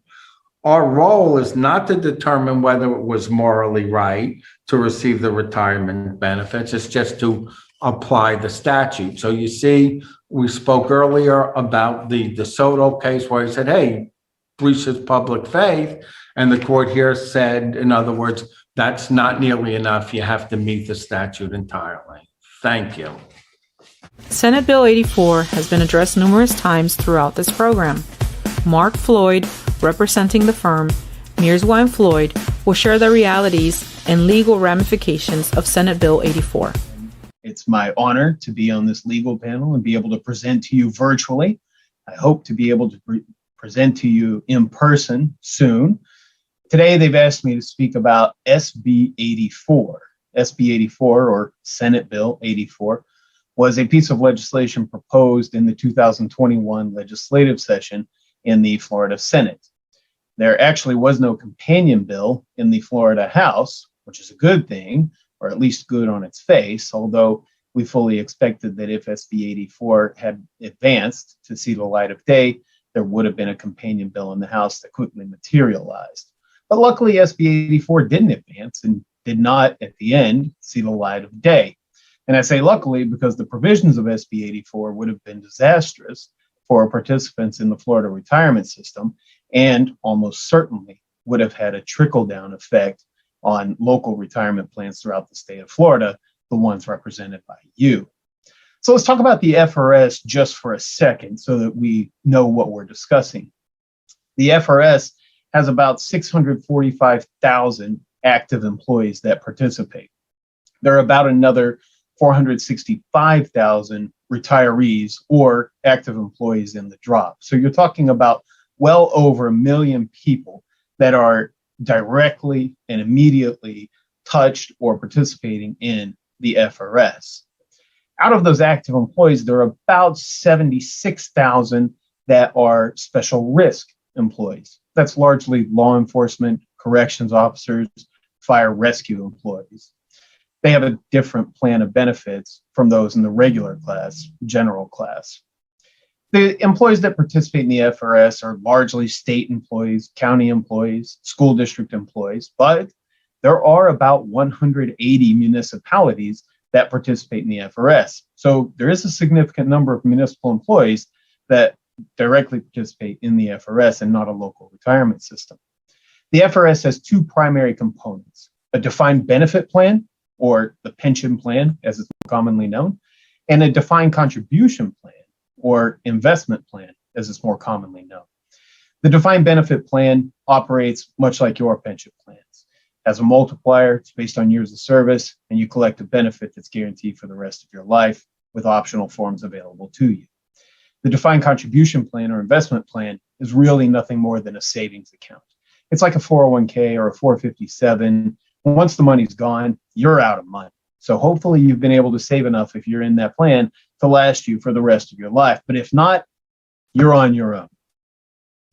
The FRS has about $164 billion and is about 85% funded. So it's a relatively healthy pension plan in the grand scheme of things. Not even relatively healthy, it's very healthy. SB 84 would have drastically modified the FRS by effectively closing the defined benefit plan to all newly hired employees on or after July 1, 2022. So if you were hired by the state, county, school district, or any of those 180 municipalities or special districts that participate in the FRS on July 2, 2022, you wouldn't have any choice but to participate in the investment plan. No defined benefit option available to you unless they did accept special risk. So if you were law enforcement, corrections, or fire rescue, then you would still have that defined benefit available to you. That's only about 76,000 participants. Everybody else, the plan's effectively closed. So you can see over time, they whittled away the defined benefit had they implemented SB 84. So what would the impact of that be? You're looking at compulsory participation in the investment plan. You're looking at the inability to transfer from the investment plan to the defined benefit, a benefit that employees enjoy today. And you're looking at an exemption for special risk. In total, the actuaries estimated that the implementation of SB 84 would have saved the employers participating in the FRS about $6.3 million after the first year of implementation. But after the 30th year of implementation, it was estimated to save about $190 million annually. That's a significant number. And at first you say, wow, what savings? But it shows you how drastic and dire the cuts would have been for those who participate in the FRS. This was a wholesale change and a direct attack on pension benefits in the state of Florida. Now, you are here because you represent pension funds that are local retirement systems, and you might be saying to yourself, well, that only involved the FRS. Why should I be concerned? Well, you should be concerned because changes that have been made to the FRS in the past have often been a harbinger of things to come for local retirement systems. Look back at the changes that were made in 2011, followed by 2013, 2015. Changes that started with discussions on the FRS often find a way to trickle down to the local retirement systems. Many of you might be aware that you are now forced to use mortality tables that are adopted by the FRS. You don't have a choice. You have a little flexibility to choose which mortality table you want to adopt, but you are forced to choose one that they approve. And you can bet that if these changes had gone through and the FRS closed its defined benefit system, then local retirement systems would soon feel the same pressure, whether it's from the state controlling the purse strings on a 175 or 185 plan, or it's local elected officials who say, hey, they did it for the FRS, we can do it too. But closing a defined benefit plan also has significant other impacts. You might remember just a couple of years ago, the FPPTA did a feature presentation on the town of Palm Beach. The town of Palm Beach decided to close its defined benefit plan. Only a few years later, they regretted that decision. They realized that they had become a training ground. They were no longer to be able to recruit and retain the talent that they were able to recruit and retain before. Eventually, the town of Palm Beach reversed its decision. The defined benefit plan they eliminated, replaced with a hybrid plan that had a very small defined benefit component, but was supplemented by a defined contribution plan, went away, and the defined benefit plan was restored. We believe that that would probably be the impact of any changes resulting from SB 84 or any changes that would trickle down, because that's exactly what public employers that participate in the FRS would experience. They would no doubt have the town of Palm Beach result, where their employees become completely portable and they're no longer able to recruit and retain the top talent that they may have available to them today. I also think that you'll see other changes that start to pervade the pension world as we know it. We've already seen, as I mentioned, the mortality tables being dictated to local retirement plans. Don't be surprised if you see similar changes for, like example, your assumed rate of return. They may dictate to you. The FRS has been driving down its assumed rate of return. We are already feeling that pressure in the local retirement plans to do the same. That pressure may become compulsory, where they dictate to you what your assumed rate of return can be. These types of changes all flow from the types of changes that are in SB 84. You might have already had discussions with your actuary over your assumed rate of return. You might have already had your actuary tell you that you need to reduce it. I want you to be aware that when you face these changes, don't forget that you are the trustees and your professionals work for you. If your actuary is giving you pushback saying, for example, the GASB reporting requirements indicate we should have an assumed rate of return of X, and it's lower than what you've adopted, you have the ability to push back and say, we're the trustees, we're going to make this determination based on the advice provided to us by all of our professionals. Please explain your position. Make sure that you're fully informed and make sure that you're fully aware. You also need to make sure that you have your pulse on issues facing pension plans throughout the state, like SB 84, because even though that only affects the FRS, you can bet that eventually that's going to trickle down to affect you. So that's a summation of SB 84, some issues of which you need to be aware on the state level. I know that there's going to be a live component where we can take your questions, and I'll be happy to answer anything that you have to the best of my ability. Thank you. The last panel of today and the last session of the program is a live Q&A session with our FPPTA legal panel. To guide us through this session, Steve Corbett, Vice Chairman of the FPPTA Education Committee, will moderate. Our panel will include Ken Harrison from the law firm Sugarman & Suskind, Pedro Herrera from the law firm Sugarman & Suskind, Bonnie Jensen from the firm Klausner, Kaufman, Jensen & Levinson, Ron Cohen from Luriam Law, and lastly, Mark Floyd representing the firm Mearswa & Floyd. We're going to begin our question and answer session now. I want to remind everyone how to ask a question. If you have a question, please email the question to questions@fppta.org. That is plural, questions @fppta.org. Sean will be receiving the questions and then will forward them to me. I got one question here we'll start with. Bonnie, this is probably directed at you. How were some boards able to keep meeting virtually even after the governor ended the suspension of virtual meeting requirement? So it happened in a couple of ways. So the first way that boards were able to do that was that their local cities passed ordinances which allowed them to continue to meet virtually. The second way was that I know that our office had actually issued an opinion regarding the ability to meet. So the issue is that meeting virtually is really just a quorum issue. It's not a sunshine law issue.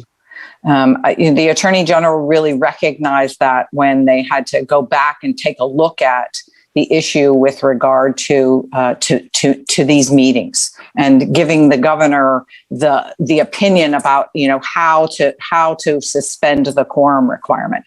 They realized that despite their strong long-term position that presence meant that you had to be in the room, there really isn't anything in the law that requires it. So lack of a quorum is not a sunshine law violation. It's just like, we have our workshop meetings where there is no quorum, and we can't take those specific actions. So, those are kinds of the ways that we were able to continue to meet virtually, even though the governor had rescinded his suspension. Mark, You're smiling. No, I agree. I mean, it's risky. It's fascinating to me how Governor DeSantis sort of trampled on home rule under Chapter 166, attempting to dictate from on high how we had to function on a municipal level. And I think it's amusing. Pedro, here's a question perhaps that you can answer. Generally, what is involved in serving as a lead plaintiff in a class action? So that's a good question. Generally speaking, a lead plaintiff will first and foremost will be reviewing pleadings that are filed by the court. So the first pleading that it's going to be filing is along with a complaint, which actually asserts what the wrong is that was done, right, by the defendants. There would also be a certification involved where the pension fund is essentially certifying that they have the standing. They either own the shares during the relevant class period and or currently own the shares in a derivative action. And then following that, obviously, there is a requirement by each pension board to monitor the litigation and to prosecute the action, right? And so generally speaking, what that means is in practical terms for the pension fund, ultimately we'll be reviewing the pleadings that are being filed by securities litigation counsel with potentially your local counsel and the securities class action lead counsel before and after they're filed, obviously. Preparing for the trial, which obviously entails discovery, which means that the defense is going to be requesting production of certain documents that the pension fund has. And so you want to work with the pension fund in terms of producing the relevant documents that are being requested. There will likely or potentially be a deposition taken as well by virtue of your role as a lead plaintiff. Defense counsel will likely take a deposition.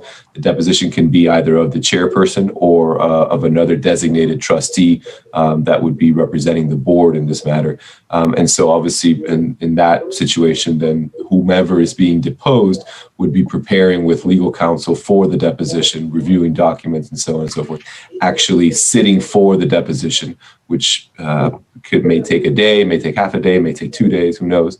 And then ultimately after the deposition is taken, again, proceeding with staying on top of the pleadings that are being filed, staying on top of any correspondence, ensuring that the pension fund is being an active participant in the litigation. And then finally, or ultimately, if there is a settlement or if there is an order, the pension fund would be required, obviously, to participate in those settlement discussions. And ultimately, if there is an order, again, abiding by the order and providing any kind of documentation or final certification that the court may need to finalize the matter and close the litigation out. So it's generally not something that is greatly time consuming. However, when a pension fund determines to get involved in these cases, it should obviously be fully aware that there is a requirement of it. And so that requirement, while a lot of it is shielded from the trustees themselves by the administrator, by your local counsel, by securities litigation counsel, there is a time commitment that's going to be involved on behalf of the board, just listening to these things and potentially discussing them, as well as potentially a representative, the chairperson or somebody else, actually sitting for these depositions and so on and so forth. So it's not something that should be shied away from. But it is something that each pension board should obviously be aware of going into it, that it is not something that's just you're rubber stamping whatever the attorney says. You actually need to be involved and articulate what you're doing and why you're doing it. Okay, and here's a question that came in. I'm going to send it to Ron. Are there specific statutes listing forfeiture crimes Have courts ruled differently than specific crimes? And follow up to that, I want to know if they can get a list of what those statutes would be. Yes, the statute is that there is one major statute on forfeiture for the local government retirement plans, and that is 112.3173. Florida retirement system has a statute as well that does not apply to local law plans, and that's in the Florida retirement system statute. It's 121. And as I said, the local law one is 112.3173, and it defines certain specific specified offenses. Embezzlement is one from your employer, theft from your public employer. There's certain impeachable offenses for constitutional officers who can be impeached. One of the major ones is generally called a catch-all, and it's, any other crime it's a lengthy provision, but essentially what it says is any other crime that deprives the public from the faithful performance of a person's duties. So there's a whole host of crimes. There's certain sex crimes with minors committed after a particular date. There's a whole host of crimes, and then this big catch-all provision, which is significant because it says we have these specific crimes, but any other one that deprives the government of the faithful performance of your duties, they're all tied to your performance as a public employee. Okay, thank you. Mark, here's a question I believe will be directed to you. If Senate Bill 84 had been implemented, it would have closed but not terminated the FRS plan. What would be the impact of a closure? Well, so the difference between a closure and a termination is the closure simply means that you have no new participants. So there's no new blood coming into the system. With regard to SB 84, you're looking at no new participants in any class other than special risk after July 1, 2022. So if it had been implemented, you would have seen that plan close for everybody except special risk on that date, July 1, 2022. In other words, there would be no new participants. What would be the impact of that? Well, depends on who you ask. Over time, you'd see a significant reduction in benefits for anybody hired after July 1, 2022. You would also see at least what would appear to be increasing costs, even if the actual cost didn't increase on a per capita basis. But the payroll percentage-based cost would go up because you have a shrinking pool of participants over which you could spread that risk. And speaking of risk, the special risk class, which is about 80,000 participants in the FRS, would stand alone on an island. So if there's over 650,000 participants in the FRS, we would have carved out about 75 to 80,000 of them and left them in a defined benefit plan, which I think leaves them outstanding alone, makes it easier. Once I've conquered everybody else, I can come conquer special risk at a later time. I also think that special risk is a harbinger of things to come. So when you're looking at it from the perspective of the trustees that would be attending this conference or any other conference of the FPPTA, need to pay attention to what's going on, even though there may or may not be a direct impact on 175 or 185. You definitely run the risk that if they can do it to the FRS, they can do it to you. Yeah, I mean, Mark, I thought that was really interesting, because there were so many municipalities who had moved into the FRS as their replacement, and they really had no out in the event that was going to be closed. And that, that kind of wasn't the thing they bargained for their future hires. That's right. There are over 180 municipalities that participate in the FRS statewide.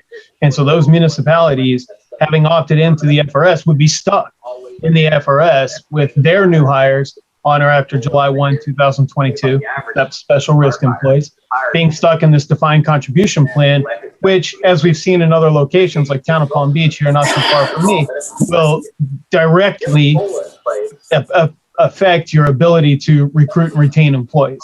And those municipalities would be stuck in the same manner as any other county, special district, school district, or other FRS employer. So that would have impacted those cities, police and fire. Well, so special risk was exempt from SB 84. There was a carve out in there that exempted special risk. So police and fire, at least for now, would not be impacted. But let's not fool ourselves into thinking that special risk would always be exempted, because once I've reduced the pool of participants in the defined benefit from 650 in excess of 650,000 down to 75 or 80,000, a very small portion of that are now the only new blood coming into the system, they're going to be impacted too, because we pool the assets and they benefit from potentially higher turnover rates in the other classes of participation. But you could see their costs go up too, although that wasn't officially. I think just to echo those comments, I think it was, and I agree entirely. It's a forbearance, I think, in terms of, we're noticing that there's definitely a paradigm shift, right? And we've seen it in the private sector already. And generally the public sector follows the private sector, right? And so, the defined benefit model in the private sector is all but gone, right? You don't see them anymore. Everybody's basically switched, employers have switched to a defined contribution model. And so when you start looking at the public sector, we're seeing it in instances already where this is something that's been tried by certain members of the Florida legislature. At least this similar bill has been filed, I don't know, the last 6, 7, 8 years at least that I can recall.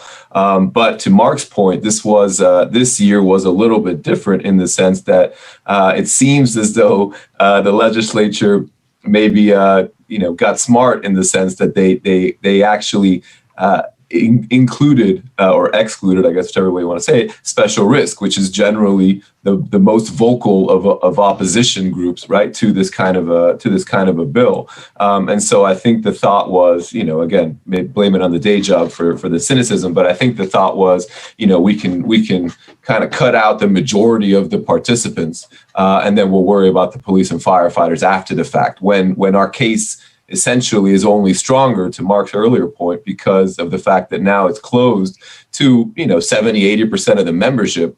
So the plan is only going to look worse than it does now, right? And that was kind of the basis for their argument entirely now, which is the plan is underfunded and so on and so forth, and it's not sustainable, which are just not true. But when you look at these snippets of time and the facts that they were presenting, they look all the worse if you eliminate the majority of the participating body. So it's something that I think it's a harbinger of things to come. I don't think this is going to go away.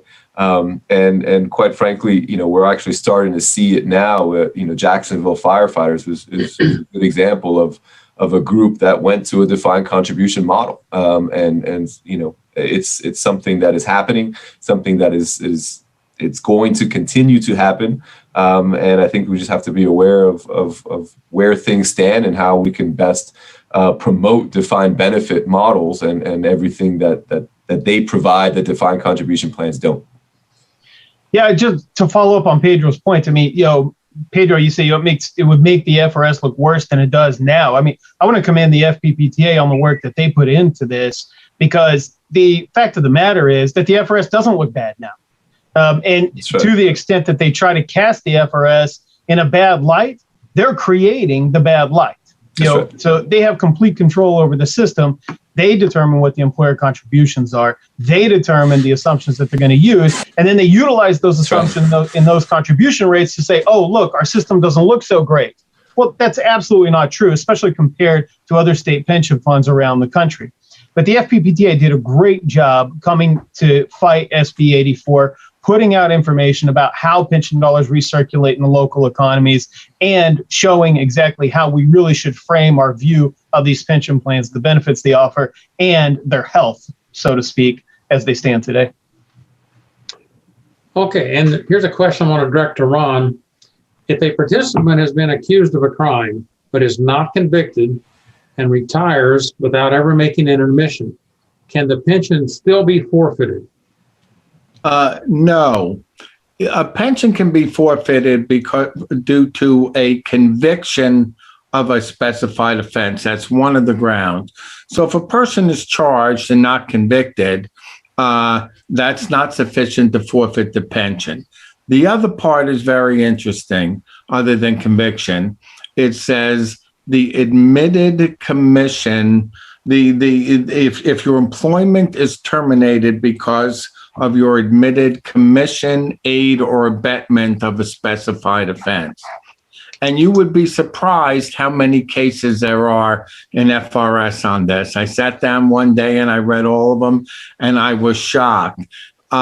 In government employment, a government employer is allowed to call an employee in and ask them questions specifically, narrowly, and directly about the performance of their duties. The answers can't be used in a criminal case because that would violate the Fifth Amendment, but it can be used for other reasons. So oftentimes they call somebody in and they will give them the oath, and you can go to jail for lying, and they will answer the questions. And they will answer the questions truthfully. And then they will be terminated because they have admitted wrongdoing. And if that wrongdoing is the admitted commission, aid, or abetment of a specified offense, their pension will be terminated. So if you are an employee in one of those positions and you're concerned about losing your pension, and they call you in to answer questions, you can always resign. Ask for your attorney. Well, you ask for your union rep first. Yeah, well, of course, ask for your union rep, or your attorney. But you can always resign is the important thing. So, if you resign, you will be you will not forfeit your pension because you haven't admitted. If you resign without answering questions, you haven't admitted to the commission of a specified event. And it's the defense lawyers. It's the old story of the defense lawyer with the big fish behind their desk on the wall, and the client comes in and says, "What's that for?" And it says if he had kept his mouth shut, he wouldn't be here either. So it's just that same old story. Yeah, I think, Ron, it is important to note that employees get caught in a pickle sometimes, though, because they know that if they refuse to answer, they'll be terminated for insubordination, even if they don't resign. So it can be a tough situation to be in. Oh, it's a very tough situation to be in, particularly if you answer. But Mark, if you've told if you're telling the truth and you're admitting to the commission of a specified offense, you're in a tough situation, And if you don't answer, you're ordered to answer. Mark's right. You'll be terminated for insubordination, but then your employment won't be terminated because of your admitted commission, aid, or abetment of a specified offense. Either way, you'll likely lose your job. One, you'll lose your job and your pension. The other one, you'll just lose your job. All right. Here's a question that came in. I think it's for Pedro. This person said they've been a trustee on a board since inception. The board has been approached twice to be a lead plaintiff in litigation, even though their portfolio holdings are very minuscule compared to the size of the lawsuit. Why were we asked to be lead, and how do these companies choose who is going to be the lead? He or she thinks it would be a larger shareholder that would be the lead plaintiff. And he or she is likely correct. So, and I don't know if the question maybe specified this or not, but I'm going to give you, in true lawyer fashion, I'm going to give you a slightly different answer in two scenarios. So, in a securities class action for fraud, right, and it's based on Section 10B of the PSLRA, but it generally speaking, the largest loss will be appointed as the lead plaintiff. It's not entirely based on who has the largest loss. But generally speaking, if it's an institutional client and they have the largest loss, that is who the court would likely appoint as a lead plaintiff. So in this kind of a situation, if they had a fairly marginal loss, right, relatively speaking, then the likelihood of them, they can file certainly for a lead plaintiff, but the likelihood of them winning and I say winning, being appointed by the court is probably not very high.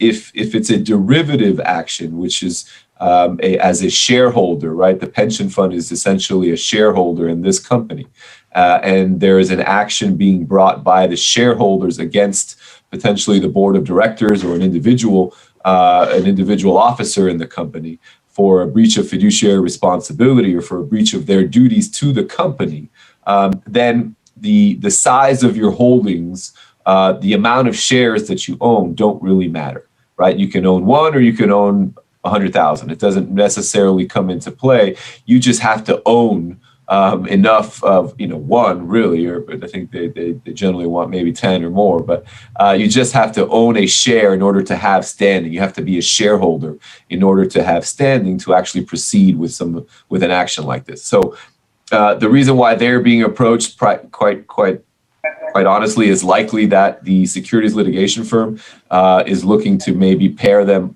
get on file and then maybe pair them off with somebody else who has a larger loss.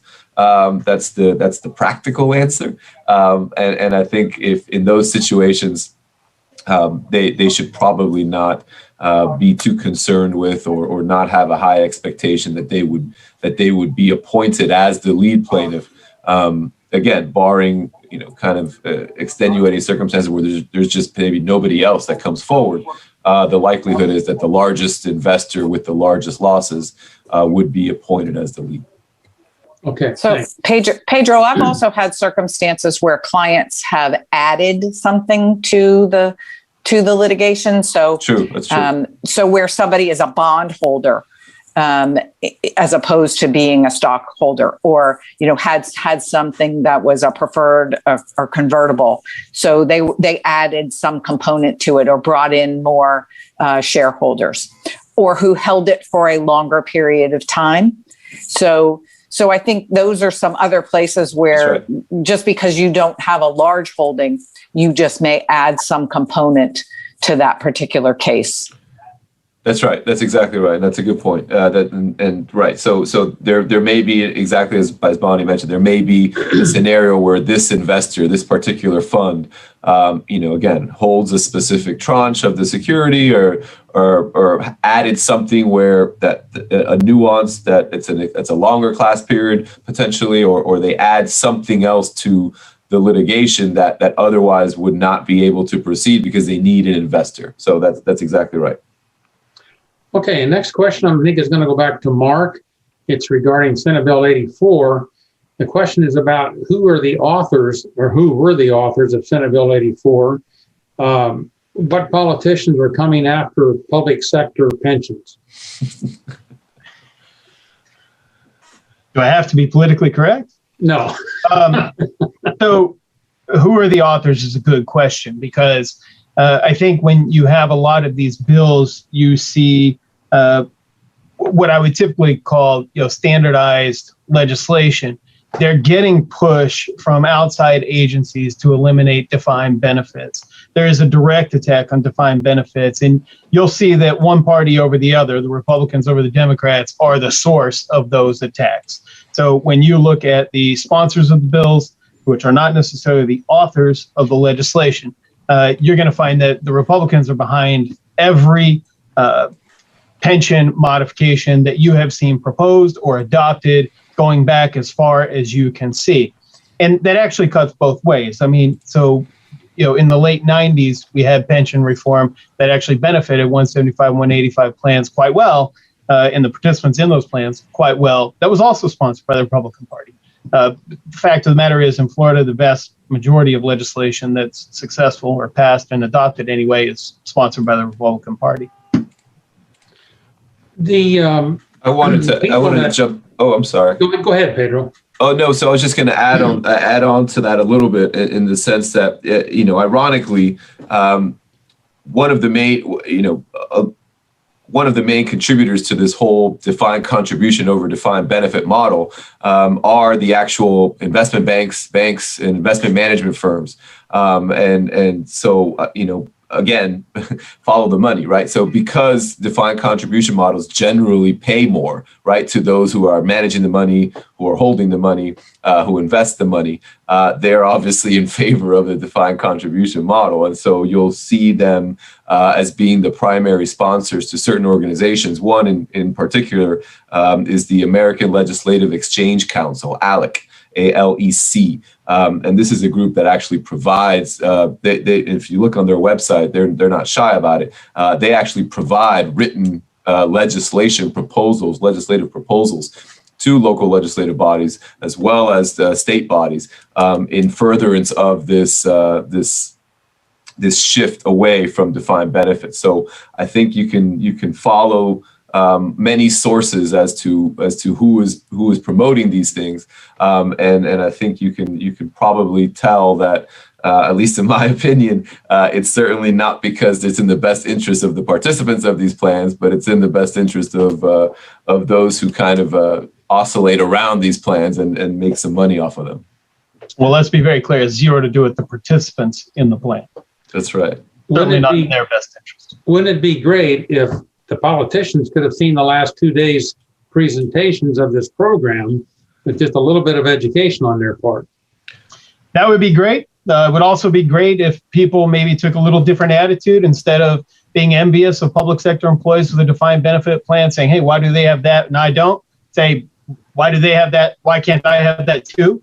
A little shift in attitude. I think there are a lot of shifts in attitude that would be nice. But like Pedro said, follow the money. I mean, that's where it's coming from. And there's a lot of money to be made. And you see it no different than participants in our plans that have drop accounts and they have to offload them. They get solicited, here, call me. I will manage that money for you, no problem, and charge you a nice sum for it. All right, here's a question I believe that Bonnie can answer. Are you getting any pushback on the E-Verify requirements for service providers? Oh, you're muted. Okay, sorry. We're in a couple of areas. We're getting some pushback. So I have had a trustee of a commingled investment trust indicate that they're basically not providing services to the pension fund, and so shouldn't have to go through the E-Verify system. They felt like they were like mutual funds, and therefore we're buying them on the open market. Except when we buy a mutual fund, we buy a mutual fund. We don't sign on to an adoption agreement. We don't agree that we'll indemnify parties. So, the commingled trust does have a lot of things in it, including their agreement to provide us with some services that tends to lead towards, that they have to be in this E-Verify system. I had an investment manager, frankly, ask me, so do I have to provide you with a subcontractor affidavit or gather a subcontractor affidavit for my coffee vendor? So, no, I don't think so, because they're not actually providing services to us. We don't care. We're happy that the investment manager provides coffee for their employees, but that doesn't help them to serve us better. It's not an outsourcing of the services. Whereas I think, the trustee for the commingled trust is actually providing custodial services. They're actually providing services to us that's being outsourced from the investment manager. So we don't have any guidance from the state on how this law is to be implemented. So I think we'll be growing with it. I actually had this trustee ask us to talk to our clients about asking the Attorney General, did they intend to incorporate this particular group in? So stay tuned. Thank you. Ron, here's another question on forfeiture. If a plan learns that one of the trustees have been convicted, does the board, I think they meant trustees and or members, does the board still have to forfeit the trustee's pension? Yes. There's a fiduciary duty. If a plan learns in any manner that somebody who is a member of the plan may have been convicted of a specified offense. And that means even if it is a member of the Board of Trustees or the chair of the board or the most liked person at the place of employment, all those things. If a board learns that a person may have committed a specified offense which might lead to forfeiture, the board has a fiduciary obligation to look into it. Absolutely. I think that word shall is in the statute, isn't it? Yeah, yes. And Steve, while we're talking about forfeiture, there is just one point I want to make a little more. It's not exactly on the question. Forfeitures, we're talking about pension forfeitures, but the law has had forfeitures in a lot of different areas for a long period of time. And it's the taking of properties from somebody. So the law has language that they've used about forfeitures in the past in other areas where they say forfeitures are odious, they are disfavored, and you're supposed to interpret the law on forfeiture in any way you can to avoid the forfeiture. That doesn't mean that you don't forfeit a pension in sometimes, but it provides legally with a certain degree of skepticism and say this, going into it, this is something you really have to show us how we're going to forfeit it.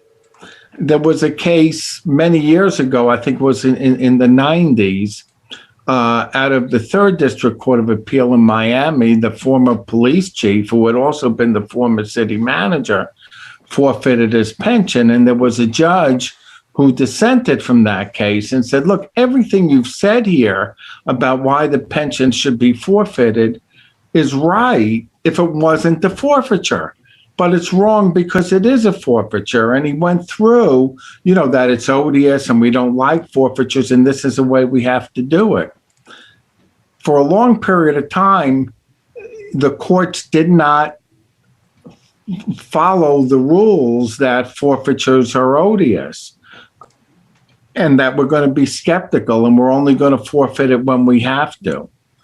But I think, and I spoke about in my talk, I spoke about a case from a Hialeah police officer. They said, hey, he cheated the public. What do you want? But in a recent case from the Tampa appeal, from appeals court it's out of Lakeland, but it governed Tampa, the court said, look, the board says what this person did is bad. And they're right. It's really bad. But that doesn't mean we're going to forfeit the pension. So we may have come full circle on that. But that's the issue on whether or not do you forfeit a pension. But you have an absolute obligation to look into it and to take steps to forfeit it. It's a part of your fiduciary duty. Of that, I have no doubt. Could a member of the... Go ahead, Bonnie. Well, I was just going to say, so, just another aspect of this is that several clients or several funds in the state of Florida have gotten requests for information about potential forfeitures from CNN and other news organizations. So just, be aware that there is at least some questioning going on, and they're asking for specific names of people. So if a board became aware of a forfeiture potential forfeiture event and did not address it, could another member of the plan or the municipality then come to the board and hold them accountable for not following the law?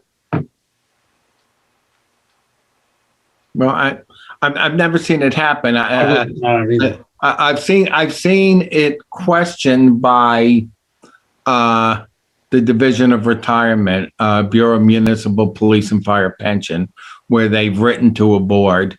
And as a result of that, the board took action and actually forfeited the pension. I think whether or not an individual member has standing, on a possible breach of fiduciary duty is unlikely. The dog is even upset. Yeah, sorry. I actually had a recent case where the village, the municipality, intervened in the case, and they've added language actually to the pension ordinance, allowing themselves to intervene in any local case. I think that's your more likely source for a claim like that is from the sponsored employer. Let's go back to Senate Bill 84 and the political direction sometimes. This question is regards to municipal government have more defined benefit plans are in government today than in public. Why isn't someone trying to get the public plans, the private sector to go back with their defined benefit plans? Most of them used to have it. Well, a lot of them used to have it. And there are still a significant number of private sector defined benefit plans. They're just not as prevalent as they used to be.